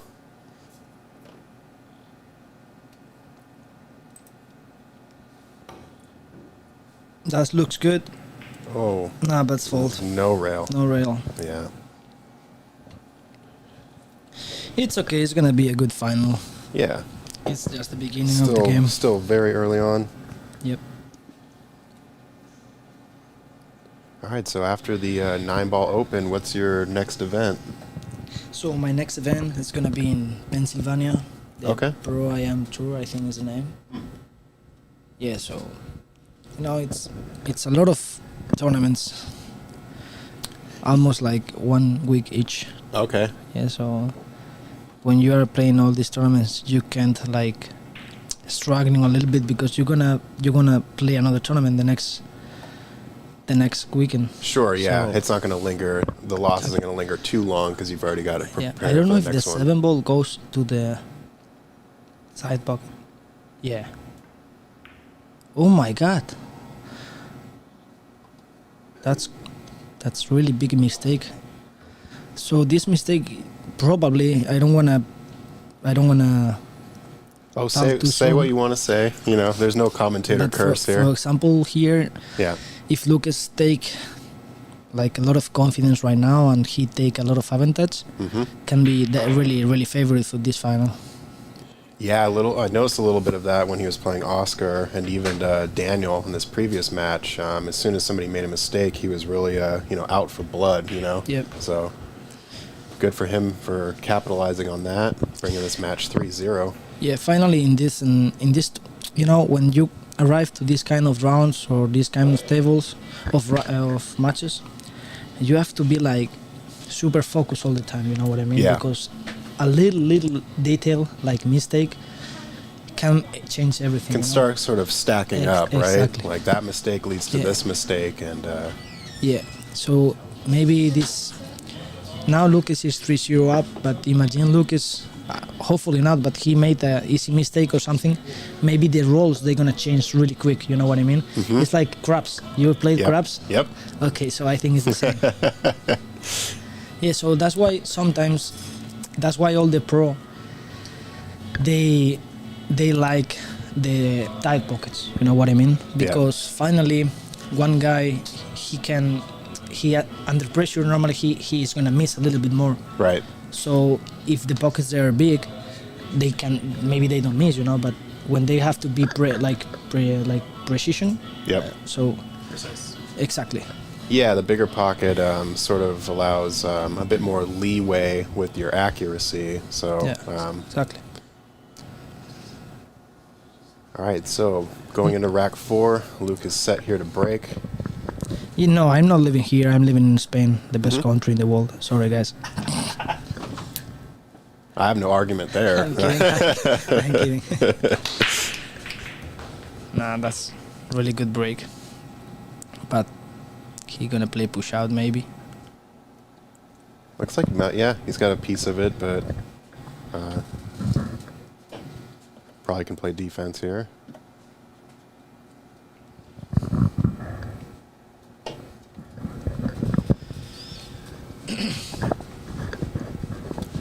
All right, Brian B. I do the Shark stream out of Yale Billiards quite a lot and covered Lucas and Jonas this week.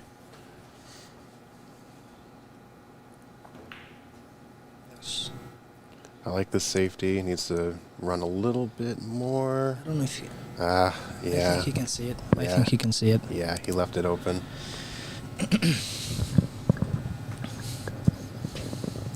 We had 64 players in this event. I believe 12 of which are World Nineball Tour ranking players. Looks like you're currently ranked number 26. Yeah, right You now. gotta feel too. pretty proud about that. Yeah.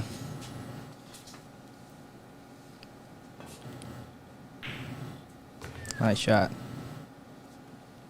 That was a nice shot. Yeah, when you are trying to arrive to the top, for example, 64, when you take it, it's okay. But once you get there, you're When looking you at get there- you're looking at the last 10, and then you look at the 5, and then the top 4. Exactly. Yeah, absolutely. There's always another step to take. Yeah, so for me, of course, be number, I mean, in the top 32 in the world, of course, is really good. But when you are there, like for 1 year or 2 years, you want more, you know what I mean? Oh, sure, yeah. Always hungry for more.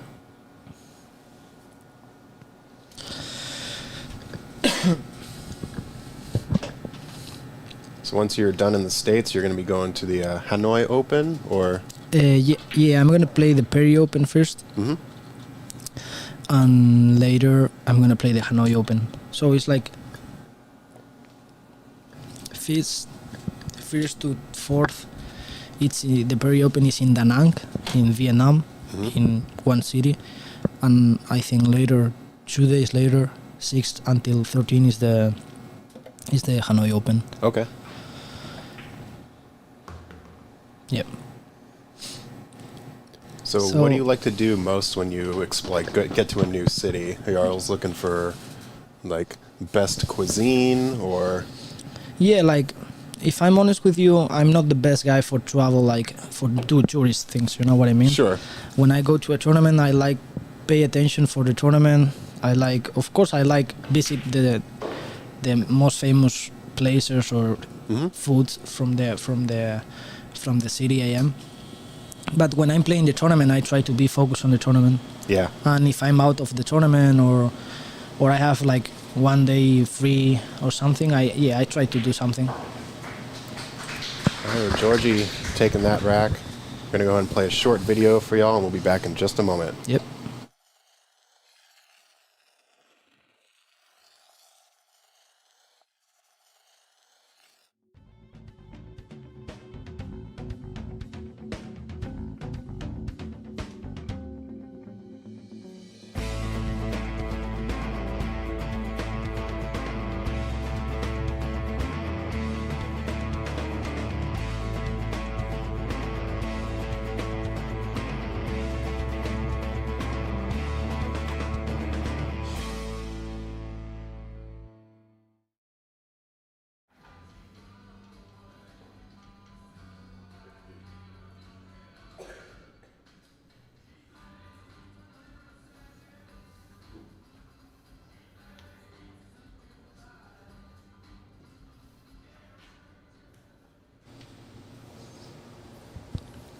So here we go.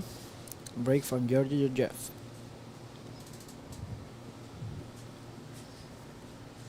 It's gonna be the first break for him.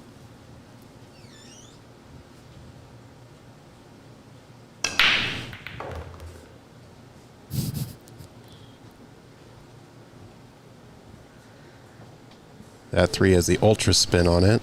That's really good break.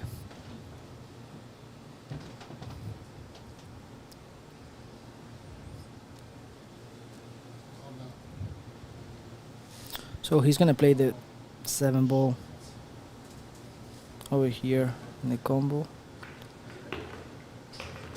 No, that's a good shot. Yeah, I think it's okay that the 3 followed that in. Yeah, so this is gonna be the shot of the game. If he makes that ball, I think he should run this at the game.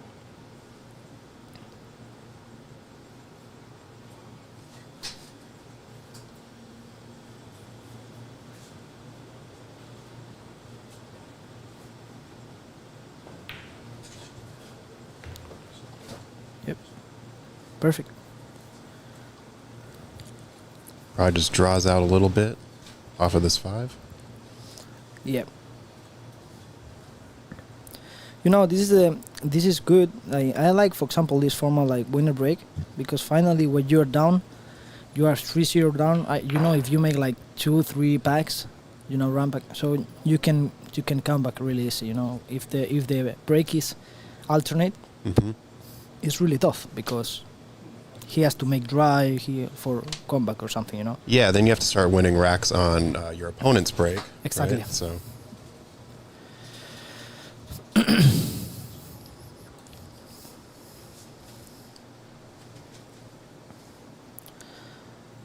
Hello. I live in Ibiza, in Spain. And I play pool because my father has a pool hall and he was playing In the 99, he went to Vegas to play the BCA World Championship. Oh, okay. So I think that's why I play pool. So my father, if he has like a golf, maybe I'll play golf. You know what I mean? Yeah. But I got a little bit lucky. That's why I play pool. No, I'm kidding. Yeah, so it's gonna be 3-2. Yeah, the break turning out to be, of course, super important for running a rack. Get a good starting position. Yep.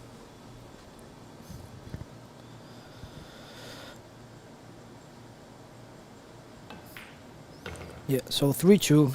It's gonna be tight. We might see, Ibiza. we might see that 13-12 scoreline after all. Yeah, I mean we are like in there. Yes, it's still too early to tell, but Yeah. Ibiza is a party place. Yeah, yeah. But we have good weather too. We have really good water, good beach, like really beautiful. It's not only party, you know, but the people, they like what they like. all right, shout out to our major sponsor of this event, Q-Tech. Of course, Matchroom being a World Nineball Tour ranking event. This is the inaugural Seattle Nineball Open. Table Fitters Billiards Service, providing all of the felt and cloth installation for the Rasson tables. This is Andy Billiard Premier Cloth on all of these Rassons. We have 8 in the building. Sandro Manzel on site with the professional photography. And of course, Littman Lights, the best pool lights in the business. Thank you all again for joining us. Yep. It's one race, right? Yep. It's one race. Yeah, this is a final mean- race to 13. They did like last 64 draw until last 16, and after last 16 was single elimination, so it was last 16 quarterfinals, semifinals, and final. So let's see the roll here. I think he can see the 2 ball, right? Yeah, he can see it. Yes, Christian is at Ox. He's currently doing all of the camera switches, the zoom ins, zoom outs. So, yep, he's right here in the mix between me and Jonas. Jonas, I know Jonas. you Well, are- you said Jonas, I say Jonas. Yeah, Back yeah. and forth. Yes, because I read one question like, Oh, I see. I'm curious to hear who is your GOAT in pool. So my GOAT is the big Efren Reyes, like everybody, I think, right? Great choice. Yeah, easy choice. I mean, he is the best. I mean, he was the best, you know, so Have you pulled off the Z Bank? yeah. I mean, this shot was really impressive, Yeah. you know, like because the moment, Yeah. you know, was hmm was against Earl, right? Earl Strickland. Yeah. I believe Earl Strickland was on the hill, Yeah, and Efren actually put himself in that Yeah. position. exactly. So recovering with a shot like that and then going on to win is legendary. Yeah, so I think this is gonna be 3-3.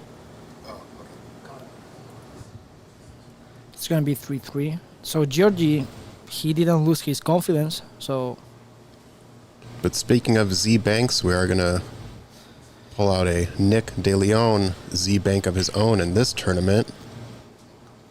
yeah, I saw the shot because I was shooting and everybody started to clap, you know.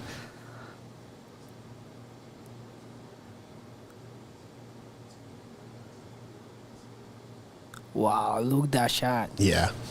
Wow. Nice shot.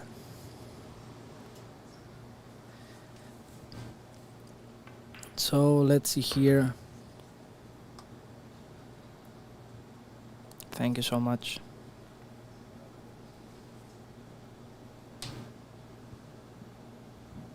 Joseph says, I was in the room in the Z Bank 1993 Sands Hotel. What a moment in memory that must have been. Wow. Yep.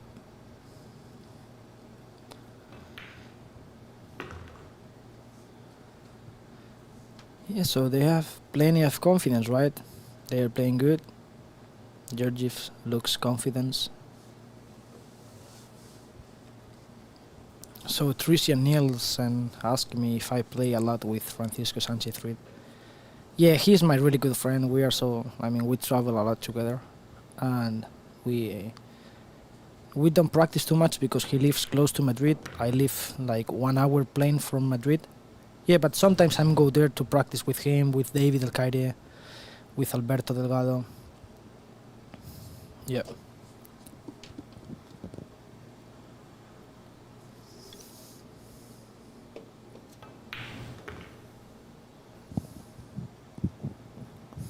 Perfect position for the 9-ball.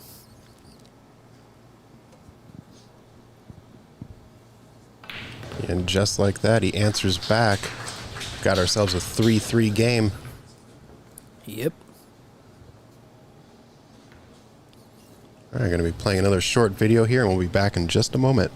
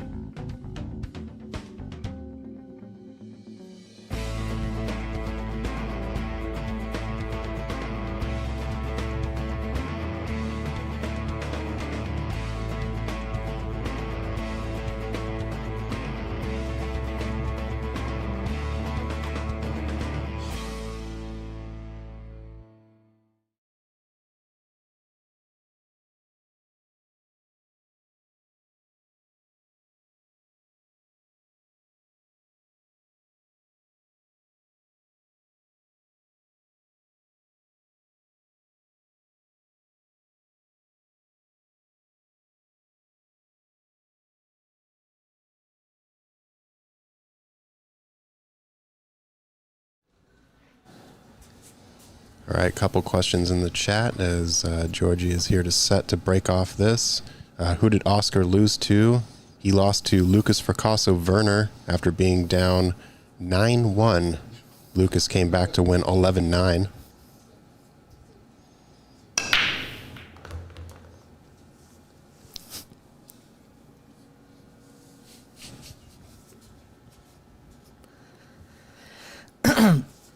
So this break was good. I don't know if he can make the 3-ball in the corner. Let's see.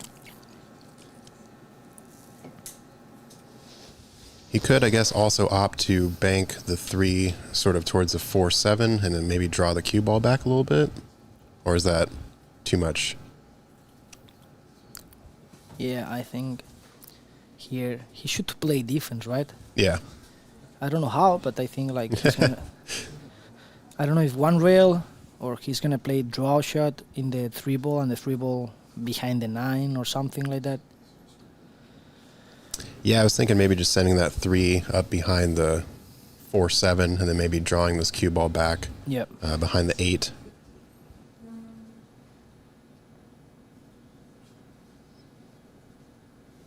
Yeah, I think he's gonna play one rail and the cue ball behind the.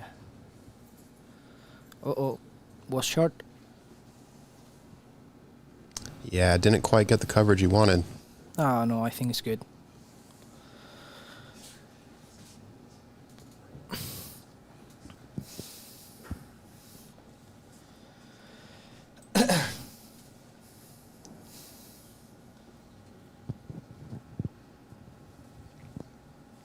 So I guess Lukas probably wants to send the 3 to where he was pointing on the rail there. I don't know if he's gonna. Or would you rather use the cue ball to hide behind the pack? No, I think the 3-ball behind the pack Mm-hmm. and the. That's a good shot. Yeah, leaked out a little bit. Yeah, exactly. I think he can. Maybe he can bank. He can bank it.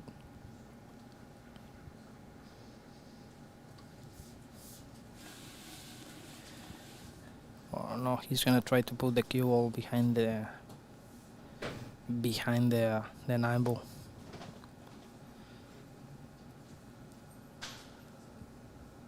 Or maybe he's gonna play the bank and try to put the cue ball with the 9-ball. Stop the cue ball with the 9-ball.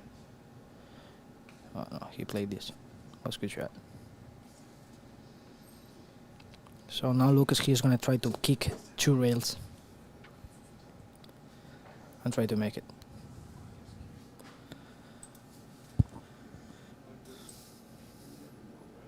Yeah, exactly.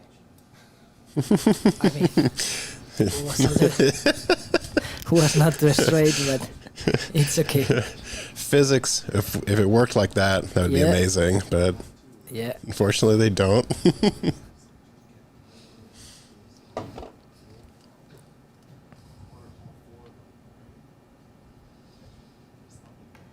Either way, your drawing was the general direction you wanted. He didn't touch it. Yeah.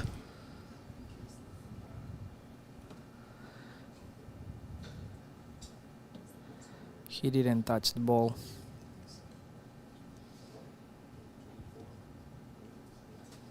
Okay, so not too many issues left with this rack.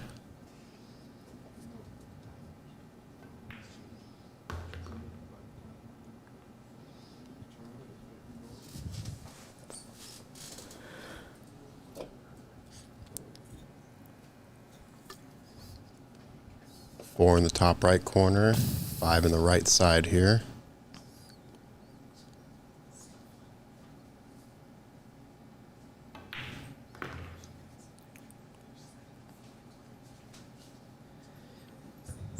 Why David say Lucas quit watching Jonas kick? It's because I don't kick good? What the hell? Oh my god. Too much confidence over here. You're going to go home and find all the videos of you kicking phenomenally and be like, what were you saying? Yeah. It's what it is. Yeah. Alright, so Georgie, he has the advantage here.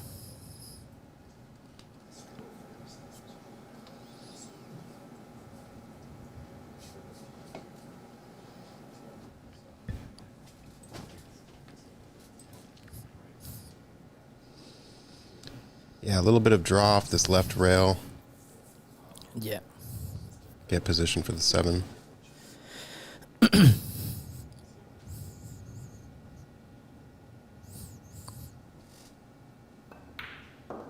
Perfect. I mean, I didn't like too much this shot because now, I mean, should be okay, but maybe he can put behind the 9-ball, or you know what I mean. It's a little tricky. Yeah, over there, he should be okay, but no, you don't know never.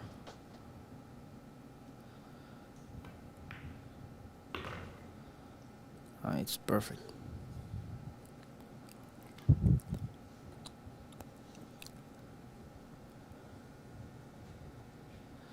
What's up with your kicking, Jonas? I don't know.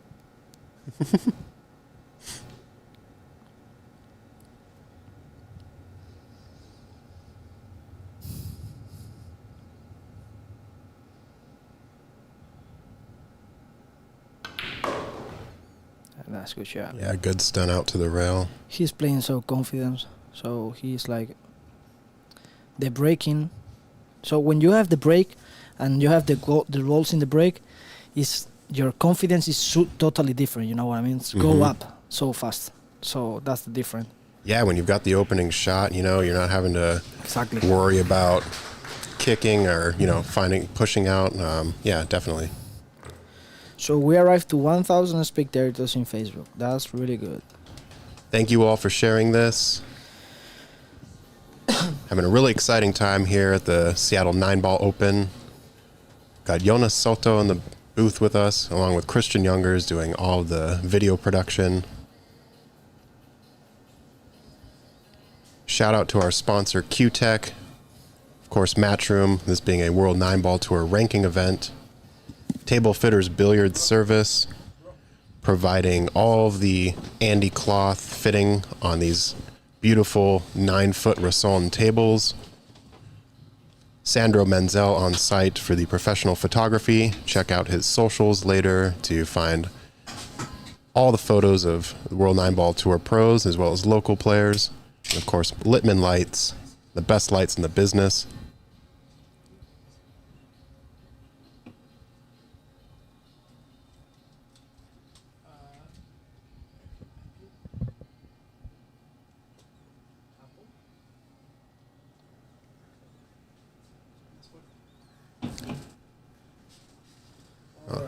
All right. So here we go, 4-3 for Georgi. It's a lot of confidence on him because he was 3-0 down and now he's 4-3 up. Yeah, momentum swings are so big in this game. Look this roll, let's see. Alright, so Luke is gonna shoot here, I think. Hey Jonas, hey Rob Specht.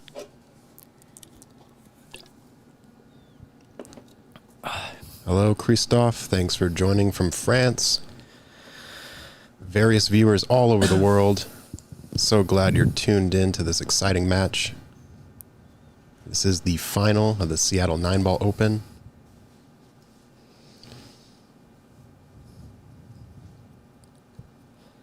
Maybe I don't think he's gonna try to bank to the side, but I think he should to play push out or something because the defense here is difficult too, you know. Where are you gonna push? Where he's pointing with his finger, or? Yeah, I think he's gonna play push when his cue shaft was. I mean in the line, yeah, over there. And if I'm honest with you, if him is gonna play this push out, I don't think so. Lucas is gonna give him back because I think Lucas is gonna play the bank. I think so too. Yeah. Yeah, so this can happen. This can change the game. You know, this moving is like fishing. You know what I mean? So if he miss, He's got the bait out there, right? Exactly. Is he gonna take it? exactly. Yeah.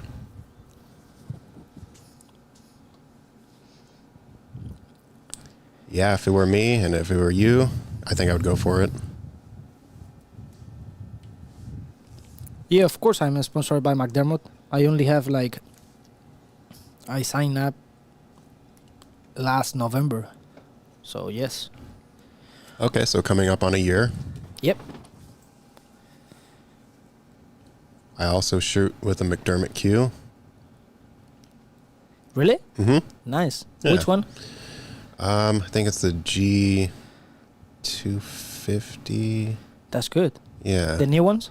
No, this one's fairly old. I've had it for about a decade. So, Oh, okay. yeah. Yeah, nice.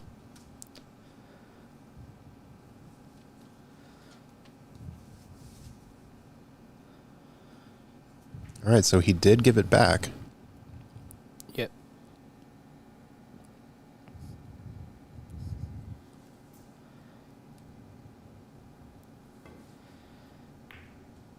Uh-oh. That's pretty good shot. That's pretty good shot. Yeah, it was he definitely fell in between, but it was a good two-way shot. He still had a look on the 3 if it was to go down.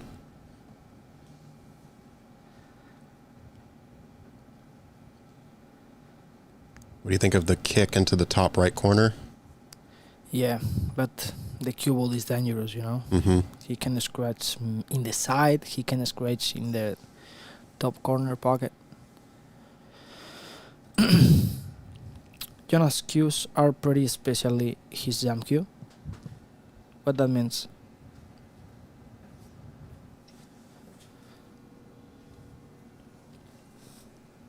Oh, I think he's saying that your cue looks nice. Oh, Yeah. okay. Yeah, thank you.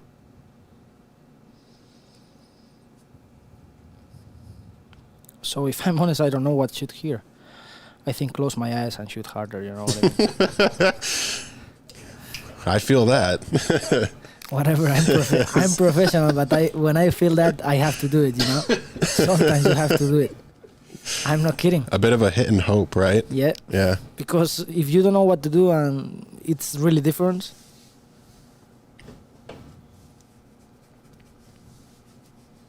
Yeah, so I mean, you hit and hope, but then, some of your knowledge comes into play too, right?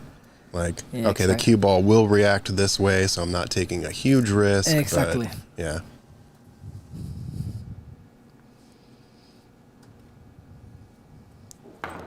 Do you see? Oh, look at that let's shot. go. What a shot. What a shot. Yeah, I'm really glad he took this on. Just hitting it with a little bit of bottom, but firm. So look at that. That's beauty shot.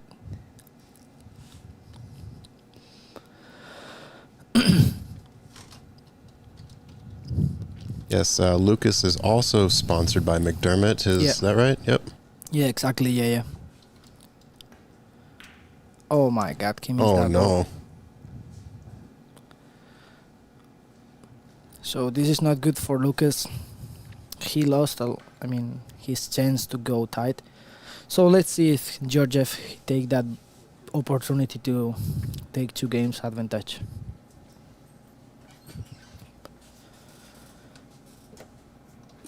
I think you can probably just hold this going one rail. Would you prefer back and forth on this or just kind of holding it? Holding. Yeah.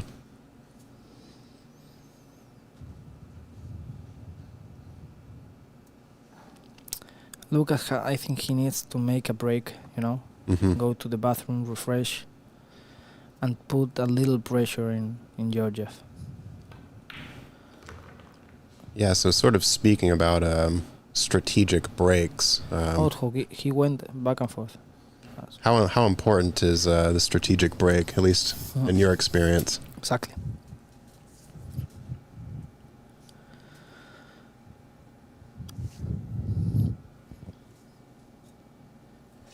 Question in the chat. Jonas, what's your preferred weight for your shooter cue and break cue? So maybe 19 ounces. Okay. For both or? I mean, for break you, I don't know like exactly. I like light break, but in the queue maybe like 19, 18, 7, something like that. Do you like a lighter break cue so you can kind of like whip, like when you break? Is it easier for you to just kind of control it? Yeah, exactly. It's more power when it's lighter. Spanish Mafia. It's my friend from Bulgaria. He lives here in USA.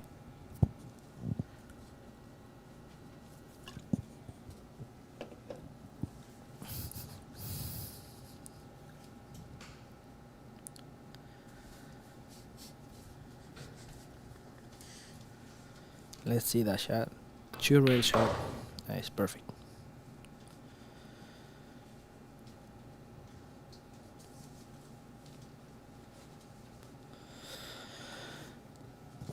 Yeah, same thing here. Going to roll up 2 rails to get position for the 6. Yep. Maybe here he is a little uncomfortable, but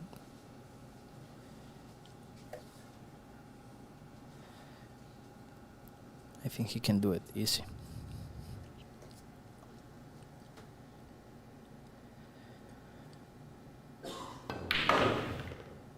Okay, opted for the 1 rail. Yeah, this shot is not too easy. Let's see what happened.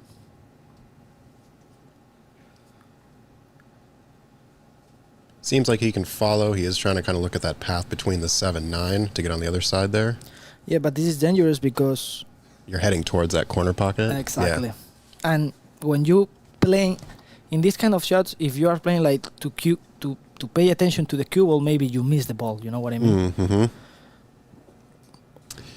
Oh, yeah. I think we've all experienced that. We were sort of focused on the position rather than the pocket of the ball. Yep. Yeah, see, a little bit of a rattle there, Perfect. but ends up pretty perfect. Nice shot.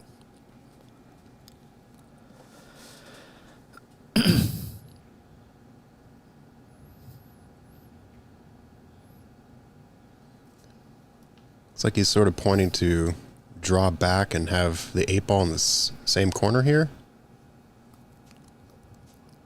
Yeah, I think he's gonna play draw shot.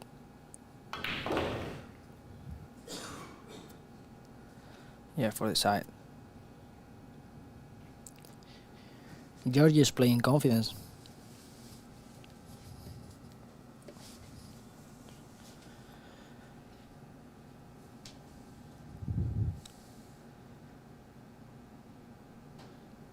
Thinking goes 3 rails here. Yeah, perfect. Yeah. Great leave.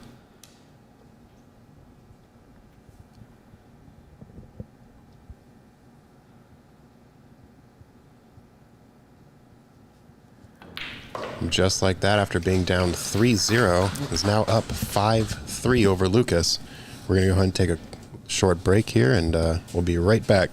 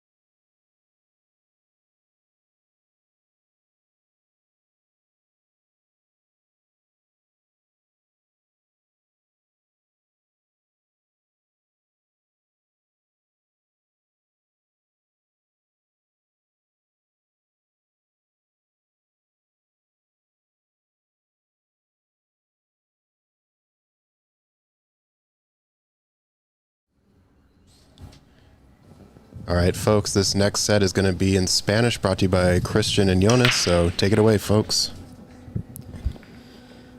Hola, hola, hola chicos, ¿qué tal? Hola, ¿cómo están todos aquí? Bueno, veamos. A ver, a mmí me vas a tener que enseñar unas cosas porque yo casi no sé el lenguaje de español en el mundo de billar, pues. Sí. Entonces, me dijiste una cosa, saca la banda, no sé qué cosa. ¿Cómo dices cosas comunes, pues? ¿A qué te refieres? ¿Cómo A un bank shot, por ejemplo. ¿Cómo se llama el bank shot? Tiro a banda. Tiro a banda. Ah, ok, muy bien. Tiro a banda. Exacto. Y el English. Efecto. Efecto. Ah, ok, está bien. Sí, sí, sí. Bueno, pues aquí tenemos ¿Qué te gusta? un tiro bastante complicado. Ujú. La defensa está bastante complicada, el tiro al ataque también. Así que no sé, la verdad. Yo diría que o tira un push o juega una defensa. Pero la defensa aquí no la... La defensa no hay nada, pues no te puedes poner. Con la verde, pues no. Pero no hay nada. es un poco complicado. Y la...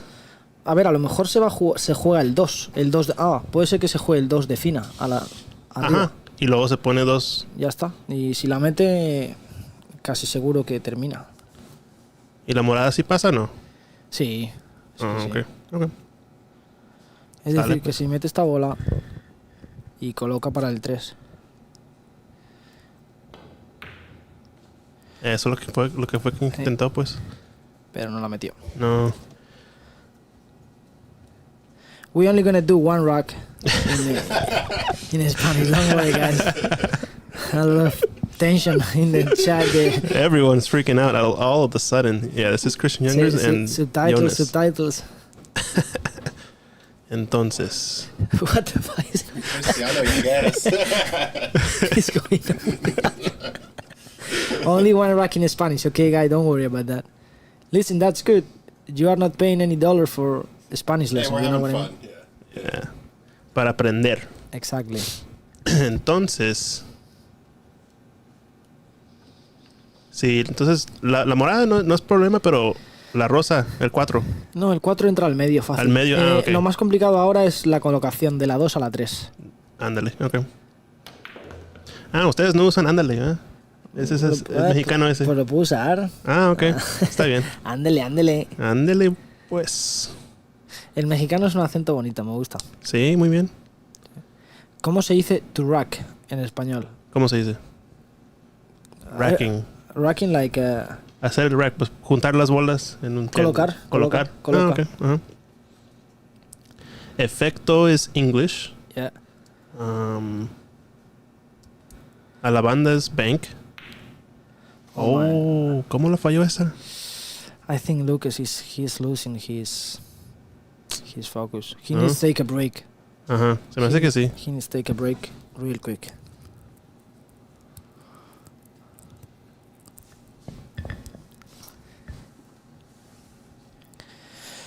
Pues veamos si aquí Georgie coge la oportunidad de coger una gran ventaja de 3 partidas. ¿Crees que se puede quedar aquí en la misma? Ándale, está bien. Nada, sí. Spanglish. No le ha afectado nada casi el Georgie. No, la verdad que está muy confiado y Ajá. y si la gente te falla, pues tu confianza aumenta, ¿me entiendes? ¿Tú cómo juegas cuando o sea, todos los que están en el cuarto están con el otro, pues, que están cheering para el otro? No, están casi todos con Lucas. Lucas es de Estados Unidos. Sí, pero tú cuando tienes el oponente que estás jugando, que todos están en contra de ti, pues. Pues al fin y al cabo no te afecta nada. A ver, siempre afecta un poco porque siempre te gusta tener el cariño de la afición y de los espectadores. Pero bueno, al fin y al cabo, en la mesa de billar juegas tú solo. Sí, anda. Juegas tú solo, así que nadie puede... Así siempre debe ser, ¿verdad? Exacto.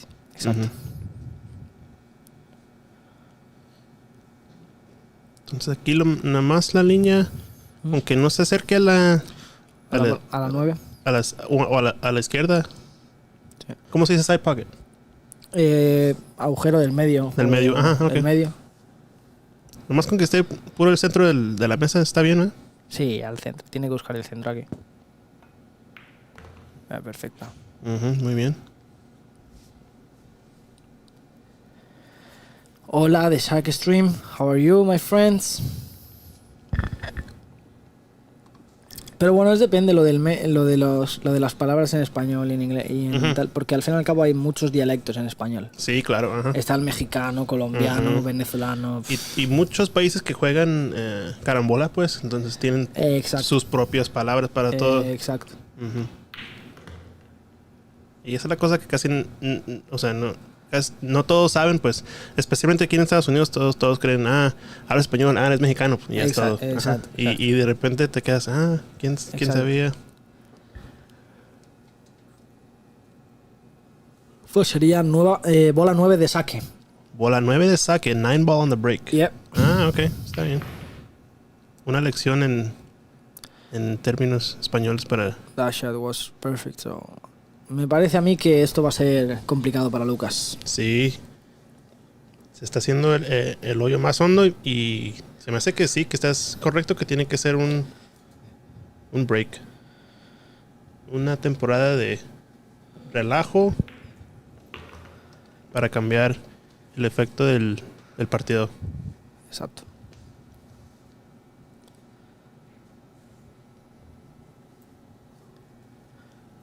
Bueno, me alegro de haber hecho esta partida en español. Claro.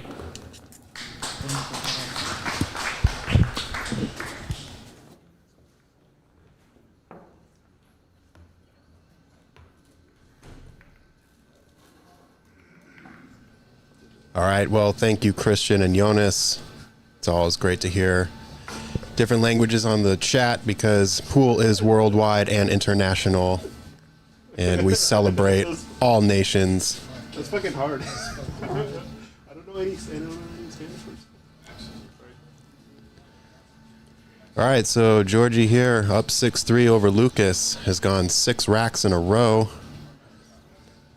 He was down 0-3.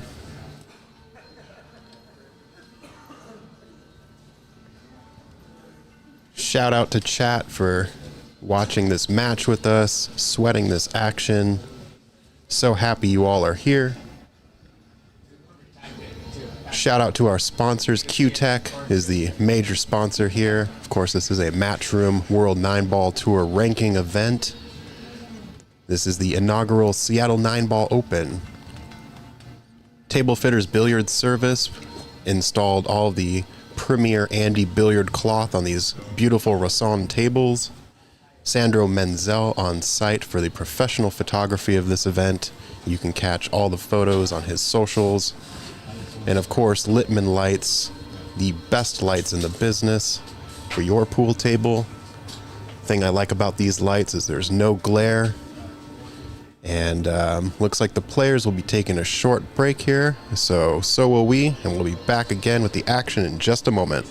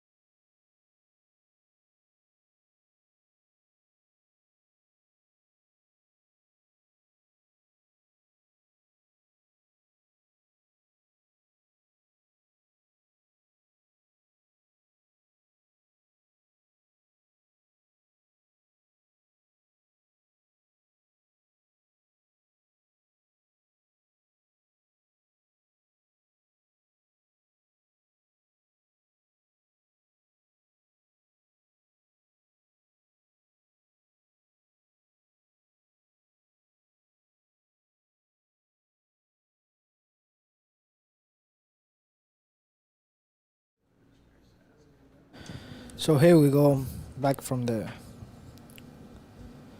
Took a little the trip break. to España, and now we're back. Georgie breaking off rack number 10. Pretty good break. Got the Yeah. one on the side. But the 3-ball doesn't go to the corner pocket. So Yep.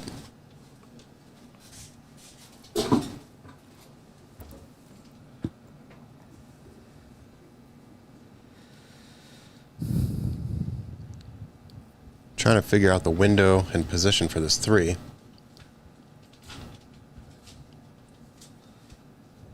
Do you think he comes back all the way down where he was pointing, or just kind of trying to figure out how much space there is? Yeah, but the problem of the cue ball is is close to the rail. You know what I mean? Mm-hmm. So I don't know if he can draw so good.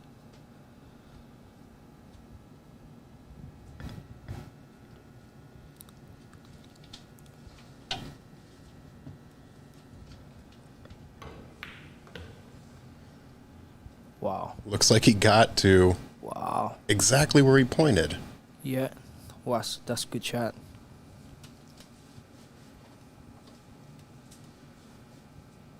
Yeah, looks like there's enough space for him to go 3 in the corner.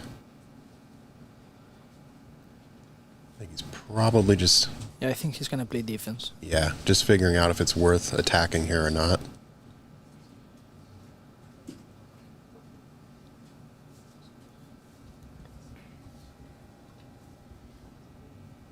Yeah, because I don't think the 3-ball is going to the pocket, right?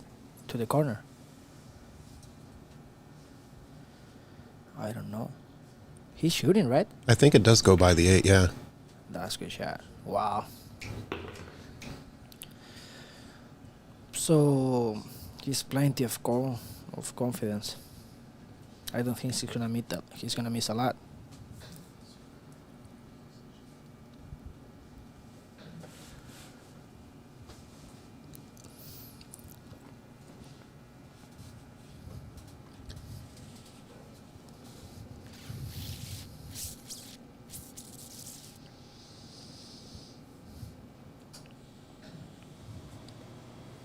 I think he's just going to draw back here to avoid running into the 9. So yeah, this is a tricky shot.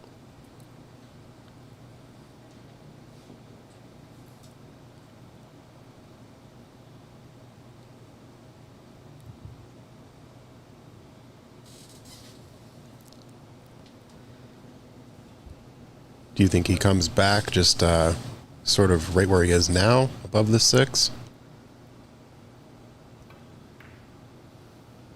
Perfect shot. Perfect shot.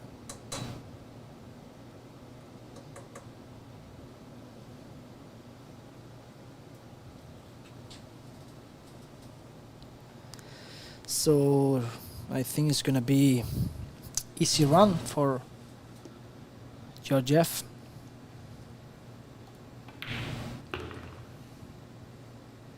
Uh-oh, look at that. Yeah. Overran the 7 a bit here. Yeah, it's tough.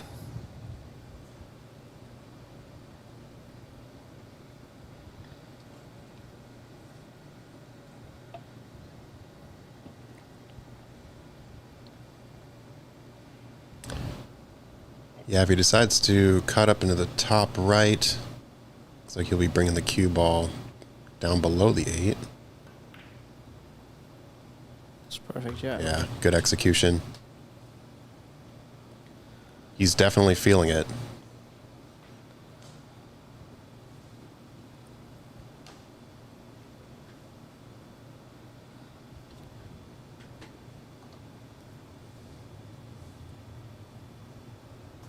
All right, just a stop shot here from Georgie.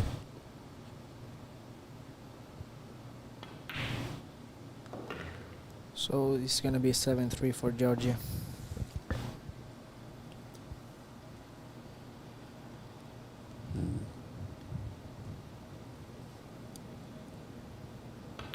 And just like that, he's adding another break and run to this match.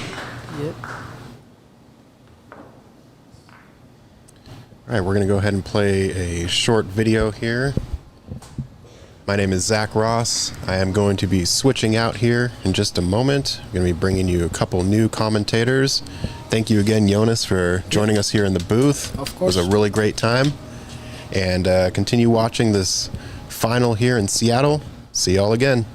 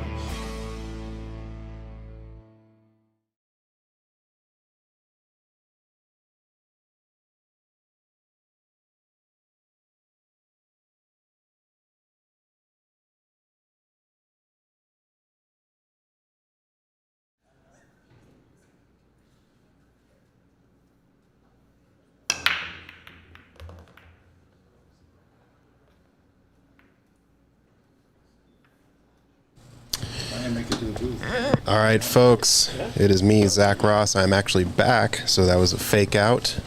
But thanks, Jonas, for his time here in the booth with us. Had a really good time. And bringing another special guest with us. Go ahead and introduce yourself, special guest. Hello there. This is Max Eberly. It's Max Eberly, everybody. How you been enjoying the Seattle Nineball Open so far? It was awesome until Jeremy Long shattered my hopes. Till Jeremy Long. Well, actually, I thought I was doing pretty good. I made it to the hill, and Yeah. he pulled a rabbit out of his hat and made him a crazy nice cut shot. And I don't feel like I did anything really bad other than miss a kick shot when it was hill. I didn't hit the ball, but besides that, he just made a real nice finish to the match. But I've enjoyed this tournament immensely, and this pool hall is awesome. Is this your first time in the Seattle area, or? No, my brother used to live here. I've been coming here since I was 16. Awesome. Yeah. So we're talking mid-'80s. Mm-hmm. Back in the grunge era. My brother is a guitarist, so he was all into all that in the U District. Oh, sick. Okay. And remember that movie Singles, based in Seattle? Yeah. Okay. My brother was like, had all the girlfriends playing guitar, and I'd come and hang out. It was fun. In fact, I learned how to play Go in Seattle at the Last Exit coffee shop. Okay. That's where my brother was the barista. Mm-hmm. And I haven't really played since then, but I saw they have a board here, and I want to start playing again. I bought a set 2 weeks ago in Boise at a thrift shop. Okay. So now Go is back in my life. I need someone to play with.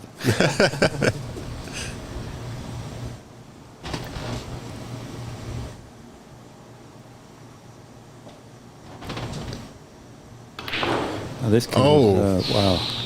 I call him a kid. How old is, how do you say his first name, Georgie? Yeah, we've been saying Georgie. He says Georgi. Oh, Georgi. Okay. So I think he's okay with either. How old is Georgi? Yeah, no. I'm not sure. Not sure how old he is, but Lukas here is about 22 or 23. I'll tell you what, Lukas is one great shot maker, and I'd like to see him get another rack under his belt here, because for one, he can't be giving away games, and it's the finals. I'm rooting for Lukas here. Both guys seem like good guys. I mean, I don't know the other guy, but Lukas being the American and a friend of mine, I'm rooting for him. I want to see him play well at the very least. Yeah, and he really hasn't had too many opportunities in these last 3 or 4 racks. So now that he's back at the table, he definitely needs to get to work. And it seems like he's doing it pretty quickly. This will be good for his confidence here.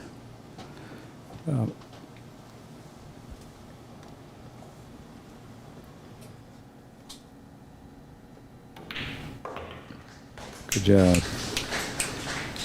All right, after being up 3-0, it's now 7-4. Quick shout out to our sponsors, Q-Tech, the major sponsor of this event. This is a Matchroom World Nineball Tour ranking event and the inaugural Seattle Nineball Open. Table Fitters Billiards Service installed all the Andy Premier cloth on these fine Rasson tables. Sandro Menzel providing all the professional photography for this event and currently on site. And of course, Littman Lights, the best lights in the business for your pool table.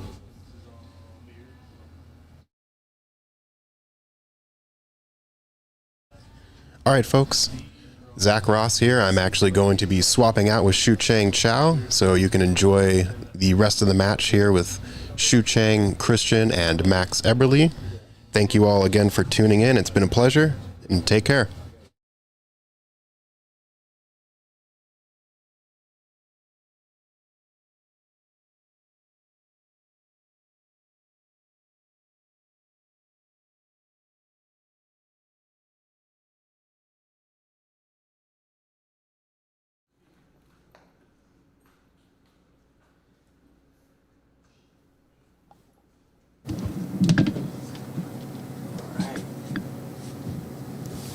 Thank you, Ron. Thank you, Zach.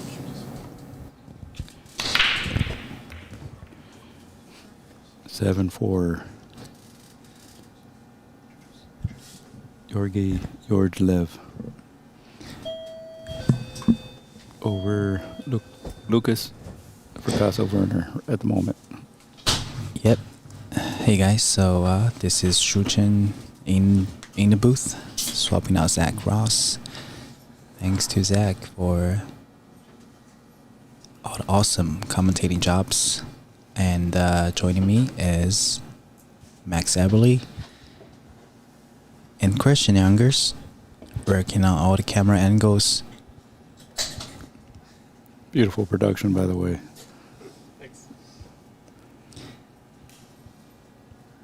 All right, Max. That was like George was on a row of getting 7 or even 8 racks, like about to get at the 8th rack, and that scratch, unfortunate scratch, but also mistake.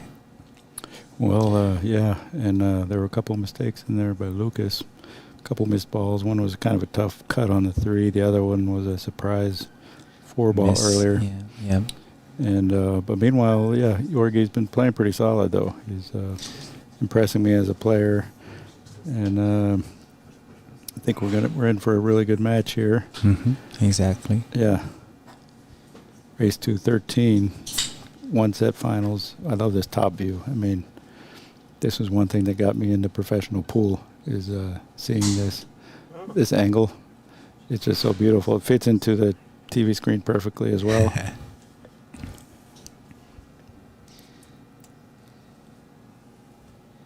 So Max, what do you think? Like a player in the tournament, when they're kind of just frozen on the chair, when an opponent gets all the control of the table, what should they do as a player? What should they think? What kind of mental should they have? Good question. Well, if somebody's really running a bunch of racks, then, well, that's a great question, because you don't know when you're going to shoot. I mean, you know, there's probably a lot of things you could think. You could be like, just give me a shot, man. Give me a shot. You know, just gotta keep breathing. Just talk to yourself. Stay loose. Be ready. That's one thing Nick Varner said. Like, if the guy is running out, said, be ready. So you could tell yourself, okay, just be ready. Keep breathing. One thing I like to do is breathe into the belly and keep that going, because that way you keep oxygenating your brain. And that's really important. You don't want to get out there like with no oxygen in your brain. You know what I'm saying? Yep. Wow, nice shot. But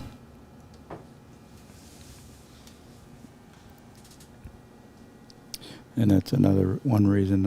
I mean, I'm also a fan of alternate break, playing Nineball, just because it's more of a contest. It's a better contest. I mean, you know, like, what sport does the scoring team retain possession? well, I think badminton, volleyball. I can think of it, but That's good. No, it's a good answer, because no one's ever said that. It's a great answer. I didn't Yeah. even know that, actually.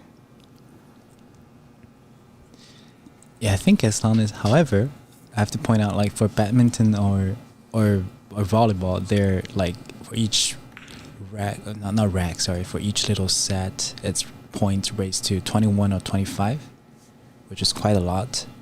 Compared to if pool raised to 7, sometimes, yeah, it's a different kind of feeling. Right. If you just string 3-4 points in the other sports I mentioned, it doesn't feel like it's that many.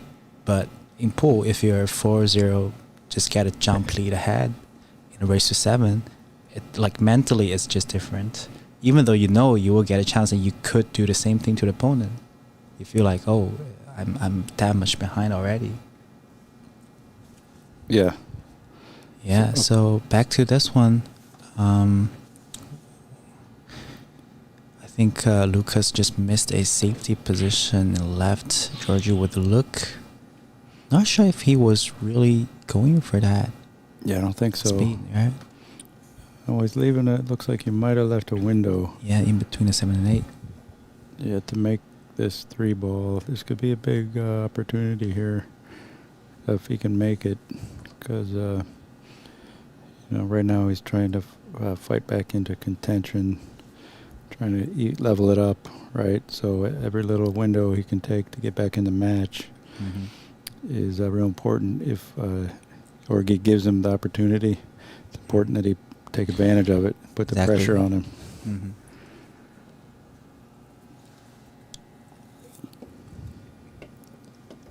Yeah, if he can takes out this one, 5-7, it's nothing too significant. You feel like you're very, very well in the game. Nice shot. Yeah, very nice. It's so easy to run long on these. For position on every shot, you got to really be on top of it with the cue ball. So now he's going to have to possibly figure out how to spin around that 8-ball, 3 rails, miss the second side pocket, and then maybe drop in below the 9 or back even on the short side of the 5. Or yeah, it just feels like a lot of things could go wrong from this run around the table. Well, yeah.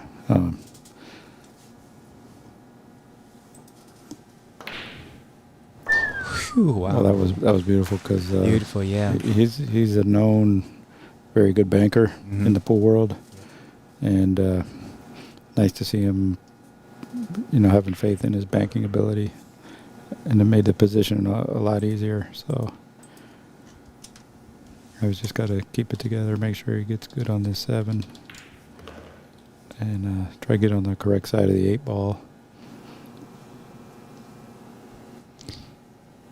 Yeah, I know he performed pretty well in the Derby City earlier this year.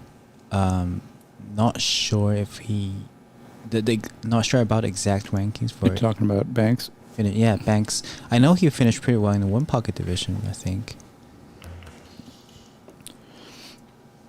All right. Out on the 9-ball. It's 5-7. Lukas back in the game. Oh, and yeah, take a quick look back on the highlight shot for this rack. Watch the angle. See if you can see that 4-ball curve after it hits the rail. A little bit, yeah. A little bit, right? Maybe, yeah, right? Yeah. It's hard to see because even the top view, it's kind of like still a little fisheye effect. So yeah, the tiny curve may seem to be straight on that one, but yeah. Now, Great why shot. is that? What kind of camera is being used? It's a GoPro put onto the limit light. There's like a special version of the limit light that has a cutout hole for the GoPro camera. Oh, cool. Yeah, and then so we're using the GoPro's it's called linear mode. Yeah. So it uses a fisheye camera to Right. take a wider lens, but it has like an algorithm inside of it that can kind of correct it. Yeah. However, it still has a little bit of effect. It's not completely.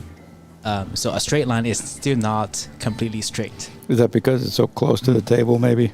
Yeah. It's so close to the table, so they have to use a fisheye lens, and then they kind of correct it with software. Oh, really? afterwards. Oh, okay. Because Christian can chime in for more details.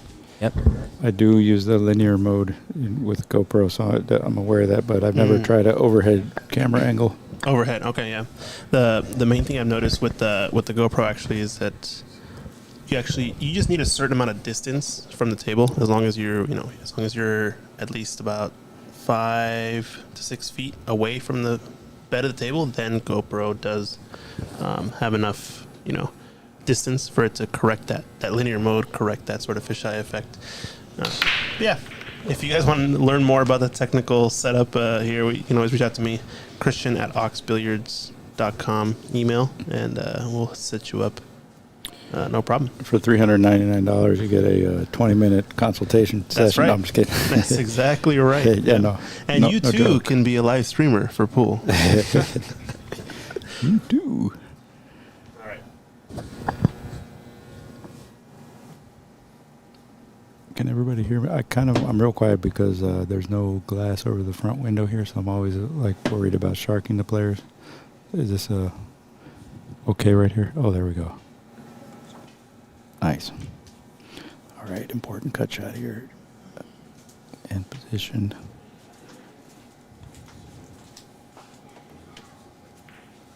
Nice shot. Yeah. Good control on the cue ball as well. Yeah. Yeah.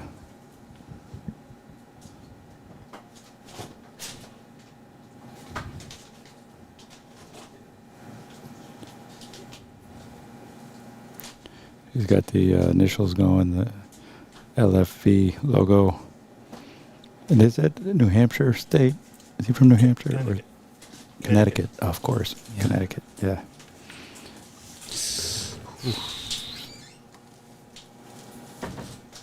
Cheated to the thicker side, but Call it putting it in the side door. yeah.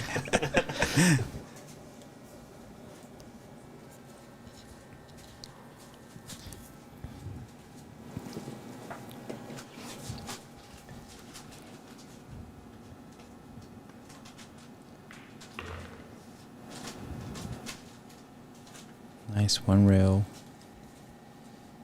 Now, when were these tables After recovered? About 2 weeks. 2 to 3 weeks since it's refelted, and then since then there are some league night plays. I held a tournament last weekend as a warm-up tournament to break it in more. So the cloth should be in a new but little bit warmed up state, I think. Still a little bit fast, I would say, but I think it's good. It's playing evenly. Table's playing great. As a player, myself.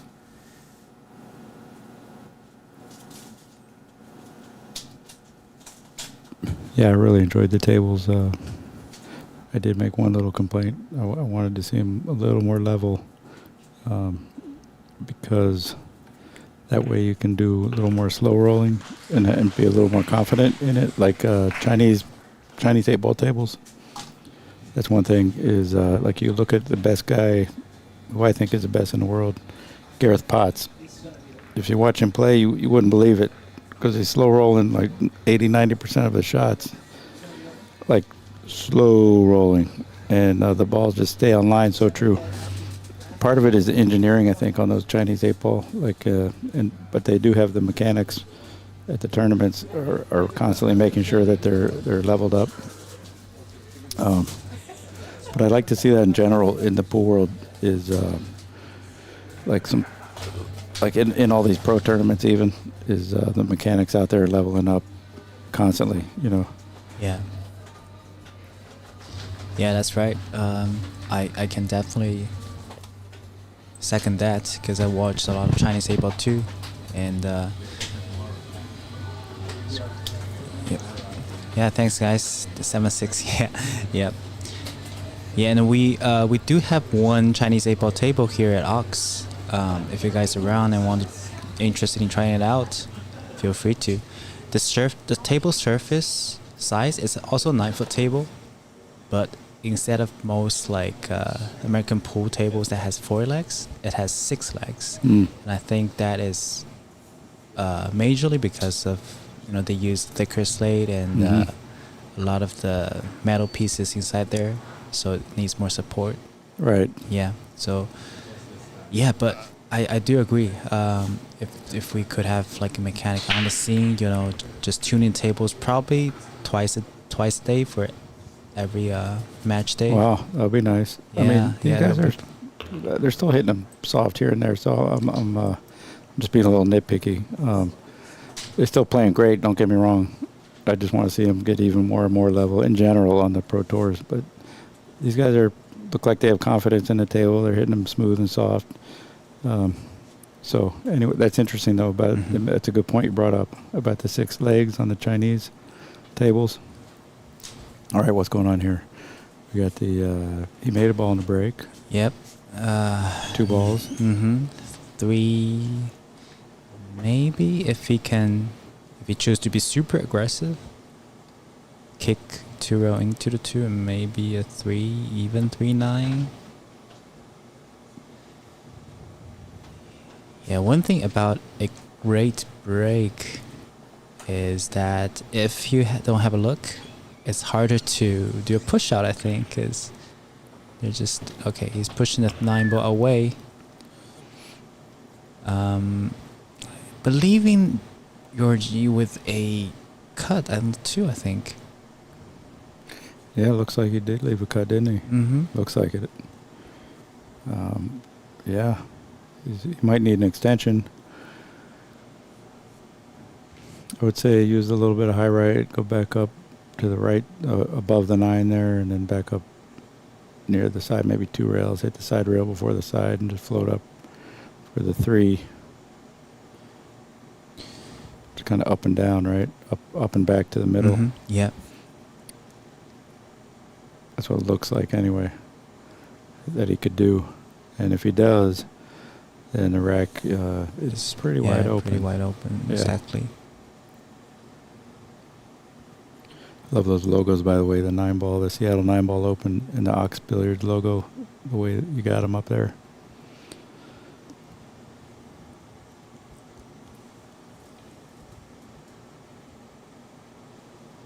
Who designed those logos, by the way? Mike? Yeah, Mike, our Good job. venue owner. I'm a logo guy. I've designed a lot of logos, and I love design. And yeah, it's really cool. It's like 2 racks, right? And there's Yeah, like 2 it is. X's. And it's the Ox. Yeah, a little background on the logos. 2 racks, like you said, kind of joining together, and it's kind of the idea of joining the snooker world and the pool world Wow. together and it's one. No way. And obviously they all share the cue ball, right? And the cue ball's in the middle of the rack because they all share the same thing. And then sneakily in there, you get to see that 9-ball triangle Yeah, just I didn't hanging notice out. that till The now. diamond, Actually, right? It feels Yeah. And so stupid. that's where the Seattle 9-ball logo comes from. Is that 9-ball triangle in the middle of the 2 racks? It's so awesome. That's cool, right? Yeah. Just a little bit of background here. All right, so Georgie did cut the 2 ball, and instead of going up and down, he ran into the 5 ball as a stopper. Right. Yeah. You didn't listen to me. Let's see if it pays off. Or not. No, I think he's sitting pretty here. Mm-hmm. Just get on the left side of the 7 so you can float over 1 rail with right hand low right for the 8. Could even draw it without even hitting rail, but the rail makes it like piece of cake. Mm-hmm. No reason to just draw it if you have the right angle. So for like balls like 8 and 9, the layout like this, Yeah. would you generally try to be straighter on the 8, or you intentionally want to leave some angle? Yeah, I'd leave a little angle, just be above it. And then, of course, if you come too far like this, then you can go forward. And now he's It's a little bit too far. too far. Yeah. And he's going to have to go around the table unless he wants to Yeah. just slow roll it in and take the cut Take on a the cut. 9. Mhm. Yeah, I yeah. specifically asked that question because for me, I always, because I run into this position a lot if I Mhm. try to get too straight, Right. and it will be hard for me to try to get around table, and I don't like taking a cut like this either. Of course, Georgie, Jeez. yeah, I don't like Georgie it. is, He's going to, I mean, he's Yeah. not too close to the rail. I mean, yeah, he'll probably make it. Yeah, But I like going around the table. I see. But you gotta be feeling it. You're, Yeah, as the player, exactly. you got to make your decision and be go forward with it with confidence. Oh, overcut a tiny bit, but still made it. Yep. All right.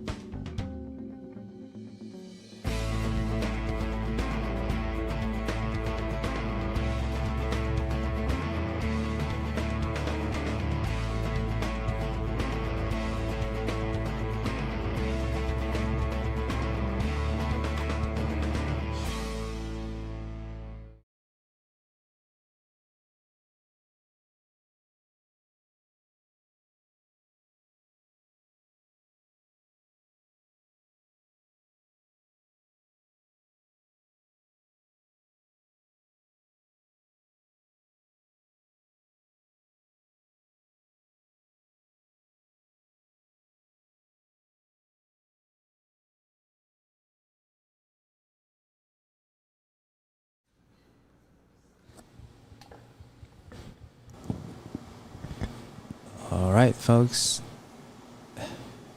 Back to Georgi's break. And folks, if you're on YouTube and Aux channel, remember to like and subscribe. It's always good to so Aux is dedicated to produce more pool and snooker events and tournaments. Hit that notification button Yeah, yeah, exactly. so you don't miss out on a single upload. Yeah, and also definitely check out Max Eberly's YouTube channel. He has a fantastic channel that produces very quality, high quality pool instructions and videos. Thank you, brother. Yeah. Appreciate that. Yeah, no, I've been doing that since 2008, I think. Love doing it. And, very nice of you to say that. Thanks.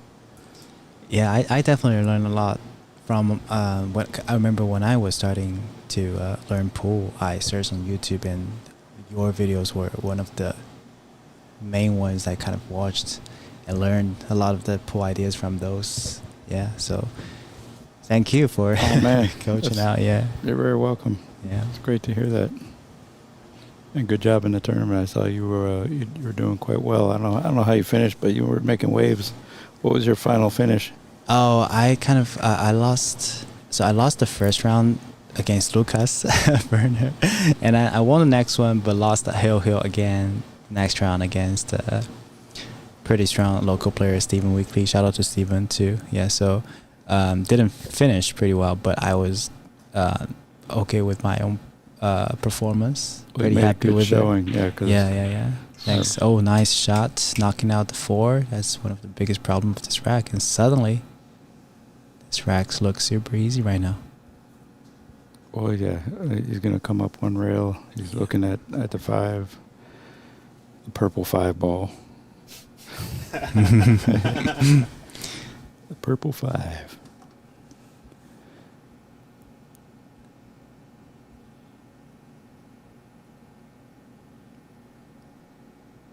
My question is, how much room does the 8 have to go by the 9, were he to Right. get perfect shape on that 7 and come around? It looks like it has room to squeeze by.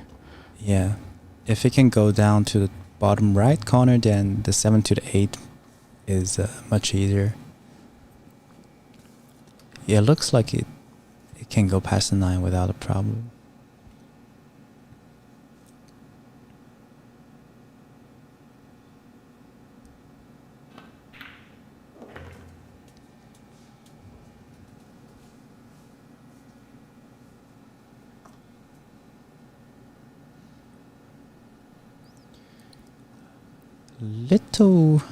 Just a little tricky on this one, seems like. Right, because he might have to draw with low right. Yeah. Come 2 rails. Yeah, simply using top Maybe. might cause the cue ball to stick to the rail. Yeah, he looks like he's gonna thin it. Mhm. With a high right. Just Oh, float up in going there. in between 8 and 9. That's clever too. It's a good thing about when a ball's near the pocket, you can mainly hit it the thickness that you need in Mhm. order to achieve position. Exactly. As long as you don't like hit it with some weird topspin too full and make the cue ball stick near the rail. Mhm. Yeah, great advice, folks. So, Jesse from the chat is shouting out, yeah, Max Eberly is also a great artist. Exactly. Oh, thanks. Thanks, Jesse. Yeah. We were just talking about he designed a lot of logos. Wow, Oh, look wow. Okay. Jesse Johnson actually had a really good tournament here. Yeah. I think he was barely one out of the money, but he looked really like a pro out there when I watched him, and always talented player.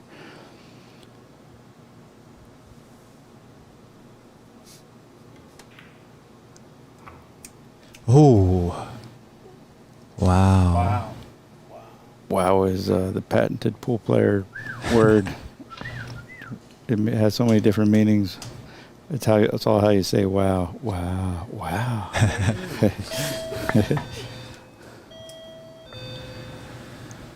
this is what Lukas was sitting in his chair waiting for. Yeah. It was just such an opportunity. That could be the turning point of the match, actually. Yeah. If Lukas goes on and win, Georgi is going to look back at that. It's actually huge when you think about the difference between 9-6 and 8-7. 8-7, exactly. With Lukas breaking, potentially Right. huge.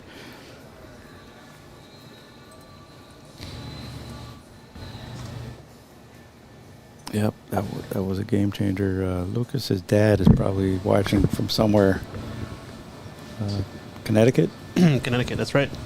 Yeah, dad's super cool guy. They're always together, except for recently. Lukas has been out at a bunch of tournaments. More on his own. Yeah, a little bit more on his own. But dad is super supportive. Nice. Super nice guy. Well, yeah, I just want to give a shout out to the rest of our sponsors. World Nineball Tour event here at Ox Billiards. Q-Tech, our head sponsor. Matchroom bringing this event to us. Table fitters over at Idaho area. Zach, shout out to him if you guys want to get your pool table fitted. Andy Billiard Cloth is what they're playing on here. Sandro Manzel doing the photography for this event. Check him out on Facebook. And Littman Lights bringing you the show from up above. These are all Littman lights on every table, even the snooker and Chinese 8-ball tables. So check them out if you're trying to get some lights. Good stuff. And I think we're ready to get started here. Rack number 16. Take it away, gentlemen. Now, when you say table fitters in the Idaho area, what city are they based out of?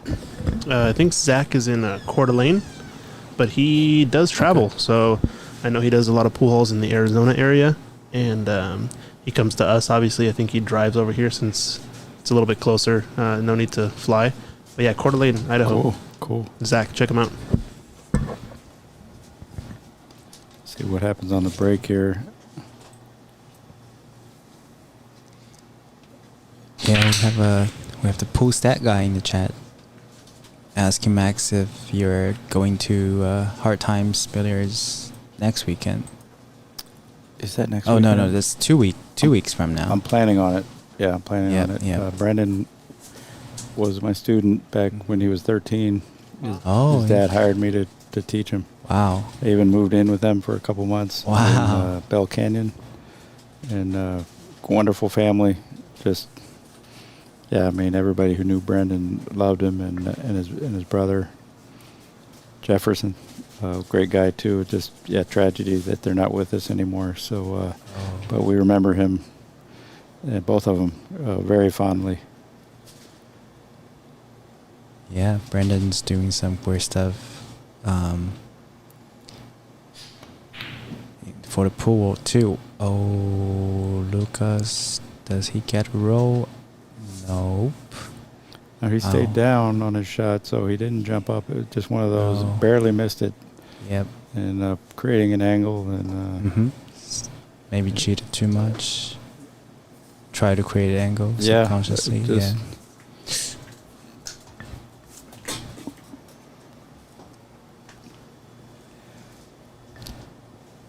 well, it's hard to be a pool robot and make everything down the center of the pocket every single time.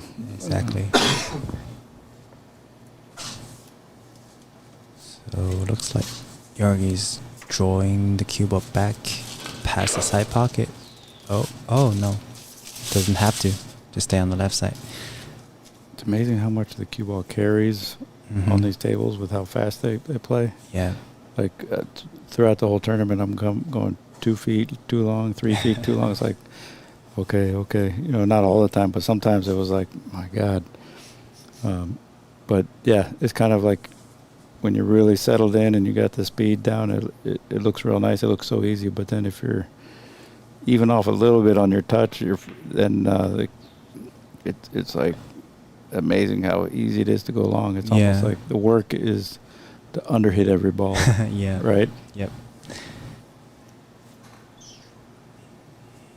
It's crazy. Yeah, your touch, you have to be so dialed in on your touch. So we can see what Georgi just did for for one that was one way to deal with that problem is to go multiple rails. He went 4 rails back to a center table for position of 6. However, this shot, I believe, Cuba just ran. That's what I'm talking about. Yeah. You know, Yeah. you got to underhit, and then Mhm. even when you underhit on purpose, the ball still goes too far. You know, sometimes. All right, probably go back and forth on this one. Long shot to pots. Nice. Stayed down there. Yeah, I think you're right about that. More often than not, it's a good idea to go back and forth instead of just trying to hold it. Yeah. Sometimes, you know, I think that got me once.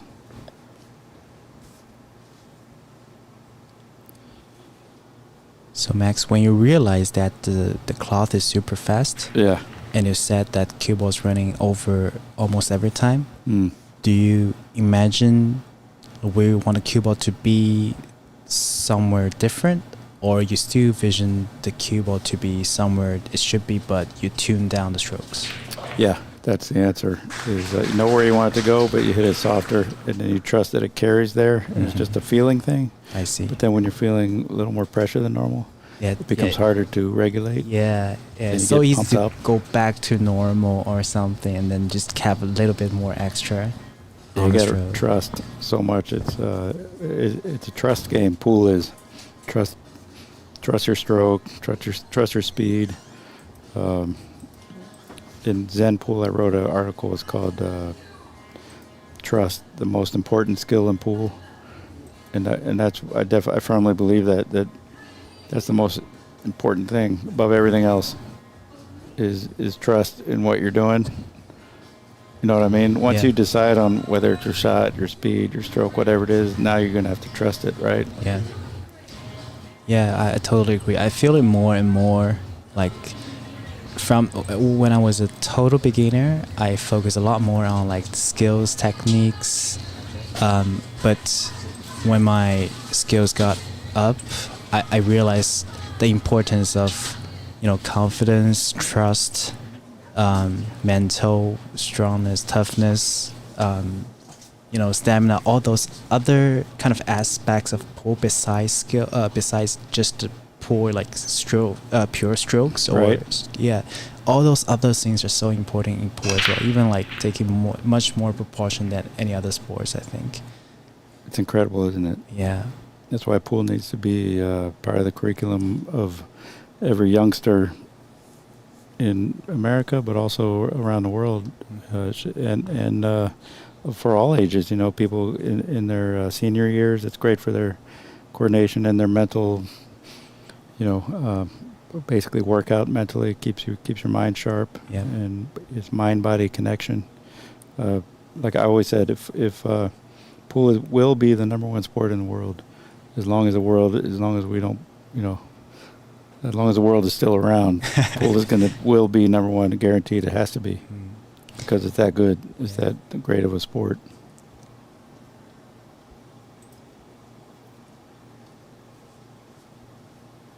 All right.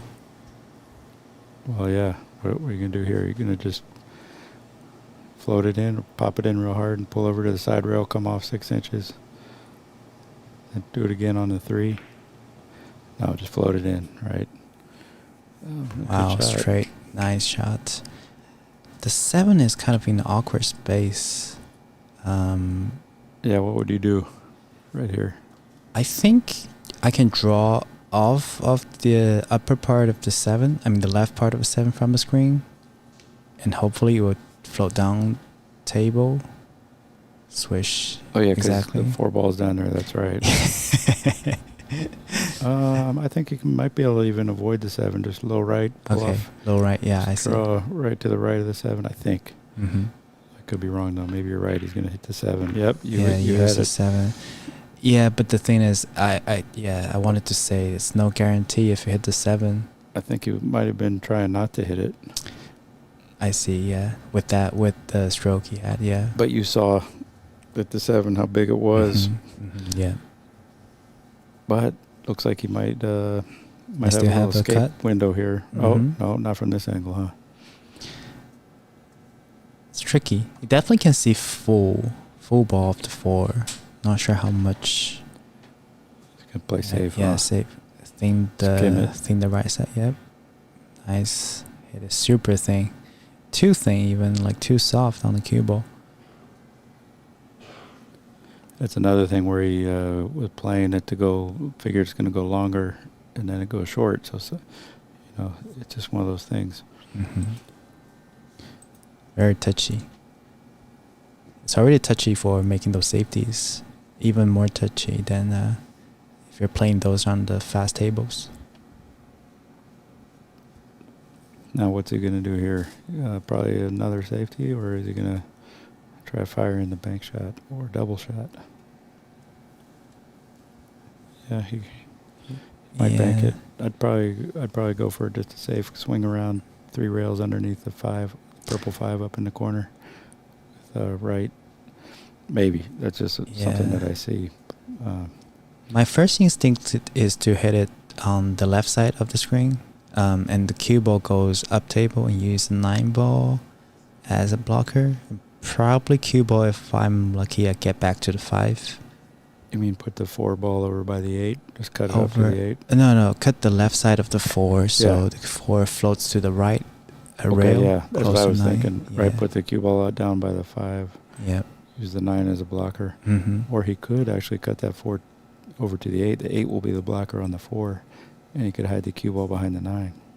Yeah. Or actually just go behind the 9 and come back up table, hide behind the 7. But, he's thinking about all these options right now. He's going over them. How does it look? He's got to be jacked up over the 5 a little bit. Mm-hmm. Kind of, not really, but he might be going with that.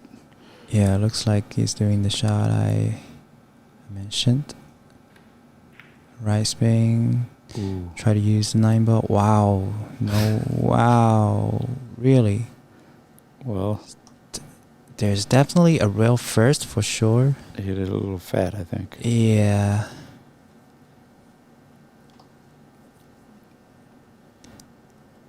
Yeah, or just harder so the 4 comes, just tap more into the 9-ball.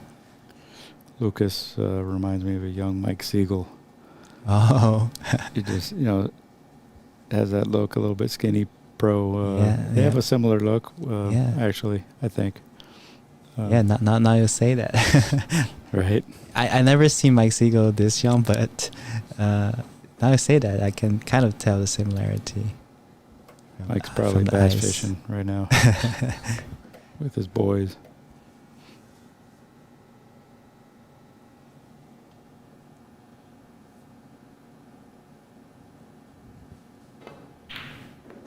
Oh, how's the cue ball?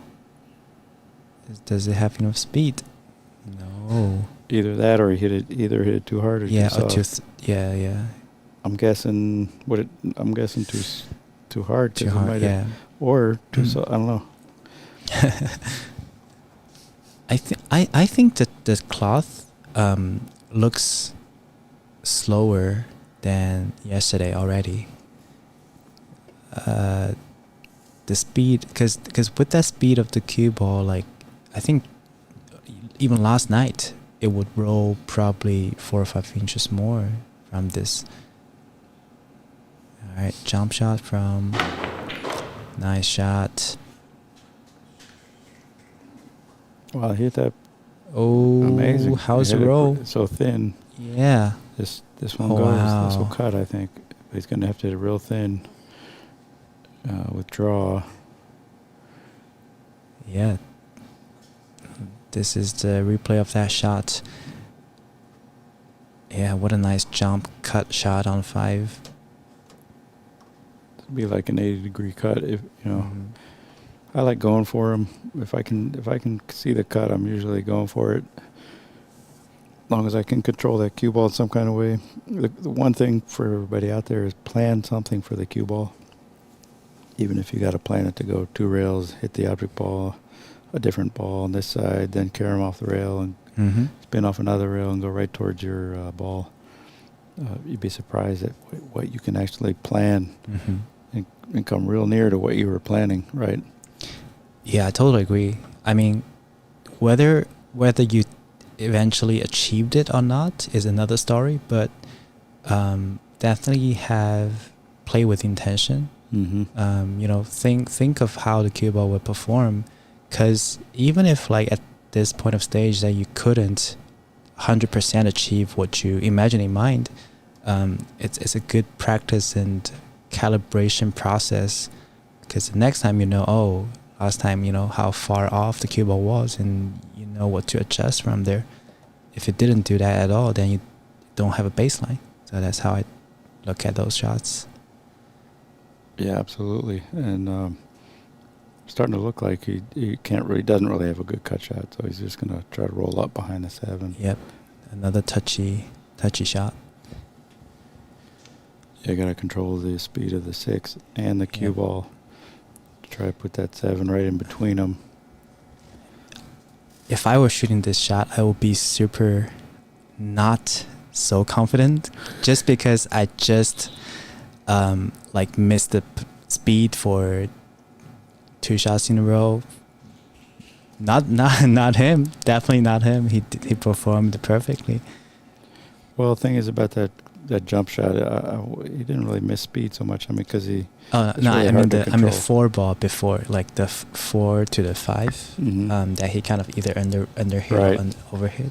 Yeah. Of course, that he was jacked up and shooting a long shot, so it wasn't like a horrible. I see. I mistake. miss either. I see. Gotcha. But you still got to stay in the present moment. You know, even if you hit 2-3 bad shots in a row, you got to find a way to get back to right now. And just remember how good you are, what you're capable of, and try to get dialed in and zoned in on your shot right now. Because you don't want your confidence to be determined based on like your most recent results. I see. Very good advice.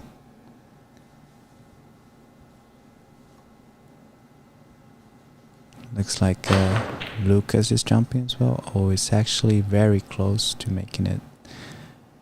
And, well, he gets some love. Not likely.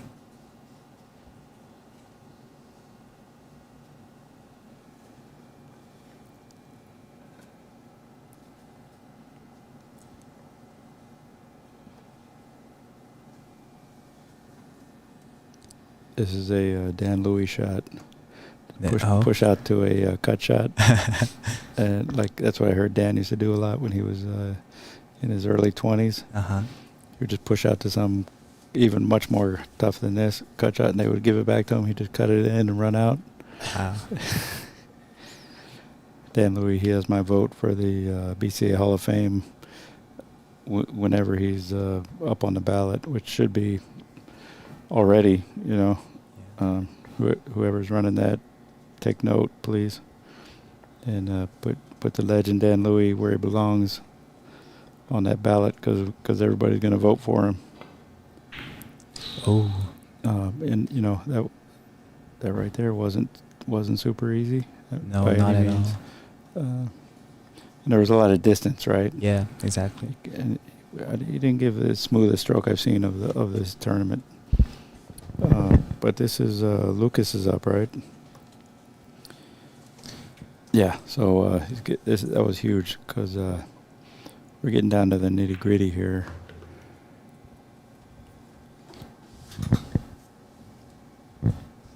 It's a little tricky. I think he's got to play short side here.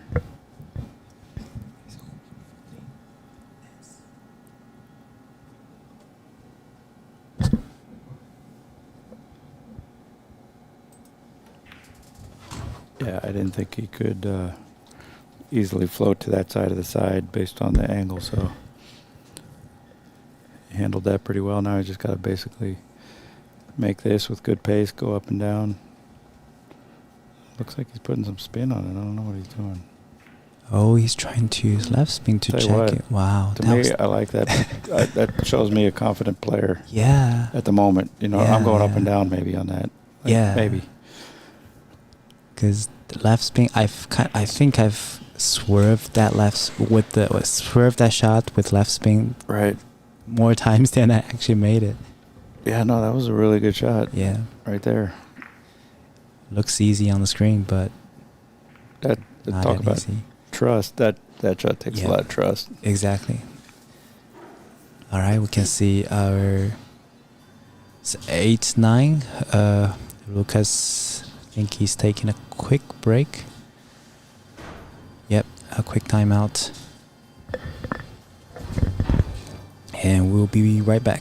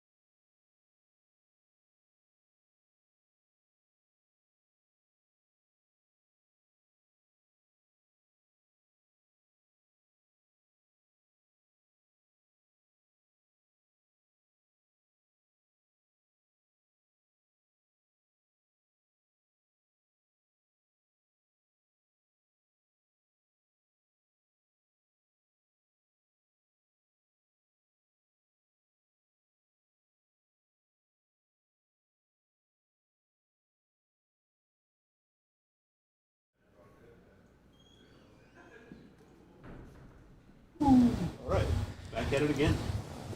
All right, folks. We're back. 8-9 is the current score. Lukas-Verner breaking. It's a race to 13. This is the final of Seattle Nineball Open. Lukas-Verner. Yeah, It sounded like Lukas-Verner. Varner. It sounded like you said Varner. Yeah, my bad. Yeah, Like- Lukas-Verner. Yep. It's always good to talk about Varner, Nick Varner. Yeah. Wow. What a break. Well, I did predict that Lukas would be, or that he is a future world champion in a video interview last year. So, looking to be proven right on that one, Okay, let's see. And I meant that. The kid got great stroke, shoots straight. He's dedicated, good guy. All right, looks like drawing the cue ball and spin it out into the table center. Oh, speed. Whoa. Wow. Just feel like it doesn't really have to be that aggressive on positioning. I just think it's this table. If you're off for a second, if the ball just keeps carrying, right? Yeah. Even when you try to understate your stroke, you still go long sometimes. Yeah. I was doing that. In fact, that kind of helped me win a lot of games this tournament. I would really understate what I was doing. I'd still go further. It's crazy. Yeah. Yeah, if I were shooting that shot, I would probably imagine cue ball just bounce off the left long rail, and then, hopefully it would just stop at the left side of the table. All right, he's looking at the jump. Has to be aggressive.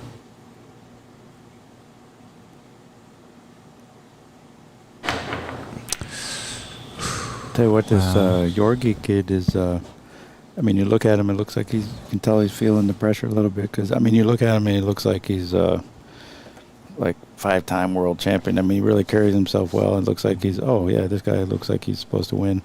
But neither one of these guys have won a ranking event yet, I don't think. And you can tell he's feeling it a little bit, like right now. You know what I mean? Yeah. Which is understandable, because it's kind of a big deal to win a ranking event, especially your first one. Yeah, it's always hard to, when you're close to the finish line, all those feelings and pressure and adrenaline just start to come to. Well, you got to stay in the present moment the best you can, right?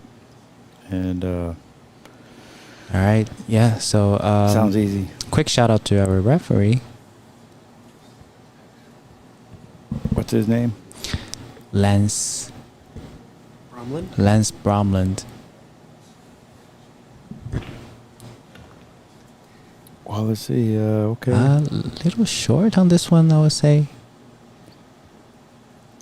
Kind of steep too, right? Yeah, kind of steep. That's what I meant. The first thing is you want to get it past that tit on the side pocket, right? Yeah. Which if he shoots it towards the hole, it should be all right. But it's not easy, right? Mm-hmm. Just don't think about that. Smooth top spin, probably just roll directly towards the 5. Maintain the line nicely. Nice shot.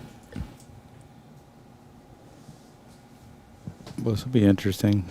You could draw up between the 8 and the side rail and not even touch a rail and just try to land right in there, close to straight in on the 6, and then take it from there. That's one option. Or you could force it to the rail and shoot the 6 in the lower left corner from here. Yeah. Stone one rail over. Which that's a good shot on these tables, to come across the line of position and still land where you want is a good shot.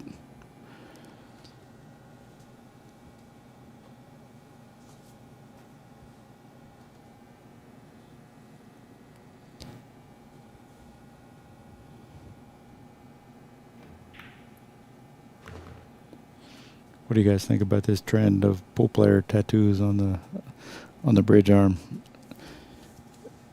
Notice he has an 8-ball. That's pretty cool. I've thought about getting some kind of billiard tattoo, maybe a largemouth bass, but I don't have any tattoos.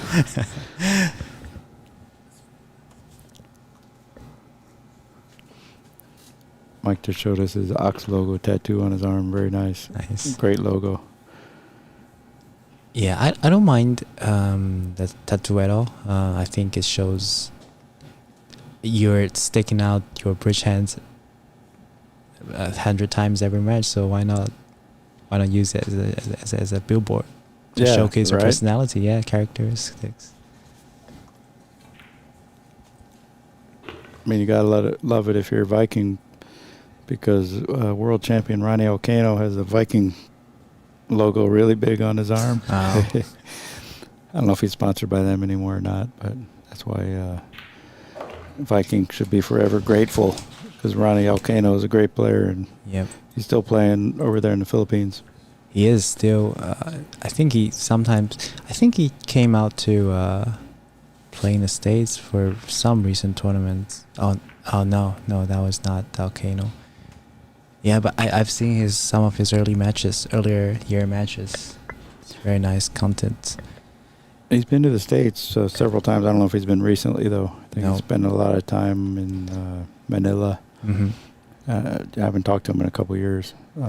He was partners with Manny Pacquiao for quite a few years. Manny would do these like challenge games over at his house when there was tournaments over there in Baguio that Manny sponsored. Mm-hmm.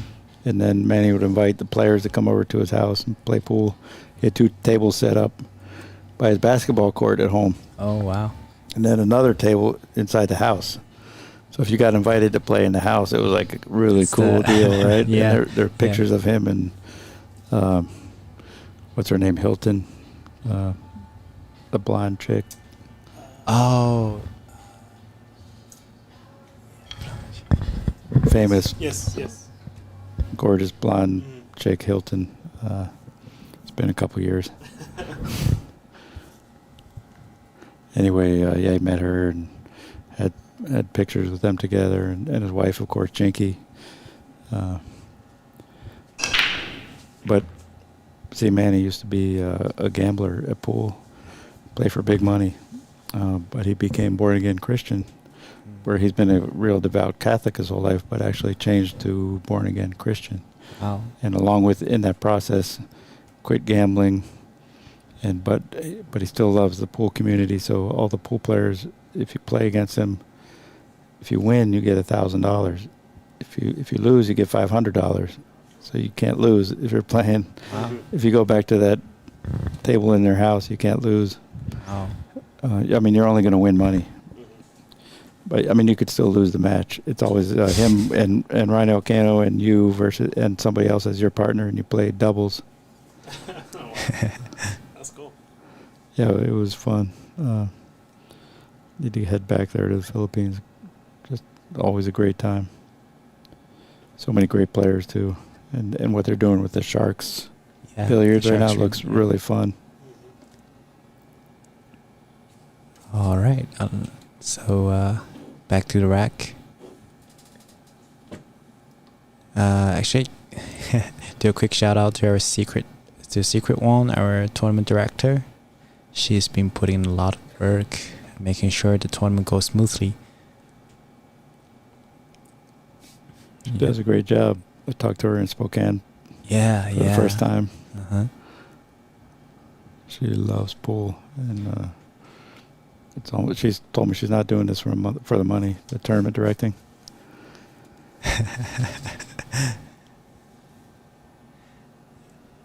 Yeah, and then we had a look at the Northwest Cup trophy just right now.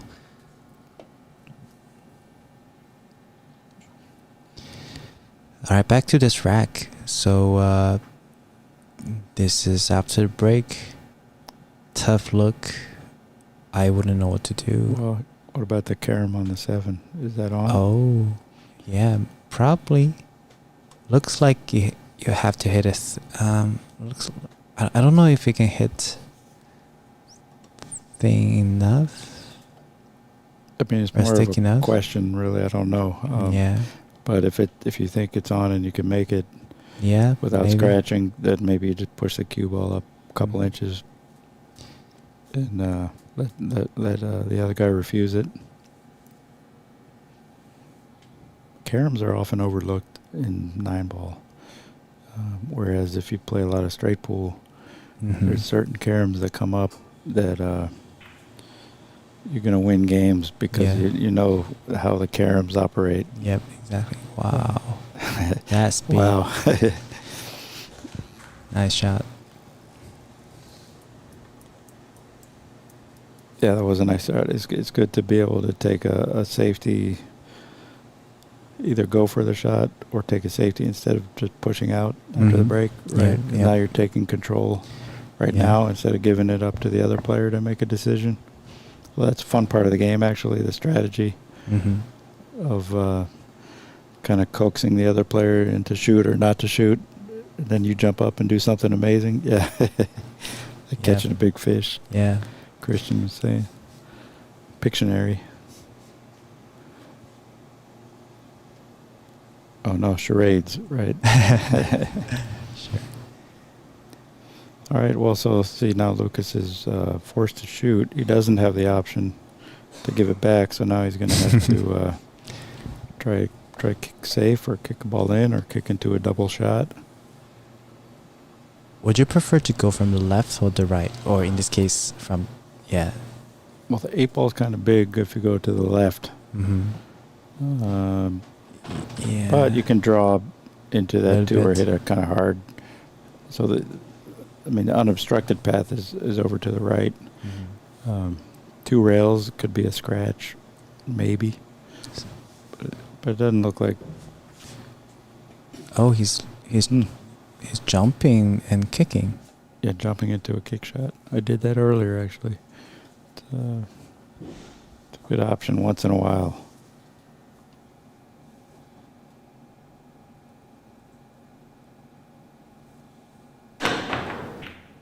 Oh, just a little bit too thin. How's the... Wow. Well, you make a good hit. Anything could happen. Right? Pays to hit him. Yep. Just don't give up.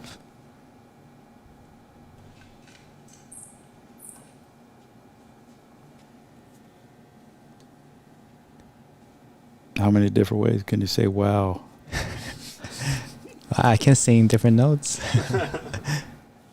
That'd be a fun game to say wow and then have the other person guess what happened on Oh, the yeah. shot based on how you said wow. Yeah. For 1,000. I'll take wow for 1,000. All right. So... Do you mean wow or wow? All right. the wow meter. Yeah. Alright, looks like he's using the mirror method to line up for a kick. Marking spot as well. Wants to make sure that he kicks on the exact point that he aims. Everybody has a plan until you get punched in the face. Just meant that in general. No, it looks like he has enough room to get around that 6-ball. Yep. Okay, not exactly sure if he wants to kick it twice, but definitely ended out alright for him. Oh. Yeah. Moral of the story is sometimes you're kicking into a percentage Yeah. and you really don't know exactly what's going to happen. Although sometimes it works out perfectly, so it's good to plan something. Mm-hmm. But sometimes it's hard to even figure that out, so you just play for luck on a kick. So you want to give it like a full Hand, yeah. hit with good speed. So 5 is blocking a little bit part of the 2-ball. You have to kick to the left side of the 2 from this angle.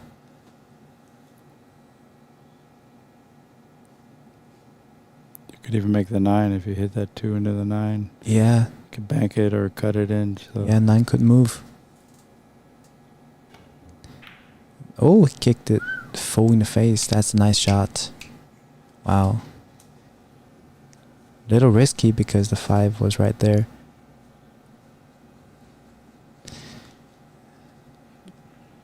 As pool players, we thrive on risk, Mm-hmm. or we're addicted to it. Yeah, need to find the right balance. You can't win without taking any risks, but just be mindful of when you're taking them. We're trying to minimize risk too, right? When Yeah. When there's when it's a close type of a match. Oh, we have Christina Zaloteva in the chat. Hey, All right, Christina. Hope you're having fun in New Zealand. Yeah, exactly. There is this pool. Luck is part of it. Can't get away from it. Just have to take it. Flow with it. is Christina a member over here? We wish. Not yet, but hopefully she will be able to come to Seattle sometime and come to have a visit. You should just make her an honorary member, and she'll most likely show up when she's around. How'd you do, Christina, in the tournament over there in the World 8-Ball Championship? I haven't been following it. I think the women's 9-ball championship. Oh, really? Yeah, women's Okay. 9-ball, men's 8-ball. Nice. Yeah. All right, safety from Georgi. I think he can see the 2. See. Yeah, he can even make the 2. There is a path. But rowing behind a 6 is also an option. Little awkward. It looks like if you want to row behind a 6, you might make the 2 at the same time. What about cutting the 2 just to the right of the 3 Okay. and roll it behind and then the row 6 behind. that way? I see. So cut it thinner. Looks a little weird. Yeah, Yeah, cut the put the 2 down on the end rail just Mhm. past the 3. Yeah. Lob the cue ball in. Or even into the 3, but make sure you Yeah. keep the cue ball behind a 6. Yeah.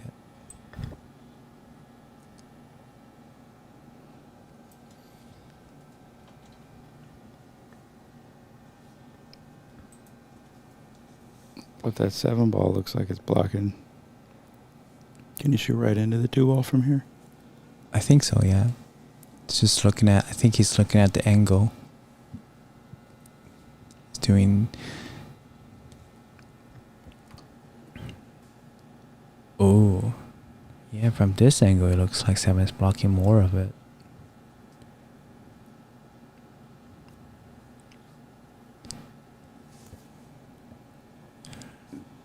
Let's see. Soft roll, yeah. Yeah, that's your shot, Max. But it's so hard to control speed. We gave an opportunity here for Georgi to do some kind of safety. Yeah. Yeah. See what he comes up with. This is a very big rack. 11-8 versus 10-9. We're getting closer and closer to the finish line, so whether it's 1 rack lead or 3 racks lead, it's huge. Alright, soft roll, maybe too soft. Yeah, he can see the 2. That's a small mistake from Georgi. Thing is, he's shooting off the rail here, so it's going to be a little tougher. Mm-hmm. Coming off the rail, he could play like a double safety, Yep. shot safety, cut the two towards the side, And play to make yep, it. cue Yeah. ball back like a two-way. Yeah, that can be risky too if you hit the outside point. It could bounce back. So, Yep. or just make it in and get shape here, and then play safe. Go for a save and bank up table. Hell, at least there's Hit it no pretty good. no direct look on the 2, I guess. Is there a path in between the 3 and 8? Oh, there may be. It's like a masse because the left side is like a scratch Yeah. off the 2 into the corner. Yeah, he's looking at it too. Gonna kick underneath Hmm. it with a low Mhm. right. Play the 2-9 combo. You never know. You never know.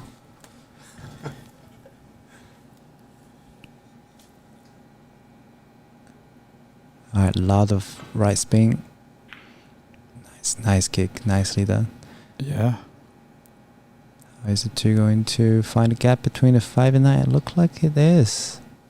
There's a shot there. Not easy at all, but I think this will be the time to go for it.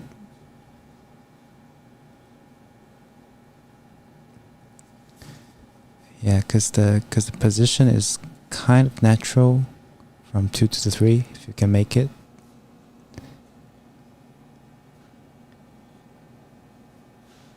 It's like those shootout shots on the Predator Yeah. Tour. Yeah. But now you're only a couple inches off the end rail. And the 2 ball is down there.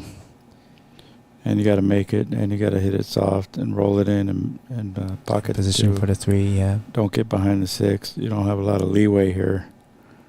The 8's over there. Alright, let's see.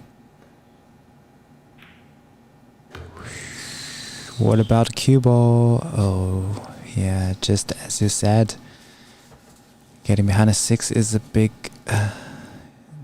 probability.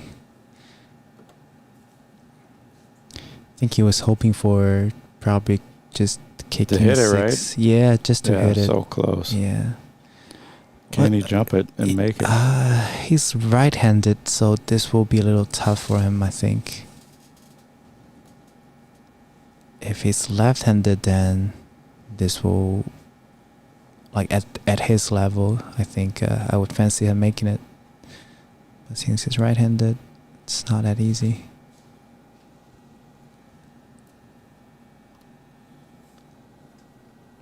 All right.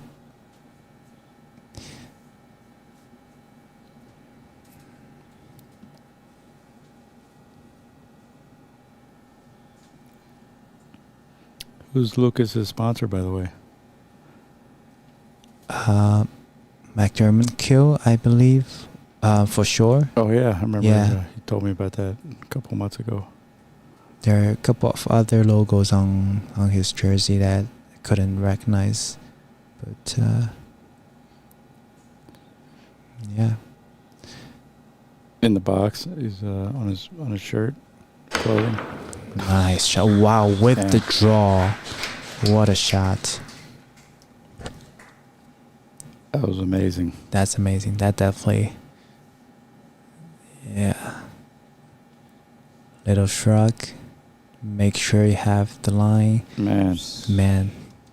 And look how still his body was. Oh no. Wow. Shake it off, shake it off. Go high right here, make the Yep, 5, high yep. right 3 rails, short side on the 6. Yep. Fortunately, there's still a shot and position is kind of natural. Stay down, make it. Nice, good speed.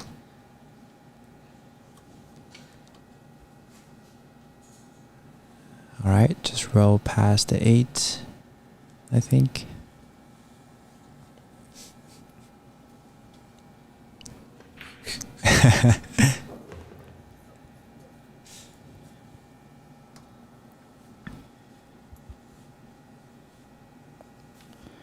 came a little far. Now he's got to control the. Here's one of those shots, those angles. Mm-hmm. Watch how soft he hits this. Yeah. See that? Yeah. If So soft. the line is natural, but if you're not careful, it's so easy to overrun that. It's a little funny to me. Yeah, that's why he went down Yep. instead of in the corner because he had an angle. Mm-hmm. See how the cue ball went a few inches far, right? I mean, he's fine, Yeah. but the ball just carries.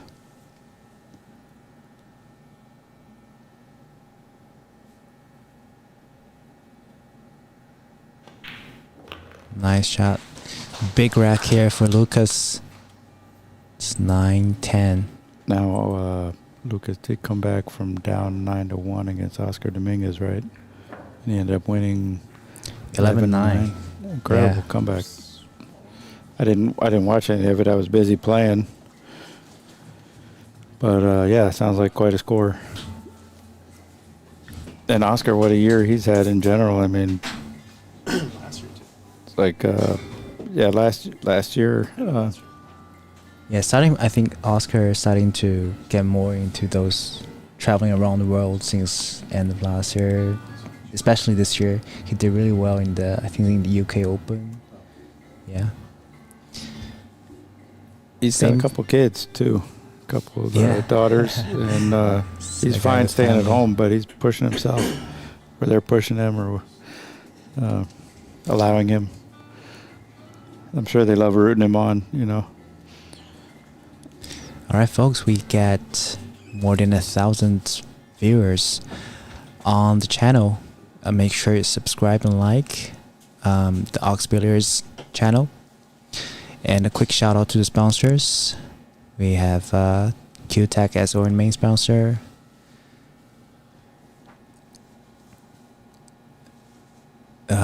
Lemon Lights, Sandro, Andy Billiard Cloth, Table Fitters. Nice break. One ball's down. Cue ball's back in the center table. Opening shot is a little steep, Short and also side. short side. Only short side available for the 3-ball. But I think the position looks kind of natural. 7 is in the way, but just focus on making it. And probably the cue ball just slides to the perfect angle right there. Yeah, right at where he's lining at. Give him a mental reference to if he can hit that rail, go between the 6 and 7, Mm-hmm. hit the rail and just come off a little bit. But you got to hit this shot like 3 feet too short on this equipment, and then let it just glide into position for yourself. Yeah.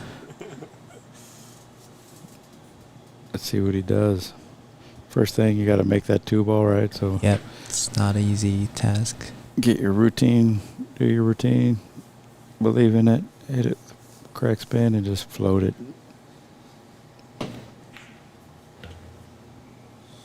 Looks like it's gonna hit the 7 or not. Oh, great speed. What a shot.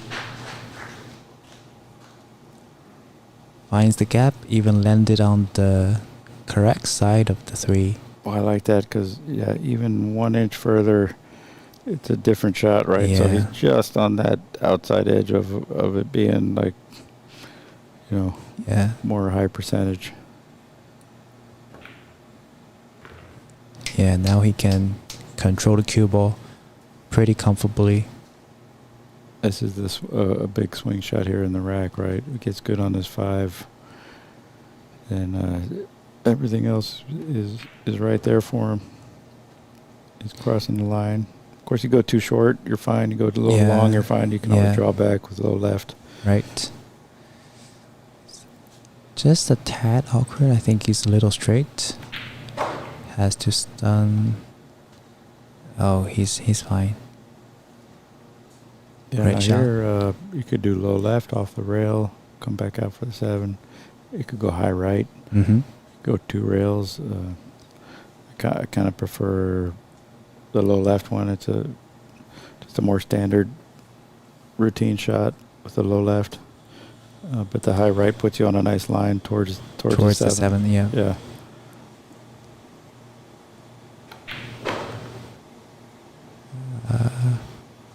Yeah, he's fine. Nice shot. Yeah, you could stop it here. Just naturally, it's a little bit of an angle, so it's gonna go to the right and be more straight in. Just make this ball. Yep. Probably will float into the rail. One rail. Oh, he's straighter than I thought. Nice shot. Boy, that was a big game, huh? Big Fucking game. Race to 3. Yeah, race to 3 for our first Seattle Nineball Open champion. And we're gonna have a first-time ranking event.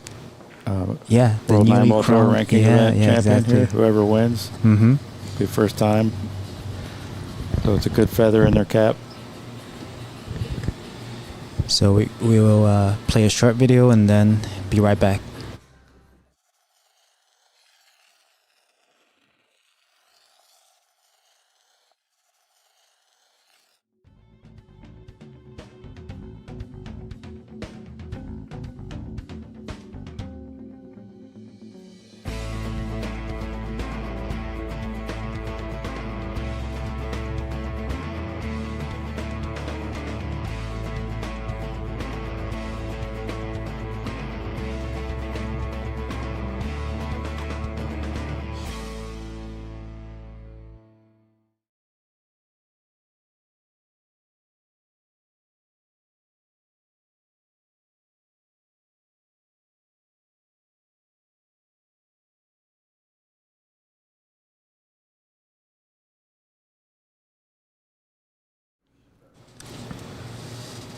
All right.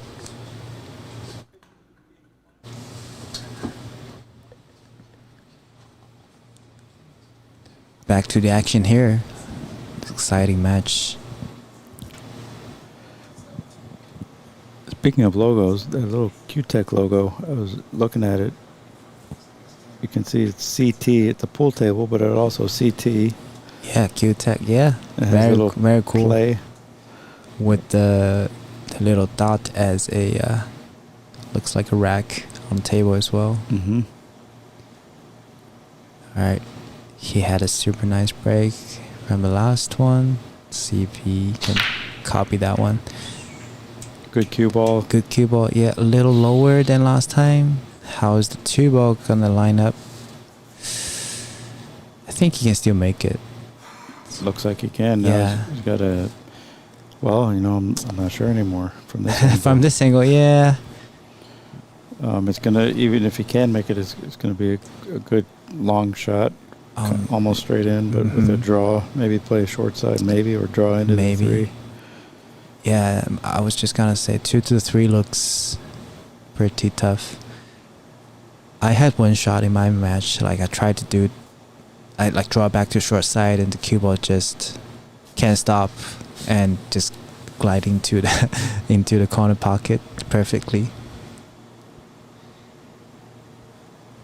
Yeah, I think Max just said he believes that Lukas will be a future world champion. I believe so too. Yeah, his forms, his dedication, and I think when Jonas was here in the booth, he said he believes that too. He said as long as Lukas is in this focused state, he plays really well.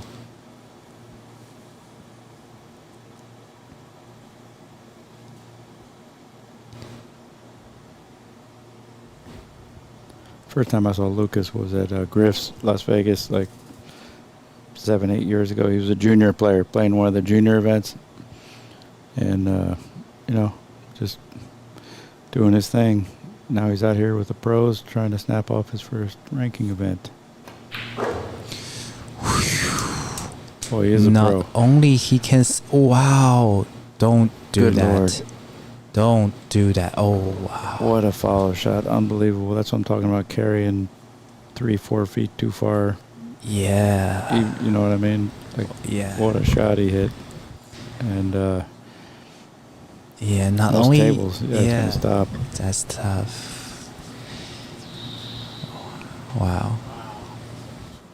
It almost landed perfect. Yeah, there. even I mean, yeah, it's most likely he's going for the gap between the 4 and 6-7. But even if he could just stop right before the pocket, he would still have a decent shot. It's brutal. All right. Well, that's good news for Georgi to come back to table with the ball in hand.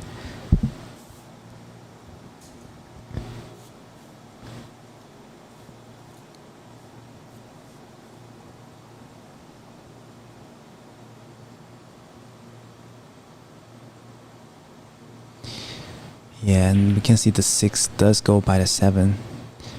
As long as he can get rather close or rather straight to the 6, yeah, he should be fine. Say Georgi's from Bulgaria. Yep.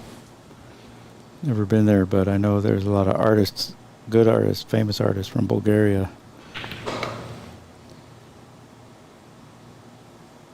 Gonna have to check it out one of these days. I guess they have pool tables too, huh? Yeah, I think I've never been there either, but yeah, I heard they have very beautiful forests in Bulgaria. Yep. Right, goes without a problem.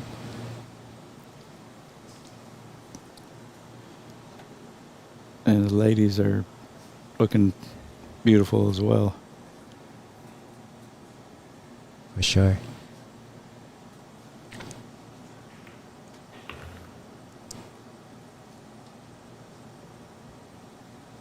Well, nice out. Main thing there is don't mess anything up because it's all sitting in the wide open. He's got a perfect angle on the 8. A little bit of low right. Pull out behind the 9. Shoot the 9 in the same pocket. Yep.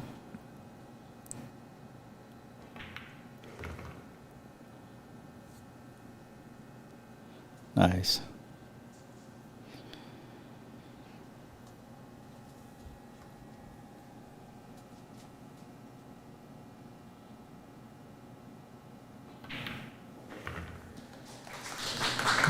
All right. What a swing of the momentum. So Lukas just stopped his streaks of racks coming back, and see what Georgi can do on his break. He stays down real well, doesn't he, Georgi? On his shot, he's not jumping up. He's definitely very disciplined Mm-hmm. in his fundamentals. Yeah, I think that's the theme for most of the Europeans nowadays. The European players, all of them, they have very steady foundations, good youth training programs as well.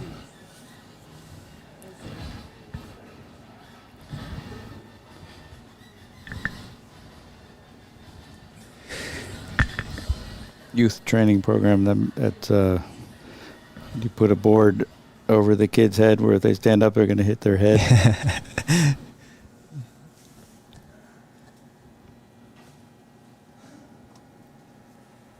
All right.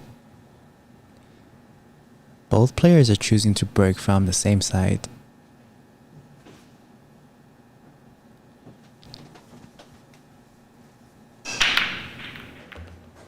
Nice break. One ball drops. Oh, the 4 and 8 are sticking to each other. However, the 2, he does have a nice angle. Man, if that 4 ball goes past the 8, this is Yeah. great little setup after the break. I mean, great position on that, that next ball.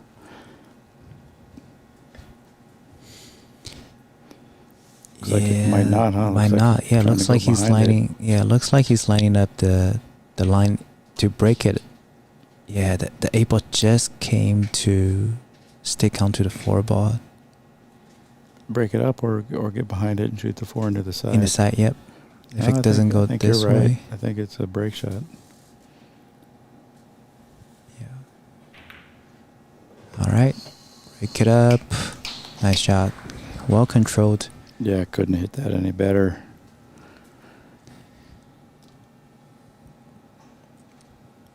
take a look back. Yeah, he lined up the cue ball to hit the 8 ball kind of full, and that's exactly where he wanted to hit. So now 4 ball, he can softly rose it to the side.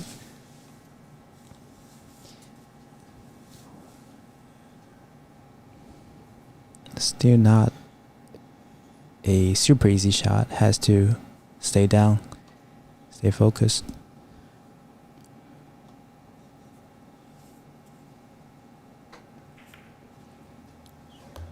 Nice.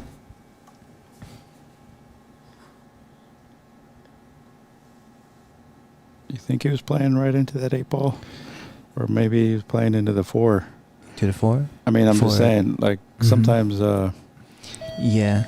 a player executes a shot so perfectly, but they were actually trying something a little different, but Yeah, it turned out case. perfect. Like, he Yeah. might have been trying to break the 4 ball loose.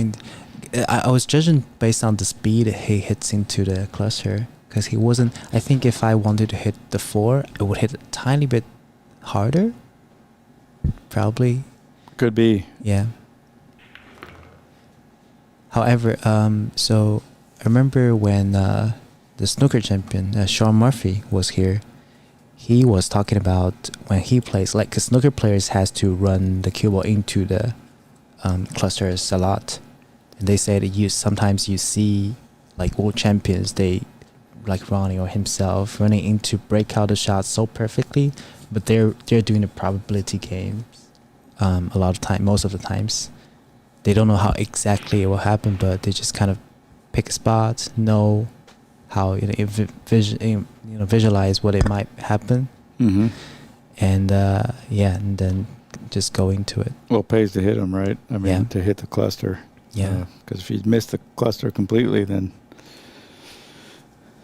well, you're not going to get any good result from what you're trying to do. I mean, you're not going to get something similar to what you're trying to do. But yeah, no, absolutely, the percentage of going into the cluster, that's important. Similar to straight pool, I like snooker for that. That the breakout shots are like straight pool. That's why a lot of those guys, when they do try their hand at straight pool, they do pretty good.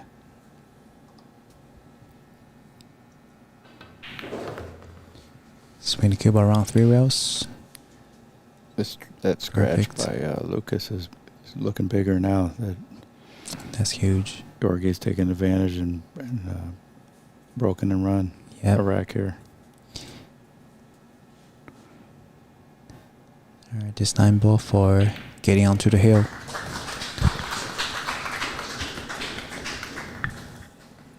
All right, a quick break for a short video.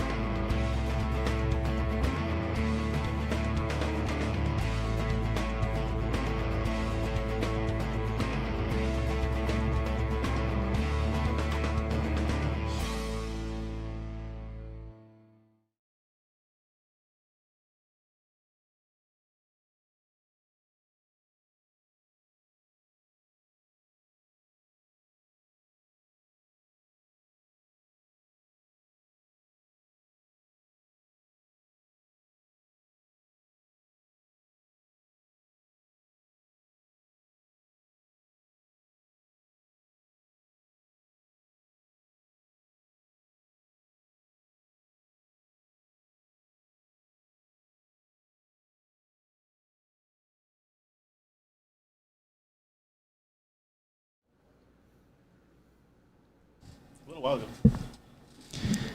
All right. This is going to be Georgi's last break of this match. Okay, the cue ball was kicked down table. Well, this is what Lukas is looking for. Yeah, something on the tic-tac-toe. break. Yep, Yeah. not a tic-tac-toe rack, exactly. Nothing worse than just sitting there while the guy makes a perfect break and Mm-hmm.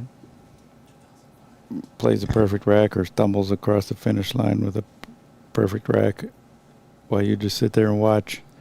So either going to push or play some kind of safety, and Lukas will have his chance at something. Yeah.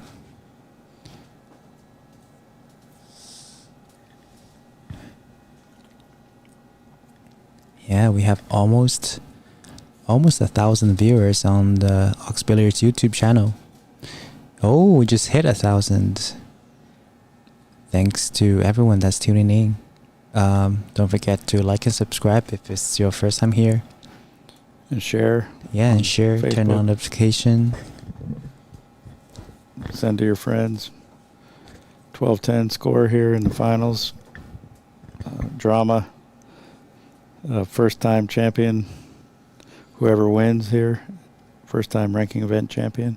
Yeah. And inside the booth, this is Shu Chen Chow, and have the honor to commentate with Max Aberley. All right, a push my out. Pleasure, Su Chin. All right, here. Well, what's your thought process here? What are your options, Su Chin? The most, like, first instinct to me is to just hit it thing on the left side and bring the cube up back. Use the 3, 6, or maybe 4. I feel less pressured just because the 3 is not so obvious. So I feel like even if I leave a long shot on the 2, it's still all right. Mm-hmm. So I wouldn't focus on, getting the cue ball dead behind something. Right. Just make sure to leave distance. And the 3 ball doesn't go so easy here. Yeah. So that's a good thing. He's definitely going to take his time here. Yeah. Try to play the right or the best, highest percentage shot.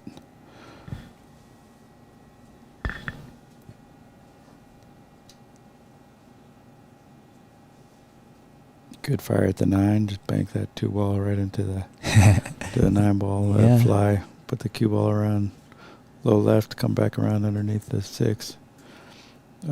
Probably not that shot though.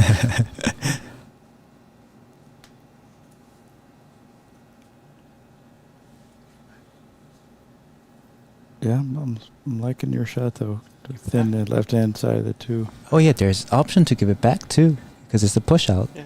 You give it back? Oh yeah. Lukas just gave it back. Wow. Yeah, I mean if Interesting. it's looking real tough on a safe, then it can be a good idea to give it back. That's for sure. Mm-hmm.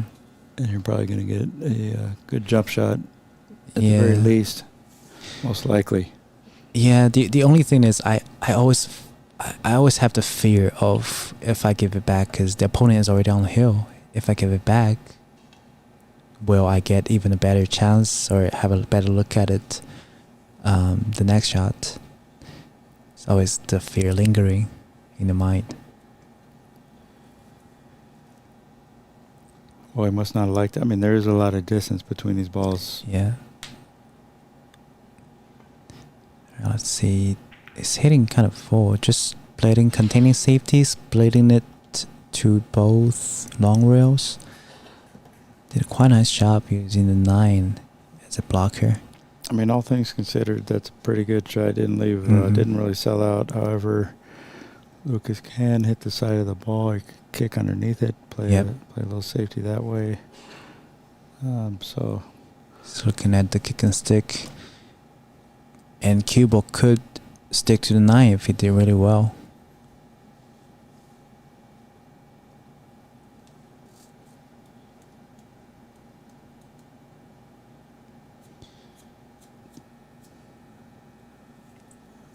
yeah, he could go underneath the 2, hit it real thin, come back, try to get up underneath the 5, kind of zigzag underneath, send the 2 ball up behind the 8, or just hit it fuller like you were saying, Mhm. kick and stick. I mean, could even slice that 2 ball up in the corner if he wanted. Alright, looks like he picked your first shot. Ooh. Well, I was All thinking that the kick can do that, but he went right into it. He went right into it. Did pretty So, good with it, getting yeah. behind the 8. I like that. A little more control when you can go directly into the ball. I think Georgi has the right edge of the two ball, probably. Lukas, yeah, he's trying to peek. What shot? Got a good poker face, doesn't he? He's trying.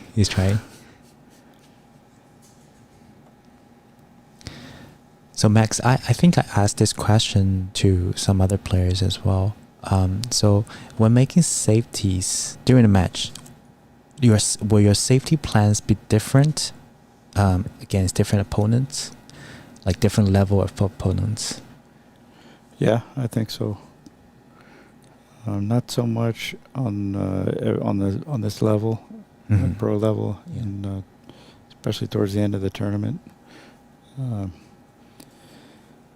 But for the most part, you're trying to find the best safety opportunity and execute that shot. Like, even against all players. But it could change, yeah, based on who you're playing. Yeah, because it feels like a trade-off. Because sometimes you have to take more risks, try to do a dad stick onto a safety or something, but you could sell out completely. Or you can do containing safety, but against someone like at this pro level, if you just split it two sides and let the opponent see the full ball, it's no good, right? So feels like well, at the end of the day, you have to train your safety games and be good at it. But just at the moment, do you trust in yourself? Do the safety based on your skill, or you have to kind of adjust it a little bit again, depending on who your opponent is? Yeah, I mean, against these pros, you don't want to leave them an open shot. That's for sure. Sometimes it depends on the difficulty of the safety as well. Wow, so Georgi, this hit a two thing on that one. I didn't like that shot because you're kicking into it, and just a very slight difference on the cutting angle will result in different speed of the object ball. Can we get a replay on that last safety? Or no? Okay. It's a little too late. Yeah, so what he did was the cue ball went one rail into the two. Kick one rail. Yeah, hit try it to soft. What was he trying to do? I think he was trying to kick it fuller, so the two ball goes to the bottom rail and up. But he cut it more, and then both balls just died around the bottom corner. Boy, that's brave, I gotta say. Yeah. Rarely am I gonna do that. Yeah. Like real soft. I'd rather kick pretty hard into it and just play for something good to happen. Play for luck sometimes.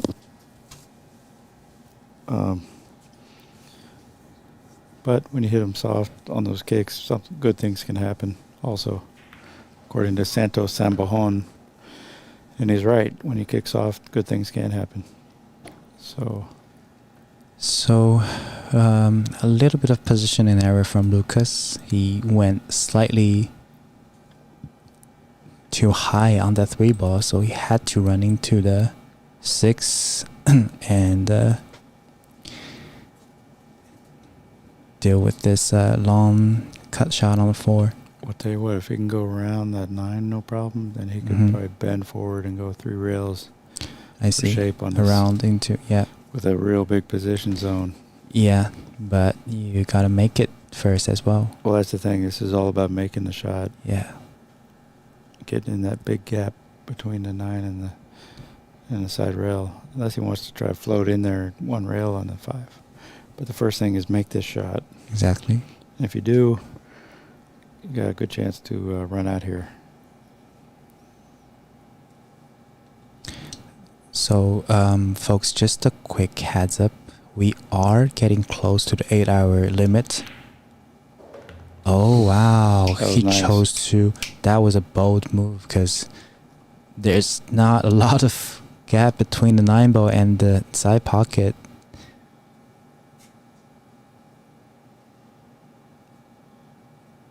Yeah, that was nice. Beautiful. Yeah, you're right. Yeah, he had to go, like forward a couple degrees. Yeah.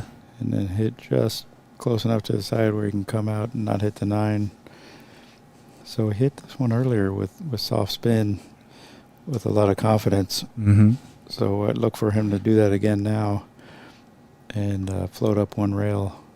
What about go forward, like top right, and then go 3 rails, and then all the way go in between the 9 and 7? Well, that's good, but you don't need to do all that right now. I Just see. make this with float left it. spin. It's naturally going to go on the line you want Mm-hmm. without going around the table. Yeah. Just high left actually come out to just past the center.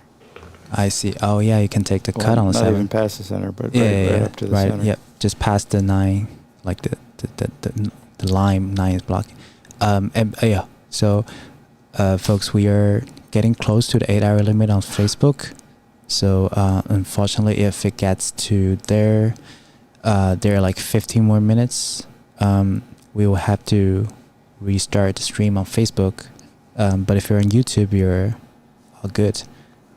So please forgive us if we have to shut off the Facebook stream in a few minutes. Now that move that the ref just did, I do not agree with that move. There's no reason To check for frozenness, right? What does it matter? You're going to hit that ball and double kiss it. I mean, you're going to hit the rail. There's no reason to check that. Even the Matchroom, I've seen the Matchroom pro refs do that, and there's zero reason, I think, because you know that the ball is going to go back and forth, 2 rails, 3 rails. There's just no reason to stick your face up in that shot and distract the players. But Lukas handled it. Now he's just got to make this 8 ball. Right.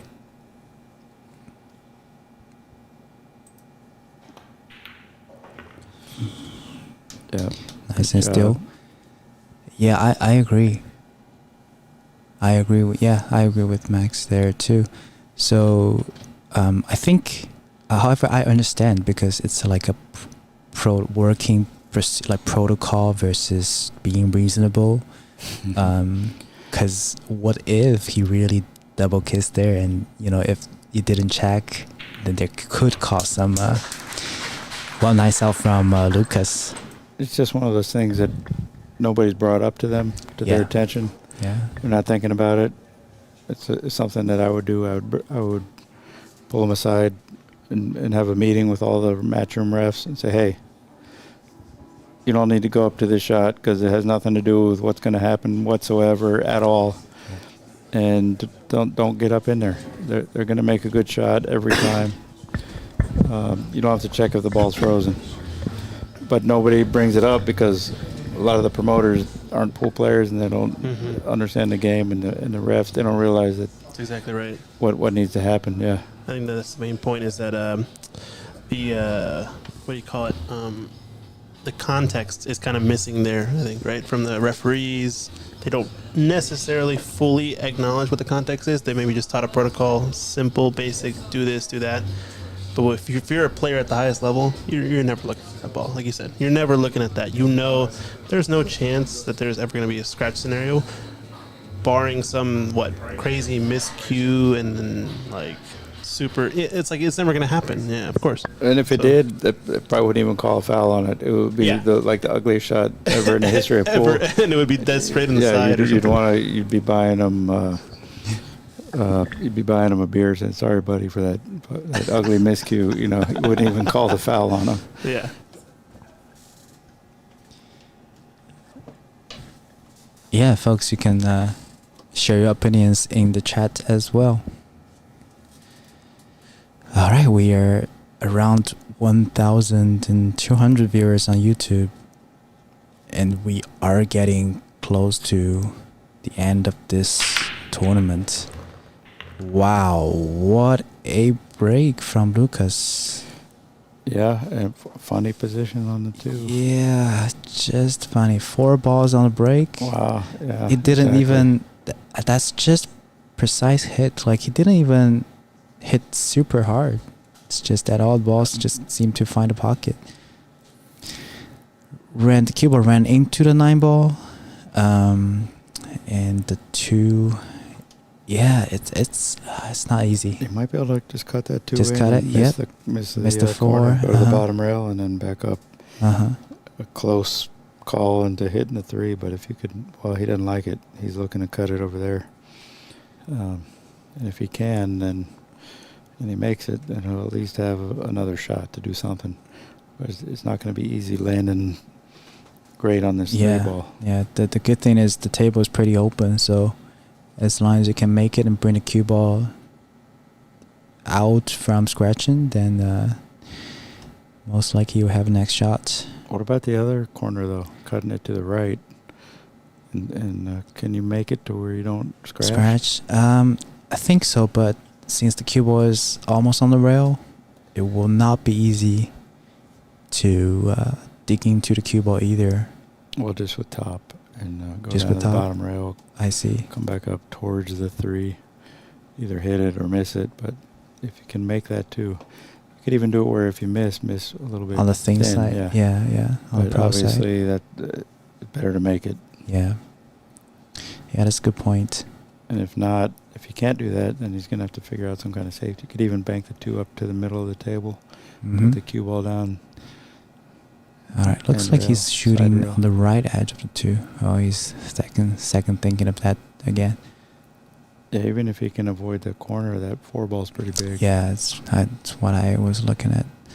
I mean, if he's hitting to the four ball, probably, like, I don't know, more than half of the time he will still have a look at the three. Let's see what he decides to do. Oh, he's hitting the left side. The shot you said. I think he just chose to hit his thing. That was a safety. Wow. That was safety. Yeah. Didn't get the height behind the three. But he hit that two ball pretty good. All right.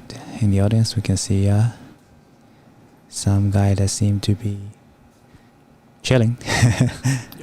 Jonas Santos, yeah. I think he's texting a girl in Mexico. Mexican, not Spanish. Okay. Or maybe Spain. Yeah, no, I don't know.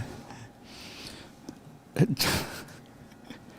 All Sorry, right. guys. We should focus on this intense match right now. Well, he can. Wow, he's hitting it it is so soft. That's a good Try shot, to though. spin it. Is it? But Seemed is like it? for a second? Wow. Dangerous. Wow, These interesting. tables are so, yeah, so fast. So fast. But he must have hit it a little full, right? Otherwise, Because the cue ball didn't went up as much as he wanted, I think. there was the distance. So Lukas put a good Yeah. distance between the balls, which Exactly. made it a lot tougher. All right, get behind the line. Ooh, it's Look at run it. this. He needed to go down and back up. Yeah. I think he was just playing down. He I didn't think- play off the end rail. Or if he did, he didn't hit it hard enough. But I'm thinking he just tried to follow it, and the ball carried. So now he's got to cut it, zigzag across two rails, then hit the bottom rail, third rail, come back up Yeah, to the it's side going rail, to be then back out to the middle of the table. right. It's not Maybe. easy. Or he can just float Maybe. around three rails with running English. Yeah. He's still got to make the ball. Oh, okay. There he Oh, goes. he can spin Beautiful. around like that. Wow, what a shot! Nice shot. Wow. Okay. So That could be the one smooth stroke for good speed control. yep. Draw back. Get anywhere near straight, left or right, straight in on this next five ball. Mm-hmm. This is fine. This is Yeah. fine. Yeah. Draw. Yep. Or forward two rail if he feels like it. Me, I'm drawing if I can. Mm-hmm. I see. So know, you prefer you well, do I'm prefer preferring to it, draw. yeah, because you can hit it with a nice, confident downward Hit stroke. into it. I Pull see. it over. I mean, I've done it so many times. Nice draw with some right spin to carry it over.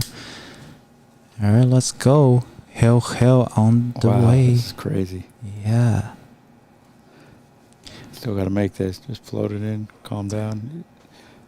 Like 2 hours ago, folks calling the Hill game. Kudos. All right. Wow. All right.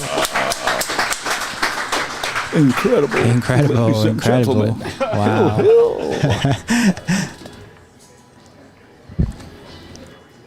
Amazing.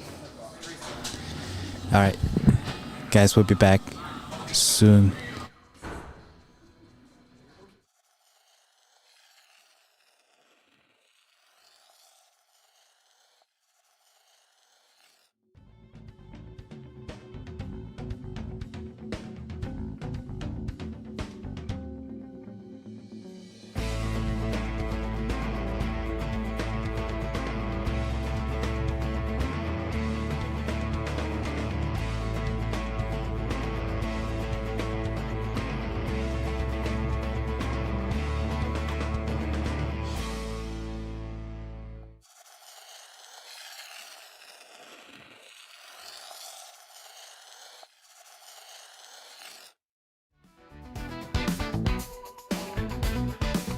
We got the fool hustlers lining up for shots. Yeah, downtown Seattle, and all acts, it's getting hot.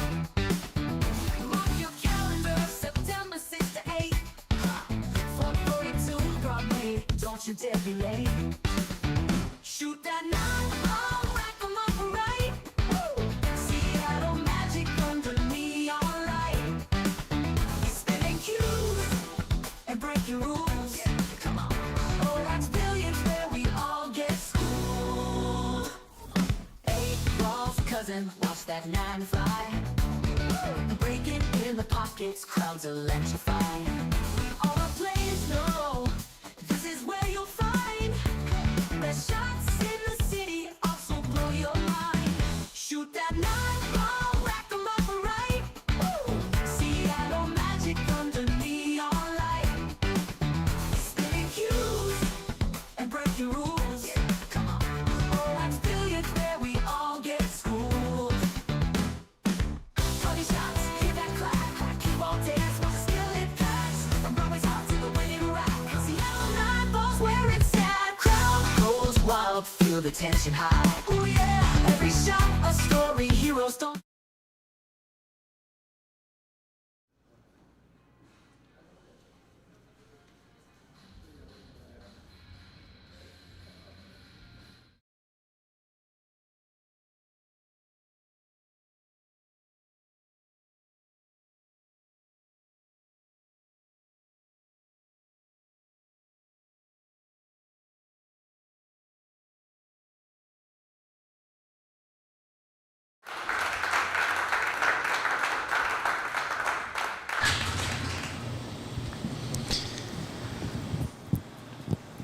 All right, so players are back from the break. They just bumped the fist, and we are going to witness the champion after this rack whatsoever. It is going to be Lukas breaking.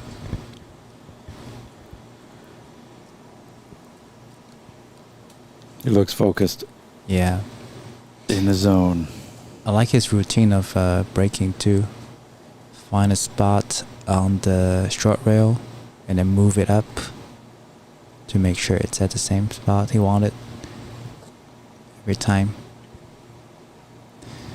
Alright, let's see the last break of this match, of this tournament. Main thing is don't scratch here like some crazy one rail in the bottom corner scratch. Don't do that. Control that cue ball. He is taking some extra long time. Holy crap. Almost scratched. Yeah. But didn't. But didn't, okay. Tell you what, he's got a shot. It's yeah, not easy at all. no, Not it's a easy. long distance Yeah. cut. Wow. You could go for this if you're gonna miss the pro side, which would be Okay, thin. yep, which is Come thin. over 3 rails underneath and around the 3 ball if you make it. But course, can you 6 get is there, around right? this? Yeah, Yeah. I was just about to say it. Good question, because I don't know. You could do inside and straight up and down. Don't even touch the side rail. I see. You could play safe. You could stick them behind. Just You could slow roll it. Yeah, go behind the just roll it, 6 or yeah. leave them behind the 8. Yeah. There's so many things you could do. All right, so You could folks, push. folks on Facebook, a quick warning: although as much as we want to keep it, we have to cut it in 2 minutes it is close to the 8-hour limit What? on Facebook. No way. On YouTube, you're fine. We'll keep rolling. You guys But better go over folks- to YouTube. Yep. Fox Billiards. Right now. Okay, so we will cut it now, so you guys have some time to move over to YouTube. I don't want to cut it like on the last shot on the hill here or something. So folks, move to YouTube if you're on Facebook, Refresh. or refresh, because we will be starting it again. All right, see you guys soon on Facebook.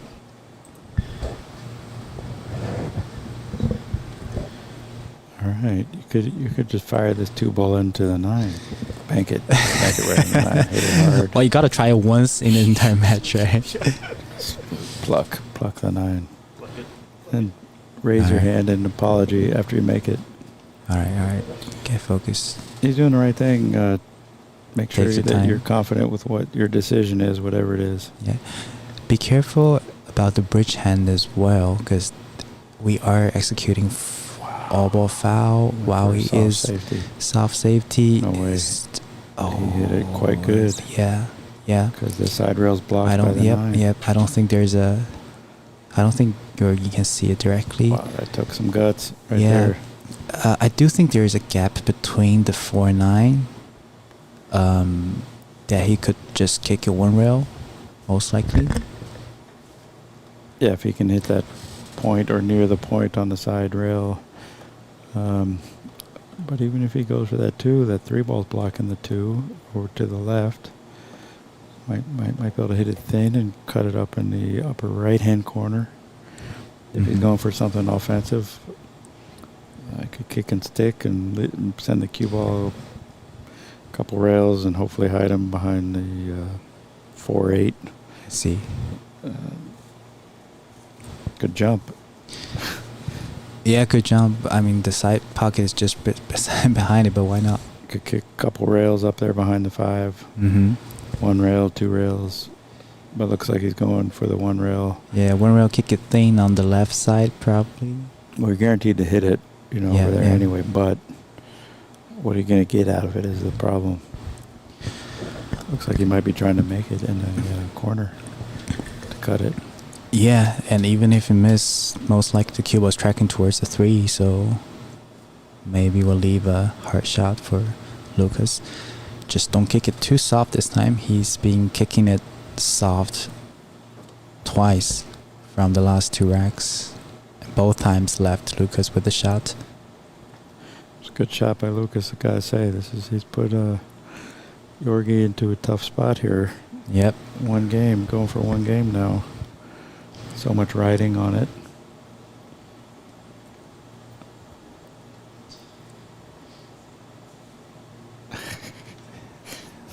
Want to play some 9-ball cheap?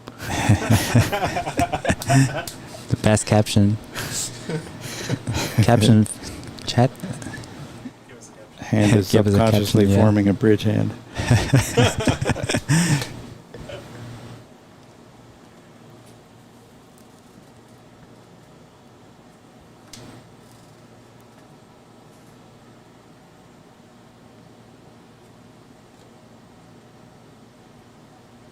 Alright. Has he made up his mind? So on those kicks, Max, would you use spin, or would you just kind of use top spin, meaning like more spin than necessary to for the cue ball to naturally go 1 rail, or would you alter the line of the cue ball? Well, it depends Mm-hmm. where you're trying to hit it and what speed. Speed, angle, and spin. Alright, hit a super thing. Wow, he was trying How to cut that in the is corner. it going and it to? worked out incredible. That is definitely thinner Unbelievable. than he wanted. That is definitely thinner than he wanted, but it worked out. Unless he was trying to hit it thinner. Oh, thinner, and the cue ball went even more around. Possibly, but at that speed, you'd think he was trying to hit it fuller, like you were saying, and make it. And make Wow, Right. Only the player that's knows. strong. He is kicking it with a lot of left spin too. Yeah. Wow. That's tough because I don't even think you can massé it and get enough speed to do anything constructive. You might have to go 2 rails into this and shoot the 2 towards the corner and play for luck, play it into the 9. I don't know. This is There is a small gap. fortunate. There's a gap, but I don't know. Yeah. It's still to shoot it to the left on that gap. But if he can I think he can spin grab it into enough, it. Yeah. it might be good for him. Just no guarantee since you're kind of hitting. Like in this case, you have to use spin, right? And there's no guarantee how much spin the cue ball carries into. I mean, how much the rail reacts to the spin with the speed. Right. You have to feel for it. And he doesn't want to scratch off the 5 either. You want to, because you don't want to hit No. the 2 so thin that you hit the 5 perfectly and scratch. Yeah. Depends on. Well, he might not be hitting at that speed. He might just be playing the soft kick bank. Mhm. Put the 2 down towards the middle of the end rail. Hopefully 5 will be helping him. What a roll Georgi got, Mhm. intentional or not, ended up pretty good. And now Lukas is the one who's trying to figure it out. And this is interesting here. Also trying to visualize the cue ball route as well. I think he is planning to kick it. Also, I think he's determined to kick it thin.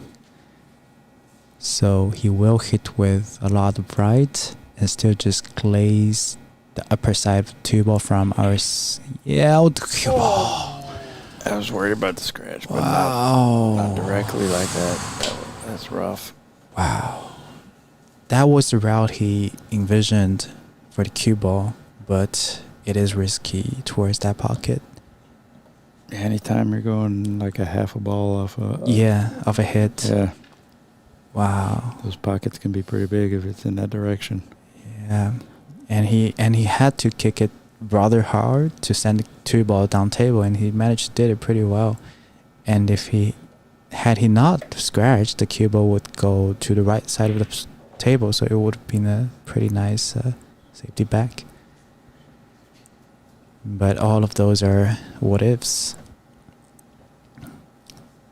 Well, now Lukas is just sitting there hoping that Georgi gets out of line a little bit and ends up funny on something. But yeah, giving up ball in hand is brutal. So let's see if Georgi can hold his nerve here and run the balls like he does in practice and so well in this event. He's been very steady. So far, it's no problem. It's almost perfect after 2 shots.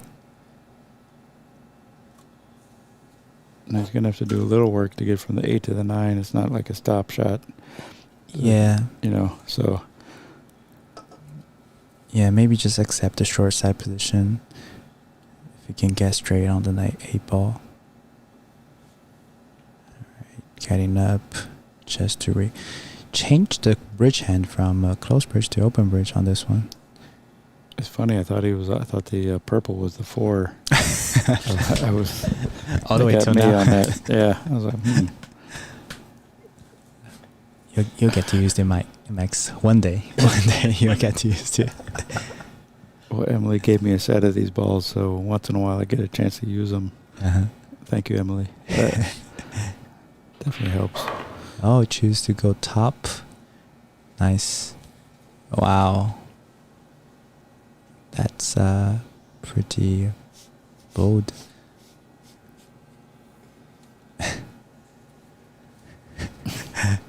Tell you what, it's a little bit straight.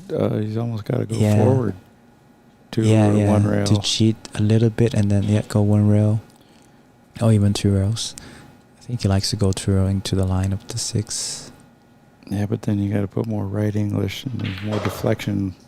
But he did it. He did said, it, Screw yeah. it. You don't have much. I think There's he no gets- deflection, whatever he's using. Yeah, it gets a little straight on this one. He's fine. He can do the same thing. 1 rail, 2 rail, back to the center table. Yeah, I'm thinking 1 rail, high left. Mm-hmm. Based on this angle, No, well now Now it's straighter. Right? Yeah, it's hard to say. Pretty Yeah. deceiving from different angles. She might pound it 2 rails low left. Go around between the 7. Oh, I mean the 8 yep. and 9. Top left is what you Wow, you couldn't Alright. ask for a better angle position on the 8. here, right? Yep. You just Roll forward probably for the short side. draw back. Yeah, or draw back. Yeah. I think it's straight enough for draw back to center table. Although I don't know, maybe he's going around it. Yeah, it's hard to tell. But if he can go around it, it's just make it. And, Guaranteed position for a 9. I mean, you'll do this in your sleep, right? So he knows it. He's just psyching himself up to do it. Alright, just focus on making it. Yep, just wrap around the 9 ball. Can be more perfect. Yep, great match. Lukas almost pulled it out, but it looks like Georgi's going to make this 9 and win the tournament. Yes! Congratulations. Great match. We'll see more Lukas out there. Congratulations. Right now it's Georgi who gets the first place. Well, I want to thank you, Max, for joining us here in the booth. Hope you had a good time. Enjoyed the stream. We will be sticking around here for a trophy presentation, folks, so do stay tuned. But congratulations there on epic final. Georgiev wins that. And stay tuned. Trophy presentation. Thanks, Shu Cheng Chow. Thanks, Max Eberly. Thanks, you guys Christian. were great in the booth. My pleasure. Appreciate it so much. Thanks, Richard. And we'll be right back. We're going to do a quick 5-minute break and trophy presentation incoming. Thank you all for watching, and do like and subscribe. Share the stream out if you guys want to, know everybody knows Georgie, etc. We're going to be doing some trophies, and it's been a great Seattle Open. Thank you to everyone who's been watching, all the feedback, everything. We will make this event bigger and better next year. This is only the start. Just you guys wait. We got plenty to come. Let's get ready to go. We'll be right back.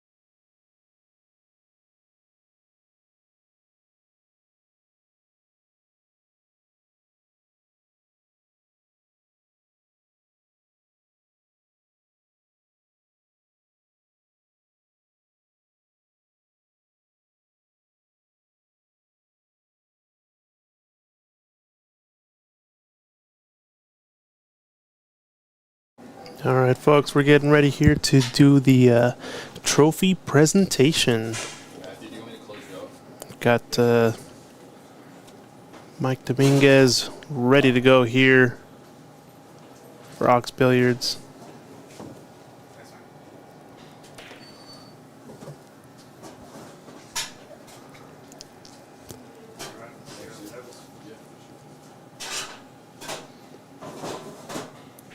If you guys are tuning in, do drop a like and subscribe to our channel if you enjoyed the tournament this weekend. So we did put a lot of hard work and effort into making this happen here at Ox Billiards in Seattle.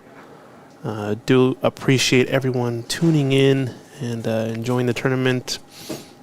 And one more shout out, let us know where you're watching from. Do want to give a big thanks to everybody doing the commentary this weekend. Max Eberly, as we just recently had. Of course, Zach Ross, one of our lead commentators this weekend. Shu-Cheng Chow doing a lot of great color commentary this weekend. Good stuff. We had a few other folks. I think Jonas Suto came in. Thanks, everyone, for helping out with that. I think Raymond Linares was doing some commentary. PNW Pool Thing, Jesse Johnson. We had Chalkbox Productions, Patrick Nix, and Evo Sports in the chat and in the commentary booth. Of course, Mike Deichman was doing a great commentary job over on day one. If I'm missing anybody, I do apologize. But everyone who helped us out, doing great things here in the Northwest. Obviously, Nick DeLeon did plenty of commentary for us. He's a natural. Obviously, everyone loves that soothing voice. Doing the good stuff. Thanks to all of our sponsors as well. We got to give a little sponsor splash here. One last time, World Nineball Tour event here hosted at Ox Billiards Matchroom. Thank you so much for having this event here. Q-Tech as our headline sponsor. Table Fitters doing the table service here, re-leveling them and setting everything up for us. Andy Billiard Cloth for sponsoring the event and the cloth and the club as well. We'll be in touch, of course. Sandro Manzel with the photography. He's setting up here, getting ready for the trophy presentation. And Littman Lights. Do check them out. Littman Lights, greatest lights in the business. Good stuff. Oh, I see Kaylee Sullivan. How's it going? A lot of folks in the chat. If you guys did enjoy the stream, once again, give us a like, give us a subscribe. We're trying to grow the channel and grow the sport, obviously, here in the Northwest. And, yeah, this was one of our best efforts. And stay tuned for next year because this is going to be bigger and better than ever. This is only the start. We obviously have a long list of things to improve, and we're going to be bumping this to the next level here pretty quick. Yep. Now we got trophy presentation here coming up. Mike Dominguez, main owner of Ox Billiards.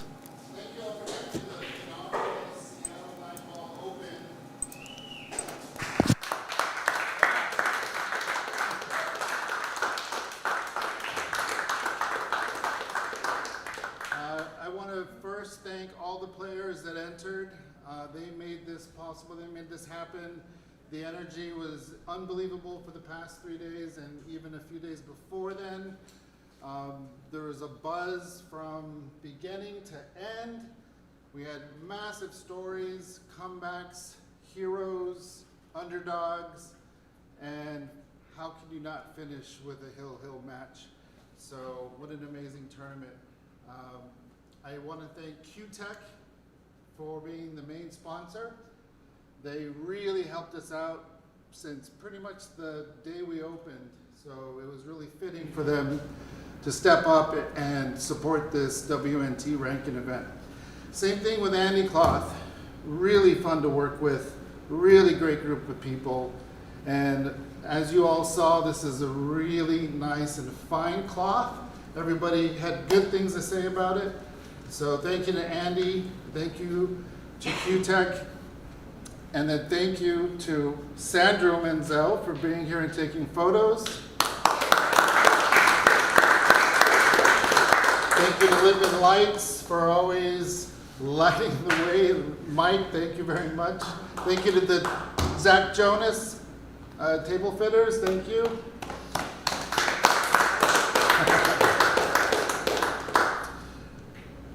I think that's everyone. Am I missing anybody? What about the man himself? No, the sponsors. Yeah. Thank you for the sponsors. About the man himself? I am really fortunate to have an amazing team. So thank you to my wife, Jamie, partner as well, partner in this business. Thank you to James. Thank you to Travis, and thank you to Noah for being an amazing staff that allows us to do things like this. And of course, thank you to Christian for doing all the amazing camera work, commentary, and it wouldn't be a wonderful stream without Christian. So thank you all.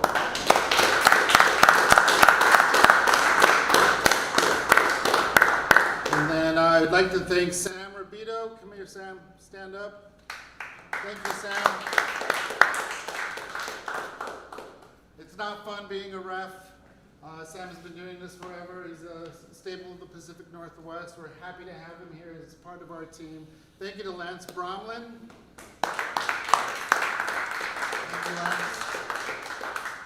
Lance has flown all the way from North BC to Vancouver, then drove to Bellingham, stayed a night in Bellingham, and then came here in the morning just in time to start this tournament. So what commitment. I mean, thank you both to these referees.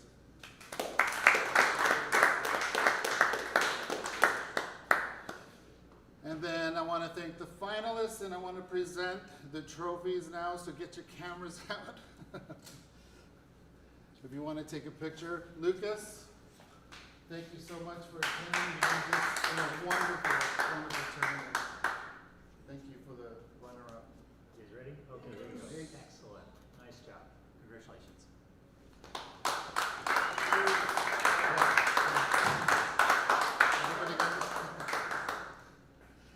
And then for the winner, Georgie, everyone, a big round of applause. Thank you so much.